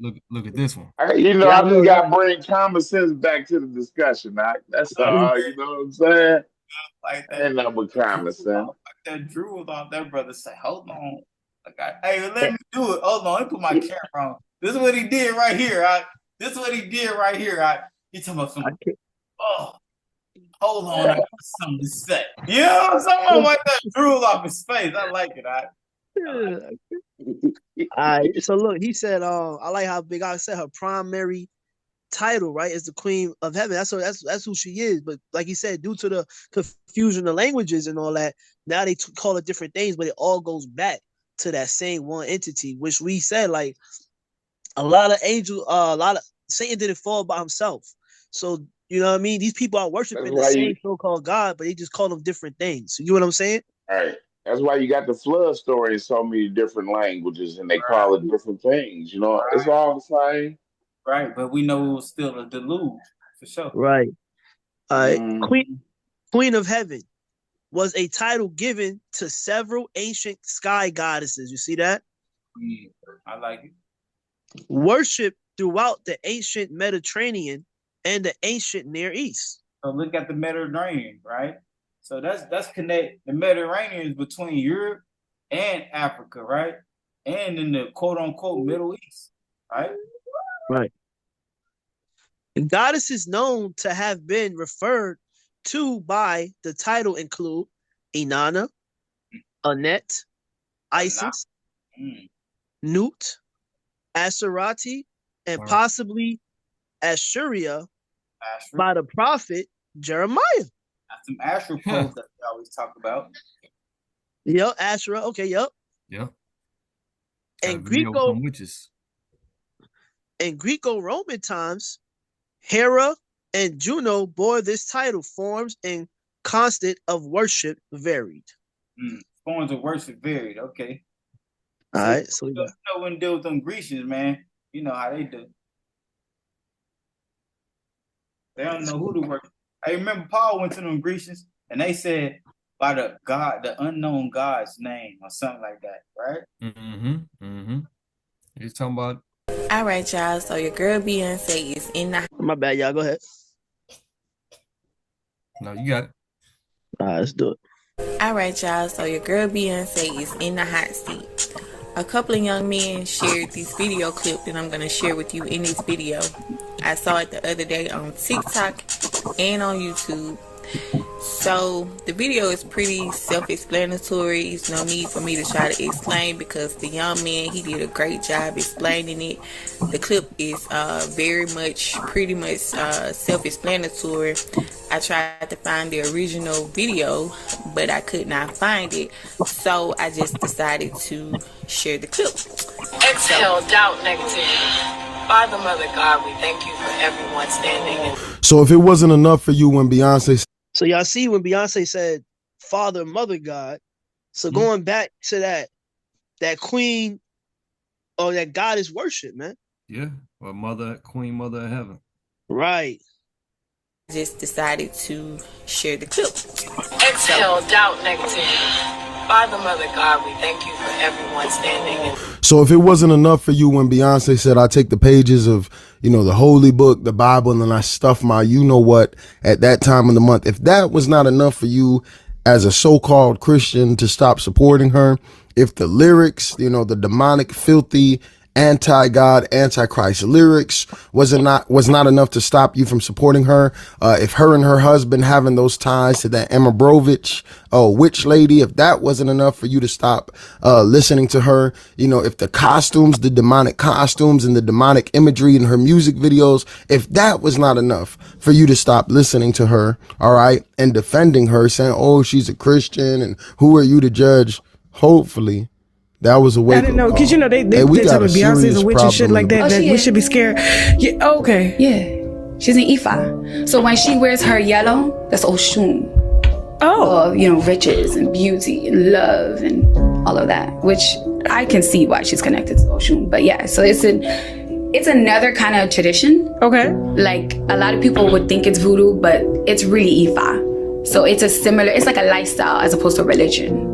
Because I always wonder why she always got on them flowers and she got on that elaborate shit. I'm like, can nobody buy your clothes? Your clothes look different. No. You know what I'm saying? She probably gives her, so she has her own altar. She gives her food. She has parties for her. All of that. Compared to the goddess Aphrodite in Greek mythology. And in many cultures, you could say some part of Oshun showing up. This love goddess is in practically almost every walk of life, and so there's a texture of that carries that Oshun energy. Yellow, gold, orange are some of her main colors. Some of the offerings for Oshun are oranges, honey, gold, sunflowers, cinnamon, mirrors, bells, brass, all of these nice things. Her feast day is the 8th of September. I am the Nala, sister Naruba, Oshun Queen Sheba. I am the mother. Heard that Naruba, right? Sister of Naruba. So you see, still with the same thing, right?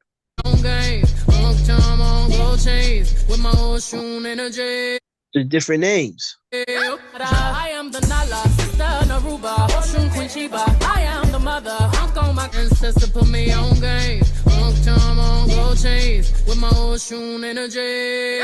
Because things have become popular, in pop culture, in music, some of your favorite artists are singing about it, and then you're like, I'm gonna go back to the gods of my ancestors. But did our ancestors worship things outside of Christianity? Yes. But were they also devil worshippers? Yes. Allow me to impart some wisdom. There's far too many secret societies out there. They have no loyalty and no love. They range from barely competent to deeply dangerous. You don't sound like one of us. I'm not one of you. Oh, yes, you are. You're as forgotten and as unloved and as unremembered as any of us. I'm doing just fine. Happy Easter. Christ has risen. Hello, boys. You were before these assholes were born. Until the day that Jesus Christ crawled out of his stinky old grave, folks would paint eggs with dandelions and paprika for her, to exchange as gifts at the first sign of spring in her name, Ostara. They still do. They still do. On my festival days, they still feast on eggs and rabbit and candy, and they do it in my name. Serious question, my dear. I've no doubt that millions upon millions exchange tokens and observe the rituals of your festival, all down to the hunting of the hidden eggs. But does anybody pray in your name? Do they say it in worship? Oh, they mouth your name, but they've no idea what it means. None whatsoever. Same every spring. You do all the work, he gets all the prayers. What has gotten into you? I feel terrible about this. No. It's her day. You took it. You crucified her day. When they started following you, everybody else got burned. In your name. Happy fucking Easter! Pagan celebration Ostara. In this video, we cover what it is and how to celebrate. Stick around to the end for our power tip of 4 herbs you can use to incorporate into your Ostara workings. Hello, I'm Max Raven. And I'm Cassandra Raven. Together we have over 30 years experience in the occult, witchcraft and magic. We share insight, knowledge, advice and lifestyle tips to make your magic go further and add potency to your work. The pagan celebration Ostara falls on the spring equinox. Ostara was the virgin goddess of spring and dawn in ancient Germany, and it is for her this Sabbath is named. Ostara was also celebrated in Greek, Roman and Nordic cultures in pre-Christian times. Some forms of Easter celebration adopted by Christianity originate with Ostara. For example, Easter eggs. There's little evidence to suggest the Easter bunny or hare was associated with the goddess Ostara. However, magically speaking, eggs are symbols of rebirth, potential, and the increase of sunlight in spring. Old Germanic customs included the Easter hare, visiting homes, bringing gifts of eggs, candy, and toys to good children the night before celebrations, rather like Santa Claus. How do you celebrate Ostara? You can dye or paint eggs to decorate your home or altar. You can include colour and symbology on these. If you have children, set up an Easter egg hunt with them. You can also leave some painted eggs with positive messages and blessings on them in the woods for people to find. You can perform a ritual to celebrate the beginning of spring. Include painted eggs and spring flowers on your altar and an offering of bread, mead or honey. You can also plant seeds, it's a great time for that, and do some spring cleaning, of course. Any ritual that relates to new beginnings and new starts is ideal at this time of year. The return of the gods, I speak of the goddess Ishtar, also known as Ashtoreth in the Bible. She was the goddess of sexuality. And so it's no accident we've had this sexual revolution as we turned away from God. But also she was the goddess who altered sexuality, morphed it, bent it, twisted gender. In her ancient inscription, she says, I am a woman, I am a man. It says she has the power to turn men into women and women into men. Did you know that celebrating those who do not identify as any kind of gender or are transgender or live any alternative lifestyles, celebrating those choices in the month of June and having the rainbow be the main symbol of these types of lifestyles is actually an ancient Mesopotamia way of worshiping the god of Ishtar? Yes, what we do in our modern world is not creative or innovative in any way, but only a mirror of what was done at the beginning of the first civilization that existed after the flood. According to ancient history and tablets found by archaeologists who have studied the ancient Mesopotamia world, have discovered that individuals who went against the traditional gender binary were heavily involved in the cult of Inanna, also known as the goddess of Ishtar. During Sumerian times, a set of priests known as the Gala worked in Inanna's temples where they performed songs and lamentations. Men who became Gala would adopt female. Inanna, a beautiful goddess whose name and influence has transcended both space and time. She was a goddess of irresistible allure, a goddess that controlled your emotions, both good and bad, love and anger. She is perhaps the most popular goddess in all of Mesopotamian mythology. She is also known as Ishtar in some texts, but their names have been used interchangeably across the Mesopotamian cultures. Inanna stands as a beacon of divine power and complexity. She is the embodiment of the contrasting forces of love and war, fertility and beauty. Her very presence weaved through the lives of gods and mortals alike, a force of nature unmatched in her influence and might. Let us explore the life of a goddess whose influence transcended the physical, affecting one's very heart and soul. This is the story of Inanna, the goddess of love and war, and the queen of heaven and earth. Goddess Isis was the most worshipped deity for the ancient Egyptians. By the Egyptian mythology, Isis and her husband Osiris were the first rulers of the world. They created a prospect and civilized living for the people. But Set, Osiris's brother, murdered Osiris and scattered his body in pieces across Egypt. Isis searched and gathered all the pieces, reassembling Osiris into a living man again. She then impregnated herself from Osiris and gave birth to Horus. Horus was raised in secret to be safe from Set until he took the throne of ancient Egypt. For the Egyptians, Isis was a symbol of beauty, wealth, and prosperity, and she was overseeing the seasons of the earth, guaranteeing its fertility every year. Isis was a virgin goddess who conceived a child through magical means. Her son Horus became a great ruler and later a great god. The myth has led historians to think that Isis inspired the Virgin Mary of the Christian Bible, although we will never know for sure. The name Isis is one that is recognized by most people in the Western world.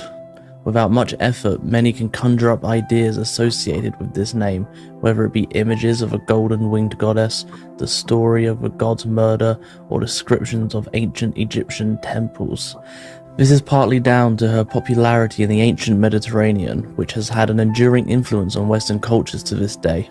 Another explanation for her survival is that she's incredibly relatable and approachable to all kinds of people from the past and the present.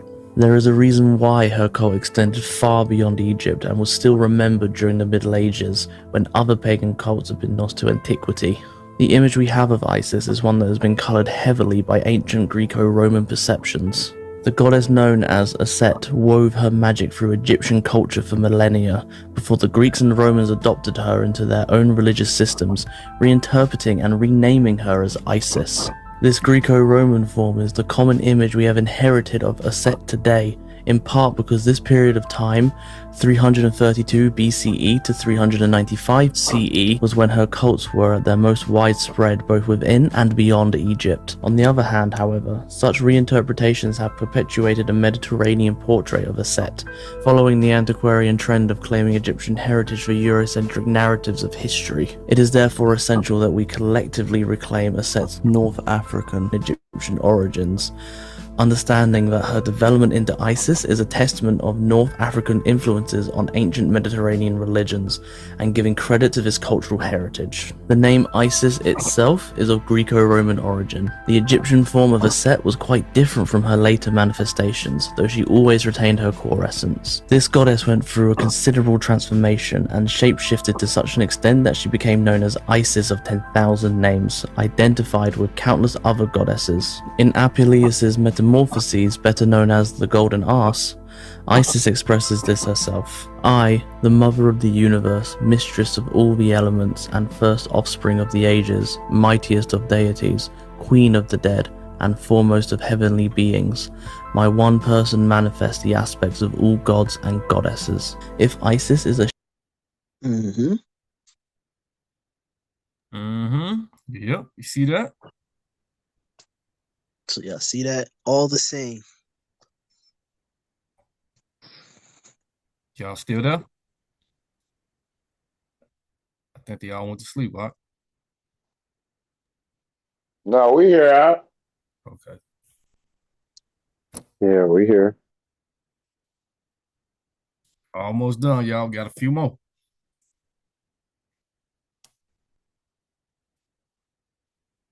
Now, Yamil get kicked out? And he was kicked out once again. Yep. See that, Kim? Oh, yeah. He about to come back. He's gonna join back. We've seen 10 seconds. Oh. He's still a host, so. Yeah, they not dealing with that video. They not dealing with that video. They said they The not amount of dealing times with you that got kicked out. Yeah. And my daughter recognized y'all voice. She looked up. I'm like, yep, that's Kimmy. Yeah. Devin. Yeah, they not dealing with that video. But yeah, that video broke down how it's all the same so-called goddess. Just different names. Yep. Worshipped in different areas, but the same one. But you can see how everybody get confused down through the lines, especially when you go through all this mythology and everything. They want to try to say that's us or we the guys and this and that. No, brother, it's the same thing. Same thing. Straight deception, man. So that chart that Shag was trying to take a look at. Let me see if I could just pull it up in my actual photos. That way Hey, I can Shaq, put it. you better not be trying to be a part of this chart, Shaq. You want to be an Anunnaki.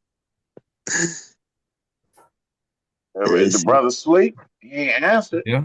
Man, Shaq sleep? What? I know I ain't sleep. Y'all better cut that out. You out there looking for UFO ships for looking for the Anunnaki to come back, dude. Man, I thought I had to. To be clear, I ain't sleep. Hold on, y'all. Try to find this. Try to find Say this chart. live. Say live. Might not Yeah, need to. Just say. yeah, I may not But need yeah, to. that's good though. That's good. Yeah, I think I'm gonna need to say It's a live. Or I lot. could just. I think trying to get Shag record. You always try. Y'all be trying to outdo each other. We just got 2 scripts left. 2 scripts left. Yeah, Yep. it's the guy video, but this is that chart out right here, the Anunnaki chart. Just showing y'all that chart. Hey, Adam, you wanted to break the chart down? You wanted to just kind of show it to him? You can show it, but I'll break it down a little bit. So as you see it, where it stars off at, if I can see it a little bit. Alula, Alalu, with Ninki, Inky. These old. Good. You saying that stuff too well. Let me find that. Hey man, it said what's where we come from. Okay. Inky, Marduk. These all the different names that you hear, man. But they put their own lineage on that and set. They got Nebu and all this Nigal, and you go back up to Anu, who they said was the supreme Ra, right? And it breaks down to Bayou, Ninsun, Antu, Enlil. That was the name of a month back in the day. The month Nissan. Which one? That was a month. Nissan? Yeah, that's the name of a month. Right? Wow. In Babylonian times, that was the name of one of the months. Nissan. Hey, like we said, it all goes back, but they just changed the names on them, but they same entities. And you read the Bible, you hear about Marduk. You read the Bible and read about him. Man, because they worshiping false gods. Right. So we got this chart. This brother right here is gonna break it down. Let's get to the video. Oh did y'all see that? God damn. Hey, y'all, Mel is like, I ain't gonna say he a terrible host. He's just like Yo, Say been trying to mess this video up this whole time, bro. It's crazy. Yeah, Mel is just an okay host. 2 scripts. Next time, send these videos to Big Eye. I ain't gonna lie, Big Eye. He, that's one thing you do right. You know what I'm talking about? What I do right, y'all? Just host the assembly. That's it. That's it. Yeah, Mel kicking himself out. Talking about he pressing the end button. Talking about they kicked me out. He blamed it on Satan. Did it again, huh? He did this. That brother pressed the leave button. Instead of saying leave, he pressed that thing. Talking about Y'all crazy, man. hey, leave him alone. My bad. Go ahead, y'all, Mel. You got kicked out. Yep, he pressed the leave button. Kicked out again? He pressed the leave button. Hey, Kimmy, tell him don't press leave. Don't press leave. No, I'm on it. I'm on it. Let's just stick to Big Ak, okay? Let's just stick to him doing all this work, okay? I don't think my dad's not cut up for this. They said you gonna go to Missouri for the next Hebrew thing. You gonna get a reward for being the best. Right, tell him don't press leave. Yo, I didn't press leave. Nobody, I'm not. What's going on, man?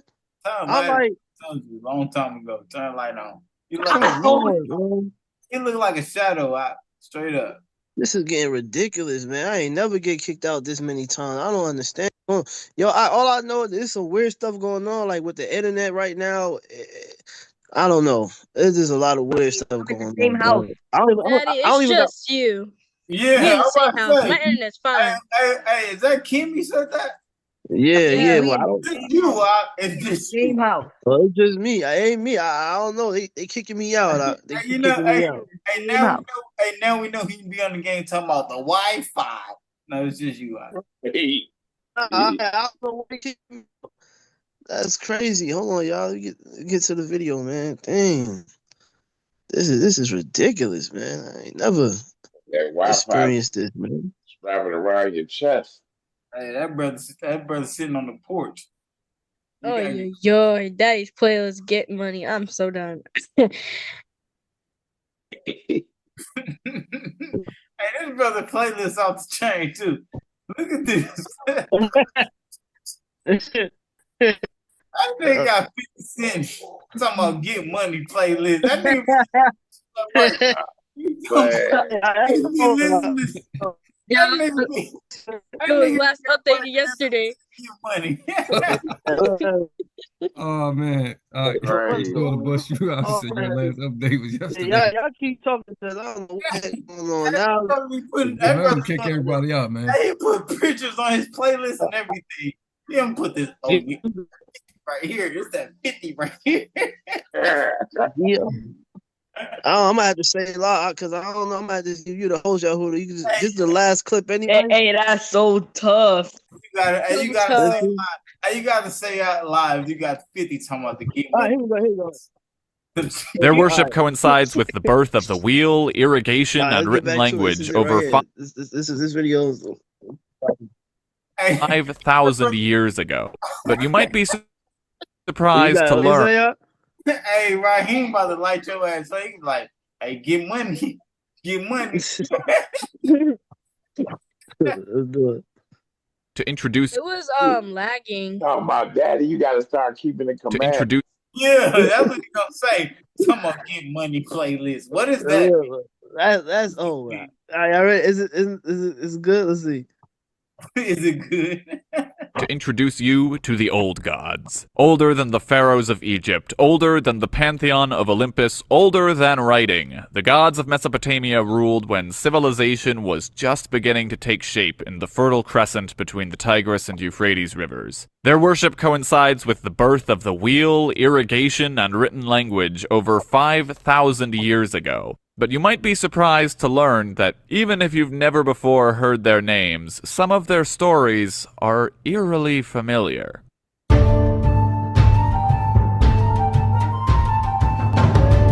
Now, I want to begin with an important caveat. The Mesopotamian pantheon was around for a long time, and this religion was practiced by many different cultures across hundreds of miles and thousands of years. Each culture had its own slightly different take on how they practiced religion, so there are no definitive versions of these stories. For instance, there can be quite a bit of overlap between the duties of different gods and which gods are most important. When the Sumerians first adopted the religion, different cities had different patron deities, and so when certain cities like Akkad or Assur or Babylon built their empires, their patron deity became way more important and often adopted the qualities of gods that used to be more important in different cities. In short, there is no Mesopotamian Bible to give us a single definitive canon. Now, with that disclaimer behind us, let's turn our attention to the top of the chart. Abzu and Tiamat are the primal gods, and they present an interesting cosmology.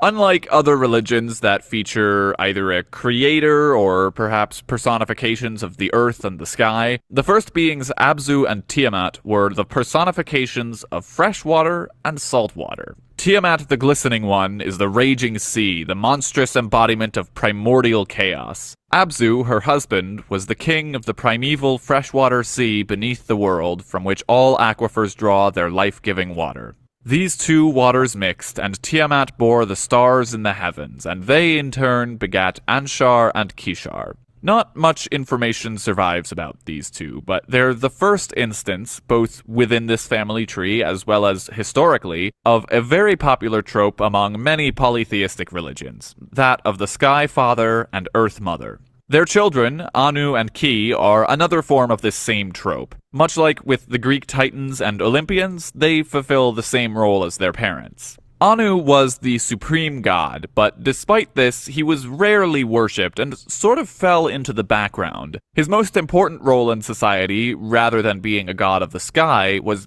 being sort of the god of divinity itself. He transferred divine authority to kings on earth and gods alike. His wife Ki has a couple of identities, having once been called Urash and later being supplanted by Antu, though they're all more or less the same person. She was goddess of the earth, and it was believed that the rain was Anu's seed, and that when the rain came down, the earth became pregnant, and Ki thereby gave birth to all things. Alongside the plants, Ki gave birth to the Anunnaki, who are sort of like the Olympians or the Aesir of Norse mythology. Their name means the ones who decree, because they were believed to hold the fates of humans in their hands. The two most important of the Anunnaki were the brothers Enlil and Enki. Enlil, in contrast to his father, was worshipped a lot. He was seen as the ultimate benevolent father figure and was so holy that even certain other gods couldn't look upon him. He was responsible for the creation of civilization, and his temple was the anchor between heaven and earth.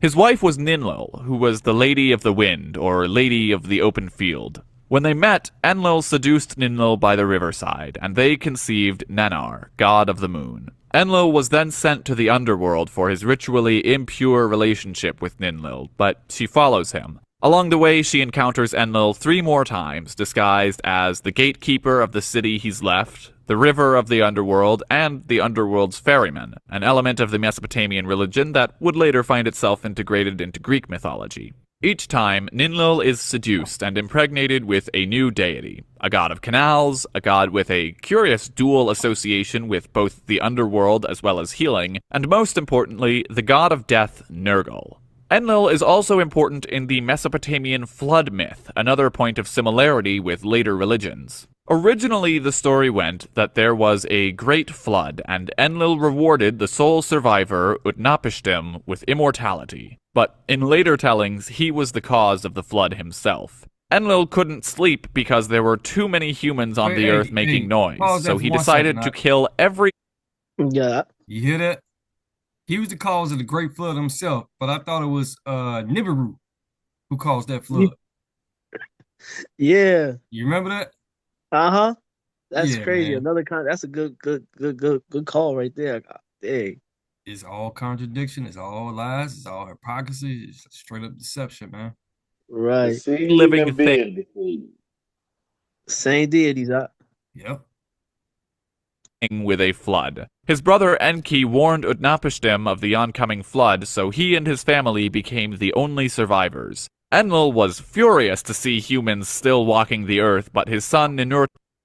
But in later tellings, he was the cause of the flood himself. Enlil couldn't sleep because there were too many humans on the earth making noise, so he decided to kill every living thing with a flood. His brother Enki... That's crazy. So they gonna be like, the Most High say I can't serve a God that would flood the whole earth, but he did it because of wickedness. But this guy did it because y'all making too much noise and I couldn't sleep.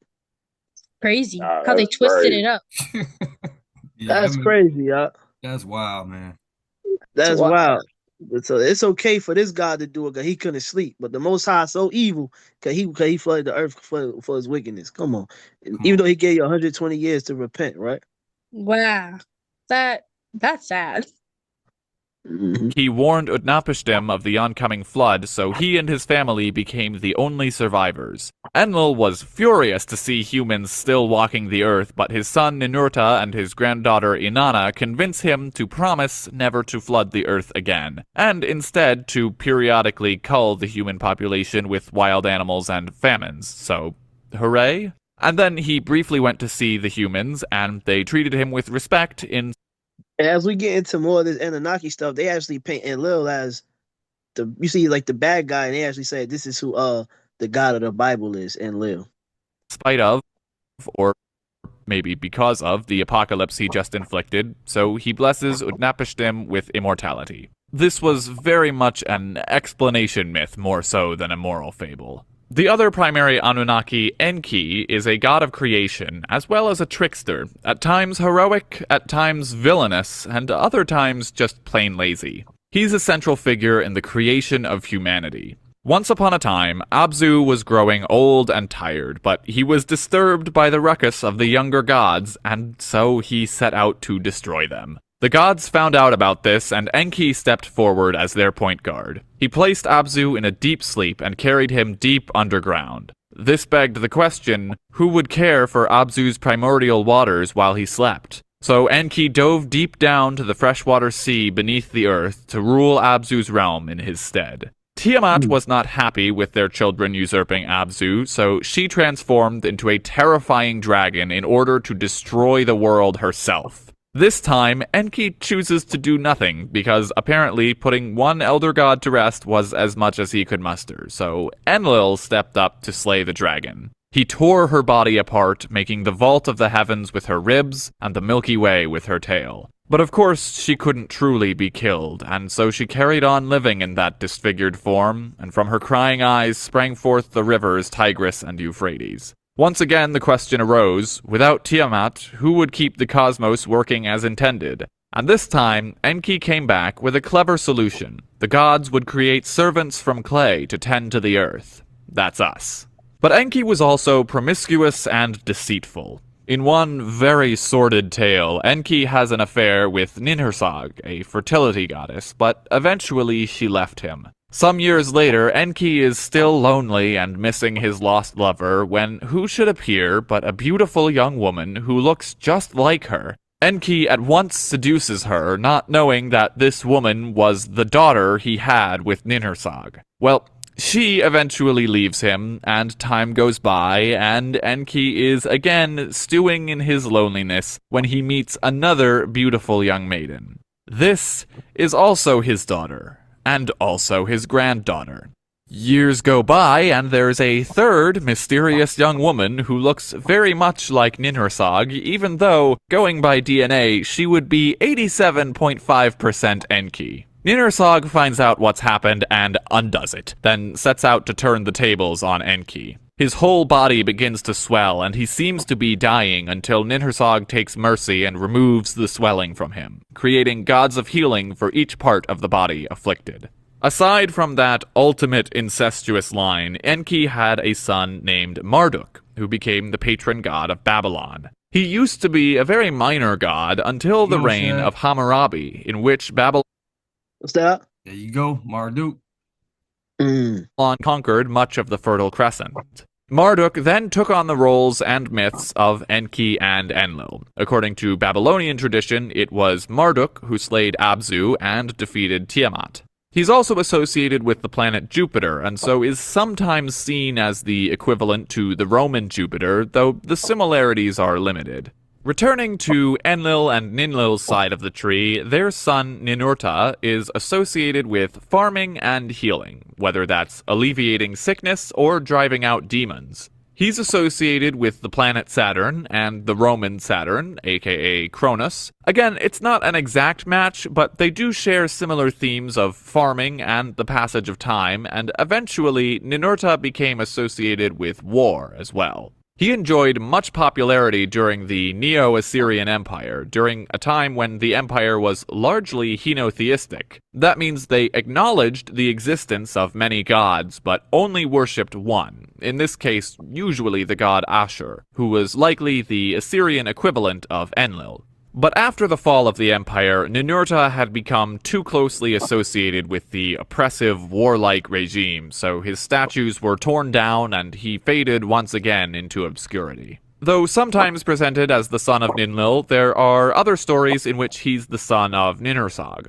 That's because, after defeating a mighty army with the help of his talking mace, he used his enemy's fallen stone soldiers to construct the mountains and the hills, dedicating them to his mother, whom he renamed Ninhursag, which means Lady of the Mountain. He's also known for defeating the Anzu, a giant bird that stole his father Enlil's Tablet of Destinies, the object which denoted his divine right to rule. Ninurta shot the bird with arrows, but the tablet had the ability to turn back time, so the arrow's shaft turned to Cain, the flint heads returned to the quarry, and the feathers turned to birds. I find this particularly interesting, as most classical or medieval stories depicting any kind of time travel are almost always moving forward in time, and nearly... They got it up. So when you see these pictures and stuff like that, and a lot of the hieroglyphics is always already on the wall in Egypt, these are just stories of mythology and myth that has been told from the fallen and things like that. You know what I'm saying? You see how you just talked about with the arrow, whatever, reversed itself and everything? Yeah. That's all it is, man. Deception from the fallen, man. Anything about going backwards is much, much more recent. Ultimately, he summons a wind that rips the bird's wings off, and then he slits its throat. And in some versions, he ends up desiring further glory and attempts to take over the world, but Enki defeats him with a giant turtle that nips at his ankles. Next we have Nanar, who's a little unique in being a moon god rather than a moon goddess. He's also named Sin, but not because he was evil. It just happens that was the name he took in the ancient Semitic polytheistic religion. He has a beard of lapis lazuli and rides a winged bull, but other than that, we don't know too much about him, because his time in the spotlight was when was the most powerful of the Sumerian city-states, which was around 2600 to 2400 BCE. You see that crescent moon, kind of like how the Nation of Islam be running around here with that crescent moon. And that crescent moon means something too. However, the famous ziggurat of was dedicated to him, so he still has that distinguishment. Okay, now before we get to Gilgamesh and his mother, let's quickly run through the final generation of the Anunnaki. Nabu is the son of Marduk and is the god of wisdom, writing, and prophecies. He's associated with the planet Mercury and sometimes with the god Mercury, both being gods of wisdom and messages, though he shares some characteristics with Apollo as a giver of prophecies. Inanna, otherwise known as Ishtar, is a very important goddess, and the one about whom we have the most information, but to do justice to her would require an entire other video. Luckily, this video is being made in collaboration with Mythology with Mike, who's created an entire video all about her, so I'll just cover the basics. She was the goddess of love and beauty, much like her Roman counterpart Venus, but also goddess of war, justice, and political power. And one day, she was courted by two minor deities, one a shepherd and the other a farmer. She initially likes the farmer, but is persuaded to pick the shepherd because he can give her the better gifts, a setup similar to the story of Cain and Abel in the Bible. Anyway, that shepherd is Dumuzid, and they live happily ever after until Inanna decides to descend to the underworld and finds herself trapped there like many who've come before her. Dumuzid fails to mourn her properly, so when Inanna eventually breaks out and returns to the overworld, the demons demand a replacement. Inanna sees what Dumuzid's been up to and offers him to be dragged down, but eventually she takes pity on him, and so she works out a deal where he'll spend half the year in the underworld and half on the surface, which explains seasons. And yes, for those keeping track at home, this is a likely inspiration for the myth of Persephone in Hades. Next is Inanna's twin brother Utu.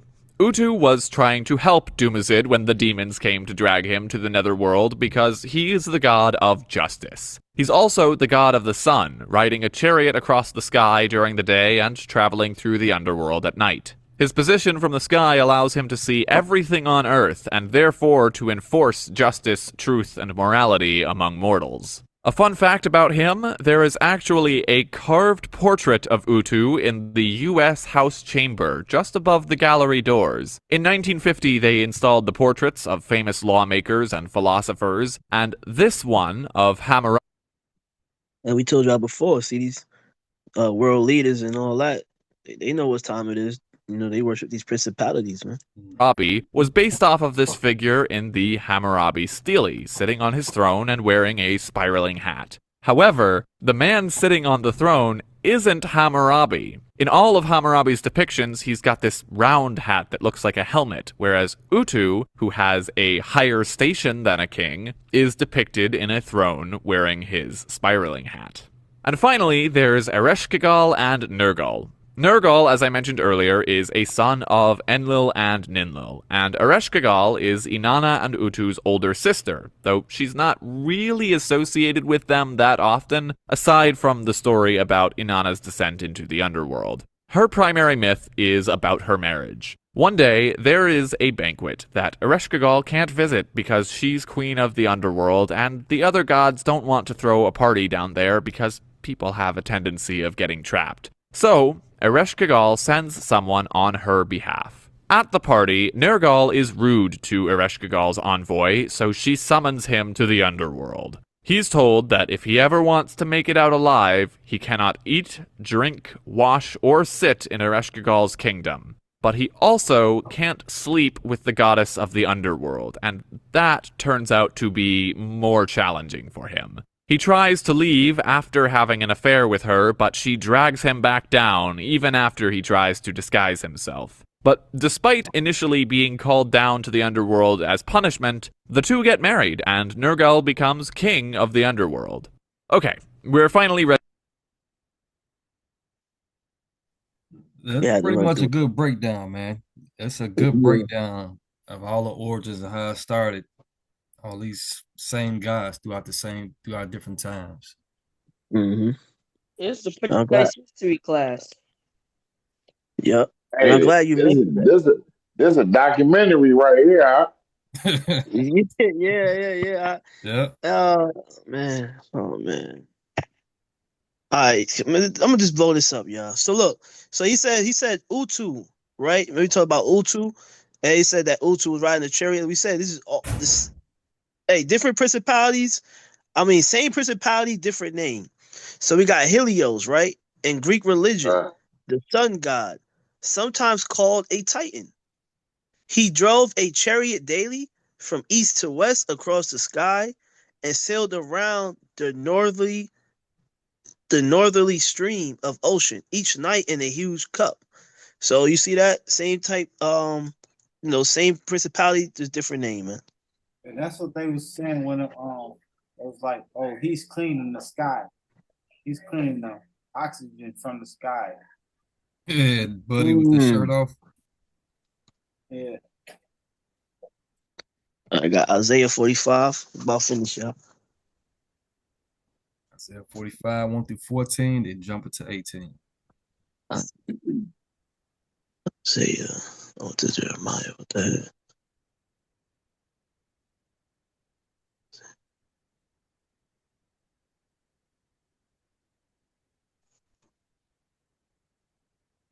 All right. Whatever. Who want this one? I'll read it. You got it. 1 through 14 out. Then we're gonna jump 18 and finishing it out. Okay.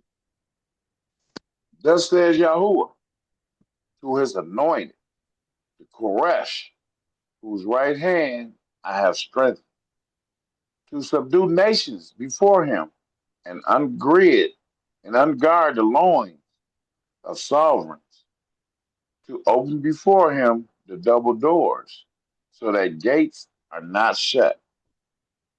I go before you and make the crooked path straight. I shatter the gates. The crooked places straight. I shatter the gates of bronze and cut down the bars of iron. And I shall give you the treasures of darkness and hoarded wealth of secret places, so that you know that I, Yahuwah, who are calling you by your name, am the Elohim of Israel. You see that? He said, go back up. He said, and I shall give you the treasures of darkness and hoarders wealth of secret places. So you know these people got all type of like gold and silver hidden, and that's where the dollar bills come from. You know what I'm saying? So they take the gold and they print money. And the money ain't nothing but paper. That's it. Ain't nothing but paper. Shit up. For the sake of Yaakov, my servant, and of Israel, my chosen, I also call you by your name. I gave you a title. Though you have not known me, I am Yahuwah, and there is none else. There is no Elohim besides me. I gird you, none else. I gird you, though you have not known me, so that they know from the rising of the sun to its setting that there is none but me. I am Yahuwah, and there is none else. No, Forming no light, other Elohim. forming light and creating darkness, making peace and creating evil. I, Yahuwah, do all these. Mm-hmm. Rain down, O heavens, from above, and let clouds pour down righteousness. Let the earth open. Let them bring forth deliverance, and let righteousness spring up together. I, Yahuwah, have created it, right? Mm-hmm. He created Right everything, up. good and evil, right? That's right. Right. Woe to him who strives with his maker. Wow. That's the big point right there that they've been talking about Anunnaki. Woe to him who strives with his maker. Those that saying that they deal with Anunnaki, they striving with their maker. They're striving with the Most High. Yeah.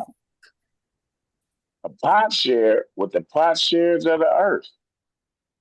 Does clay say to him who forms it, what are you making? Or your handiwork say, he has no hands.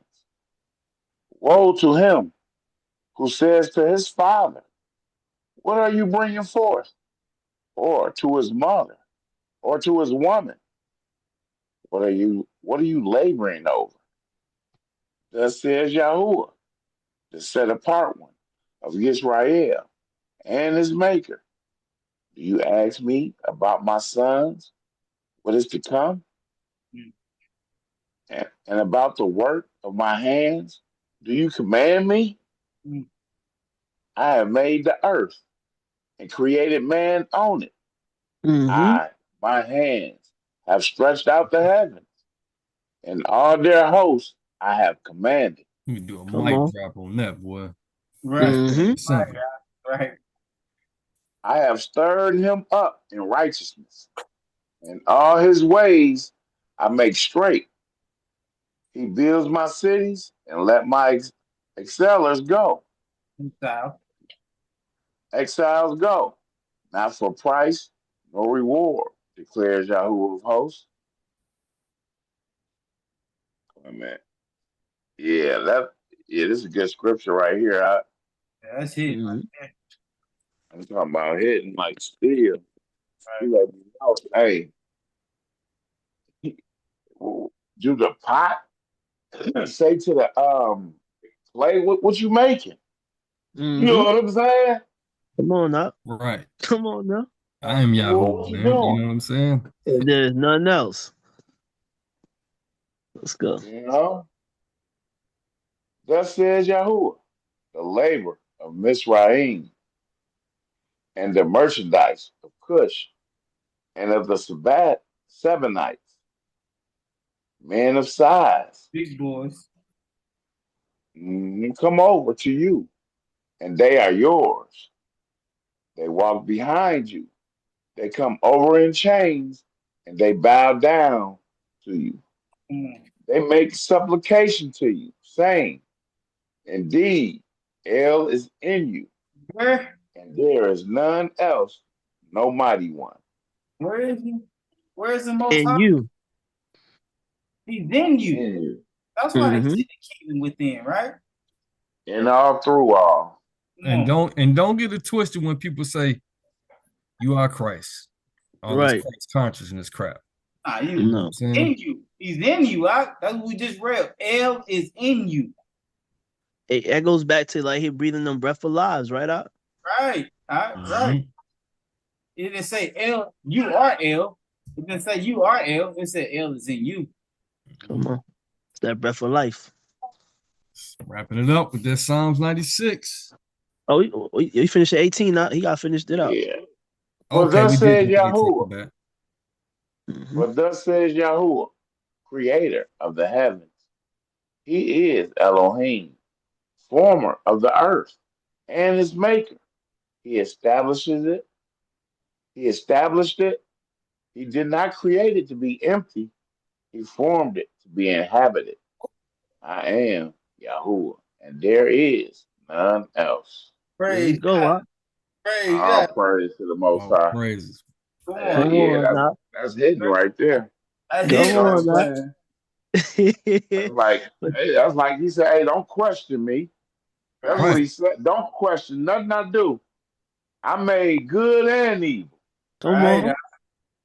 And I created this earth to be what? Inhabited. Inhabited. I created this earth, folk. Right?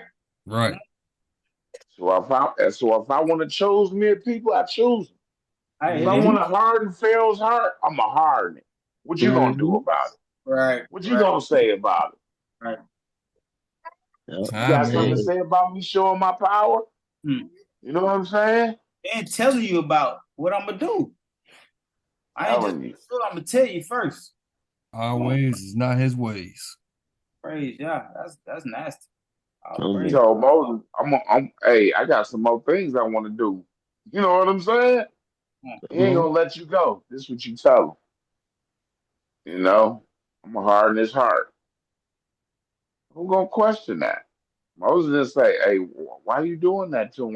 Why you just say just let us go and leave it at that? Nah, don't question me. I want to show my power. That's it. That's it, huh? No, I got to let the people know that think they're worshiping other gods. No, it's only one. That's right. It's only one. That's right. Hey, he said, I even got. Remember, he said, who word is going to be established, mine or theirs? You know what I'm saying? Right. Read that. We read that. Ooh, nasty. I can get it. Praise, yeah. I can do Hey, it. Yahoo. Okay. Oh, we keep going? Yeah, we finishing it out. Oh, okay. Oh, okay. Get it out. I thought we were just going to 18. Let's go. Okay. Let me put my focus back on. Put it back. I hear you too. Them things squeaky. You put some.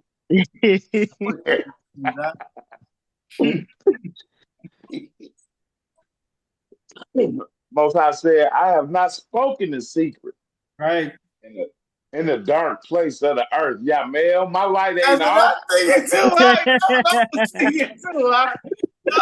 He said, my light ain't off. I'm a call really quick. I'm like, nigga, that nigga speaking in secret and shit. Have that. I have not spoken in secret in the dark place of the earth. I have not said to the seed of Jacob, seek me in vain. Seek me in I what? am Yahuwah. In vain. And worthlessness. He ain't never said that. Right. I am Yahuwah. Speaking righteousness. Right. Declaring matters that are straight. Not crooked, I never. They straight out. Mm-hmm. That's only how the most communicate. Gather yourselves and come. Draw near together. You who have escaped from the nations. We read that earlier, that escape. We dealt with that earlier when we was reading. That same escape, Come on. We got to escape from the nations, mentally, right. spiritually, and coming up physically, It's coming. Mm-hmm. You have escaped from the nations. And what he said that the things that the nations sacrifice to, they sacrifice to demons and devils and not to the Most High. Right? Right. So, like you said, get up out of Babylon physically and especially spiritually. Especially spiritually. And then what's coming up next physically, right? But you got to start with that mental and that spiritual battle first and escape first. If you don't escape physically if you don't escape mentally and spiritually, you ain't going to escape physically, Mm-hmm. No knowledge have they who are lifting up the wood of their carved image and pray to a mighty one that does not save. You read that earlier. Go ahead. I like it. Declare and bring near. Let them even take counsel together. Who has announced this from of old? Who has declared it from that time? Nobody. Is it not I, Yahuwah? And there is no mighty one besides me. Ooh, again. None besides righteous me. El. Right. A righteous El. And a savior. There is none besides me. Right. Well, I'm telling you, you better watch out. You gotta have the spirit to know what he's saying right here, boy. Hmm. Turn to me and be saved, all you ends of the earth, Right. for I am El, and there is none else. There's none else, right? So turn to me and be saved, None else. all you ends of the earth. Man, Right. I was finna Put say away all your you mighty ends, one. all That's, you Right. ends. that's Right. everybody. I have sworn by myself, a word has gone out my mouth in righteousness, And what and up? shall not in righteousness, and Hmm. shall not return, so that to me, Mm-hmm. every knee shall bow, Right. every tongue swear. Swear by the Most High. That's why he says swear by my name. Come on. Come on, now. Talk about it. Come Well, on. Hey. that's in the New Testament too, right? Come on. Huh? Mm-hmm.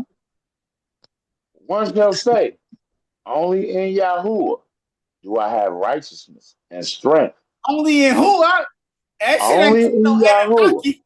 It ain't say no Anunnaki. That Tell him, say Nope. only Shaq. who? Tell him, Shaq. Ain't no Anunnaki, no none of Come that. on, What that say? Come on.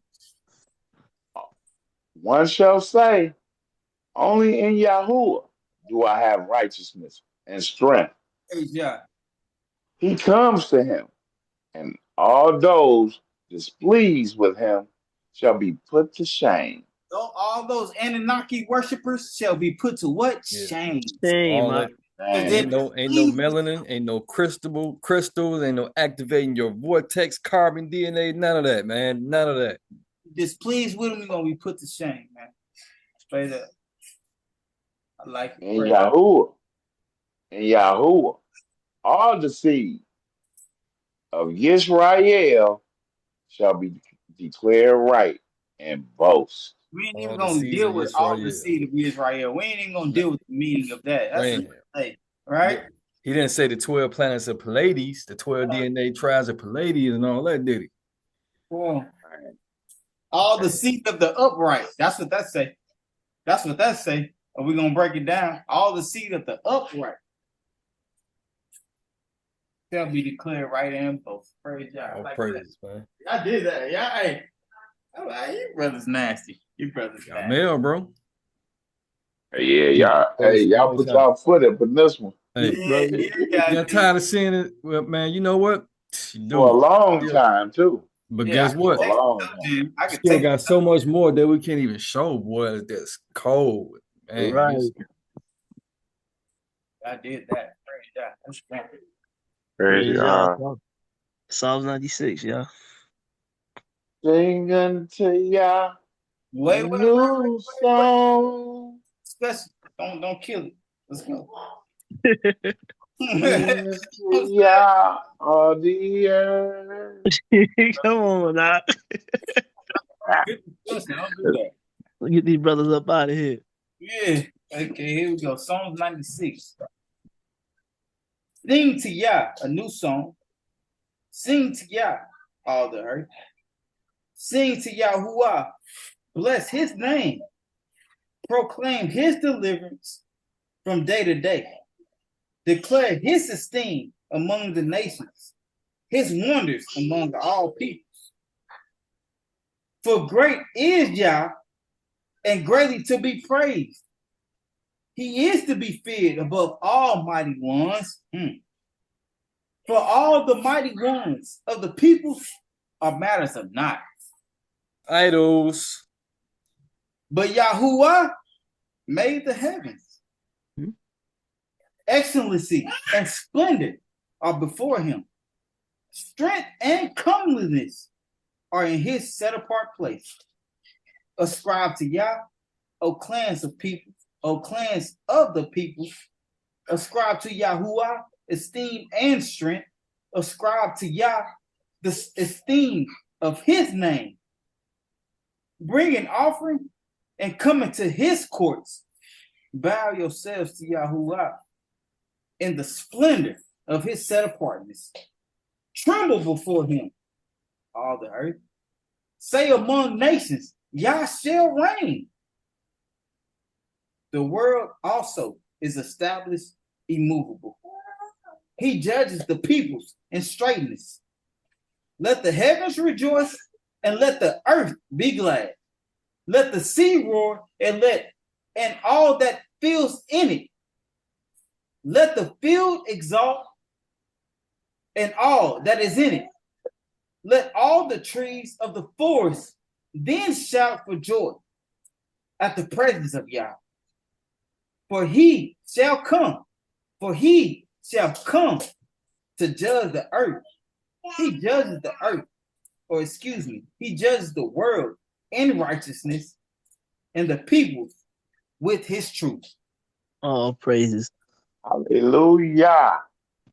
Hallelujah. How Praise about God. Hashem Mashiach? Yahweh Shah. Now let Yamil say it. He's more clear with Yeah, how about Hashem? Yahweh Shah. Yeah, how about Hashem Yahweh Shah? There you go. Hey, all praises, man. Hey, All praises. that's something that had to come out, man. Shalom. Great teaching. Hopefully, people got some understanding on that breakdown, man. Tired of seeing a lot of our brothers and people lost. You know what I'm saying? Having arguments with people about this. Did he get kicked out? He did. He got kicked out. Yeah, he got kicked out. Damn. I heard him yelling from his room. You know how you do in a video game? No. When they be getting killed, that's how you do. He crashing out. Hey, he'll crash out. Huh? Yeah. His kids say he crash out verbatim. Hey, man, me and Adam had one more. We had one more thing to share, man. Yo, this is ridiculous. Hey, your kids in the room screaming, no. Yeah, I'm like, yo, like, you know what I'm saying? This is ridiculous, bro. Well, yeah, one more thing. Let me host one last time. That's crazy, man. That's crazy. He finally turned the lamp on. He might be able to stay in now. I had the lamp on the whole time. Man, I ain't host yet. Let's see. Yeah, moving on. You good? Yeah, buddy. But we just, like we said, you know, all those gods, so-called gods, you know, different names, but it goes back to the same beings. But people be thinking that they worshiping, you know, they think that my God is this, my God is that, not understanding that it's the same God, so-called God. But, you know, there's no confusion when he's dealing with the Most High. You know what I'm saying? He come in, you know, he's one, as we read. That's right. So here we go. So, you know, that's why we're going to show this real quick. We was trying to switch it up. Brothers could leave if they want, but yeah, like we said, there's no confusion with us. Right? Yahuwah Elohim is one. We ain't catfish. In other words, bro, we ain't catfishing. Not all praise. Straight up. See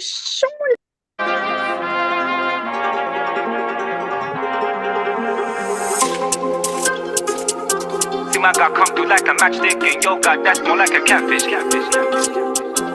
the heavens and earth are as canvas.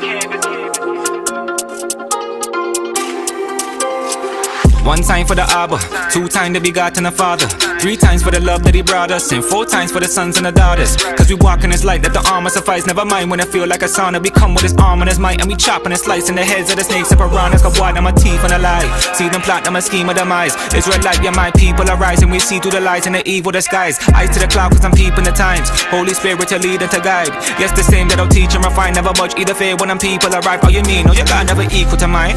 Stop the madness. See my God come through like a matchstick, and your God that's more like a catfish. See the heavens and earth are as canvas. Me, I'm suggesting you taking no chances. Come through and bust up the place like I'm Samson. Turn all your idols to dust like a sandpit. Hope you can manage. You just saw what I'm gripping. Stand for the Lord as a witness. The role I was given, my Father will grant the reward of the wicked. And see that they burn with their bogus traditions. No, I don't bow to no grove or no image. We gotta come out the broken conditions. I'm yelling, repent to my bros and my sisters. So who gonna last and endure to the finish? Thinking it's time to bring out the fire. I'm energized, I feel like Elijah. Dumping this truth from I'm coming up through with borders of blue. No, this ain't designer. Came out that womb, my spirit renewed. I'm fresh out that water like I'm a diver. Painted in blood, he covered the price. I'm covered in Christ. No, this ain't no primer. Tell me who gonna triumph? Yeah, we putting these demons to bed, so off of their heads like David Goliath. We unmasking these witches and warlocks, artificial intelligent robots. Put the spike to their head like a mohawk. See what the Father, we jumping the roadblocks. Has he ever forsaken the righteous? Don't he always remain in a crisis? Don't be taken by Satan devices. Gamble your life and you're paying the pricing. Father, who can equate to your likeness? All of your power, your flame and your lightning. Lord God of Israel, your name is precise. If glory forever, his kingdom is priceless. Drilling. Blessed is the man that walketh not in the counsel of the ungodly, the way he sitteth in the seat of the scornful. His delight is in the law, and his law does meditate day and night. Shall be like a tree planted by the rivers of water, and it cease. His leaf also shall not wither, do it shall prosper. The ungodly are not like the shaft of the wind, therefore the ungodly. Yo, need that water, pass that manna, this that wording, not no grammar. Solid rock on which I'm standing, gave me eyes to see like cameras. Yeah, my God, that's my companion, I'm not at no disadvantage. If the root don't bear no fruit, then he coming to you what has been misplanted. Don't be deceived by the priests and the pastors. Why there's the road that'll lead to disaster? Open the book, go and read through the chapters. Put up a gate and he breaches a hazard. Remove the left and release any factors. He make me lie in the greenness of pastors. Son of the first, no I can't be a bastard. I gotta rise up and stand for the Lord. Hand on my sword, suited up like this the Grammy Awards. Wrestle with those of a spiritual form, so this ain't no regular battle or war. I heard the voice so I answered the call. Moving ahead, no retracting the course. My Father will come like a massive recourse. You know that he bringing immaculate force.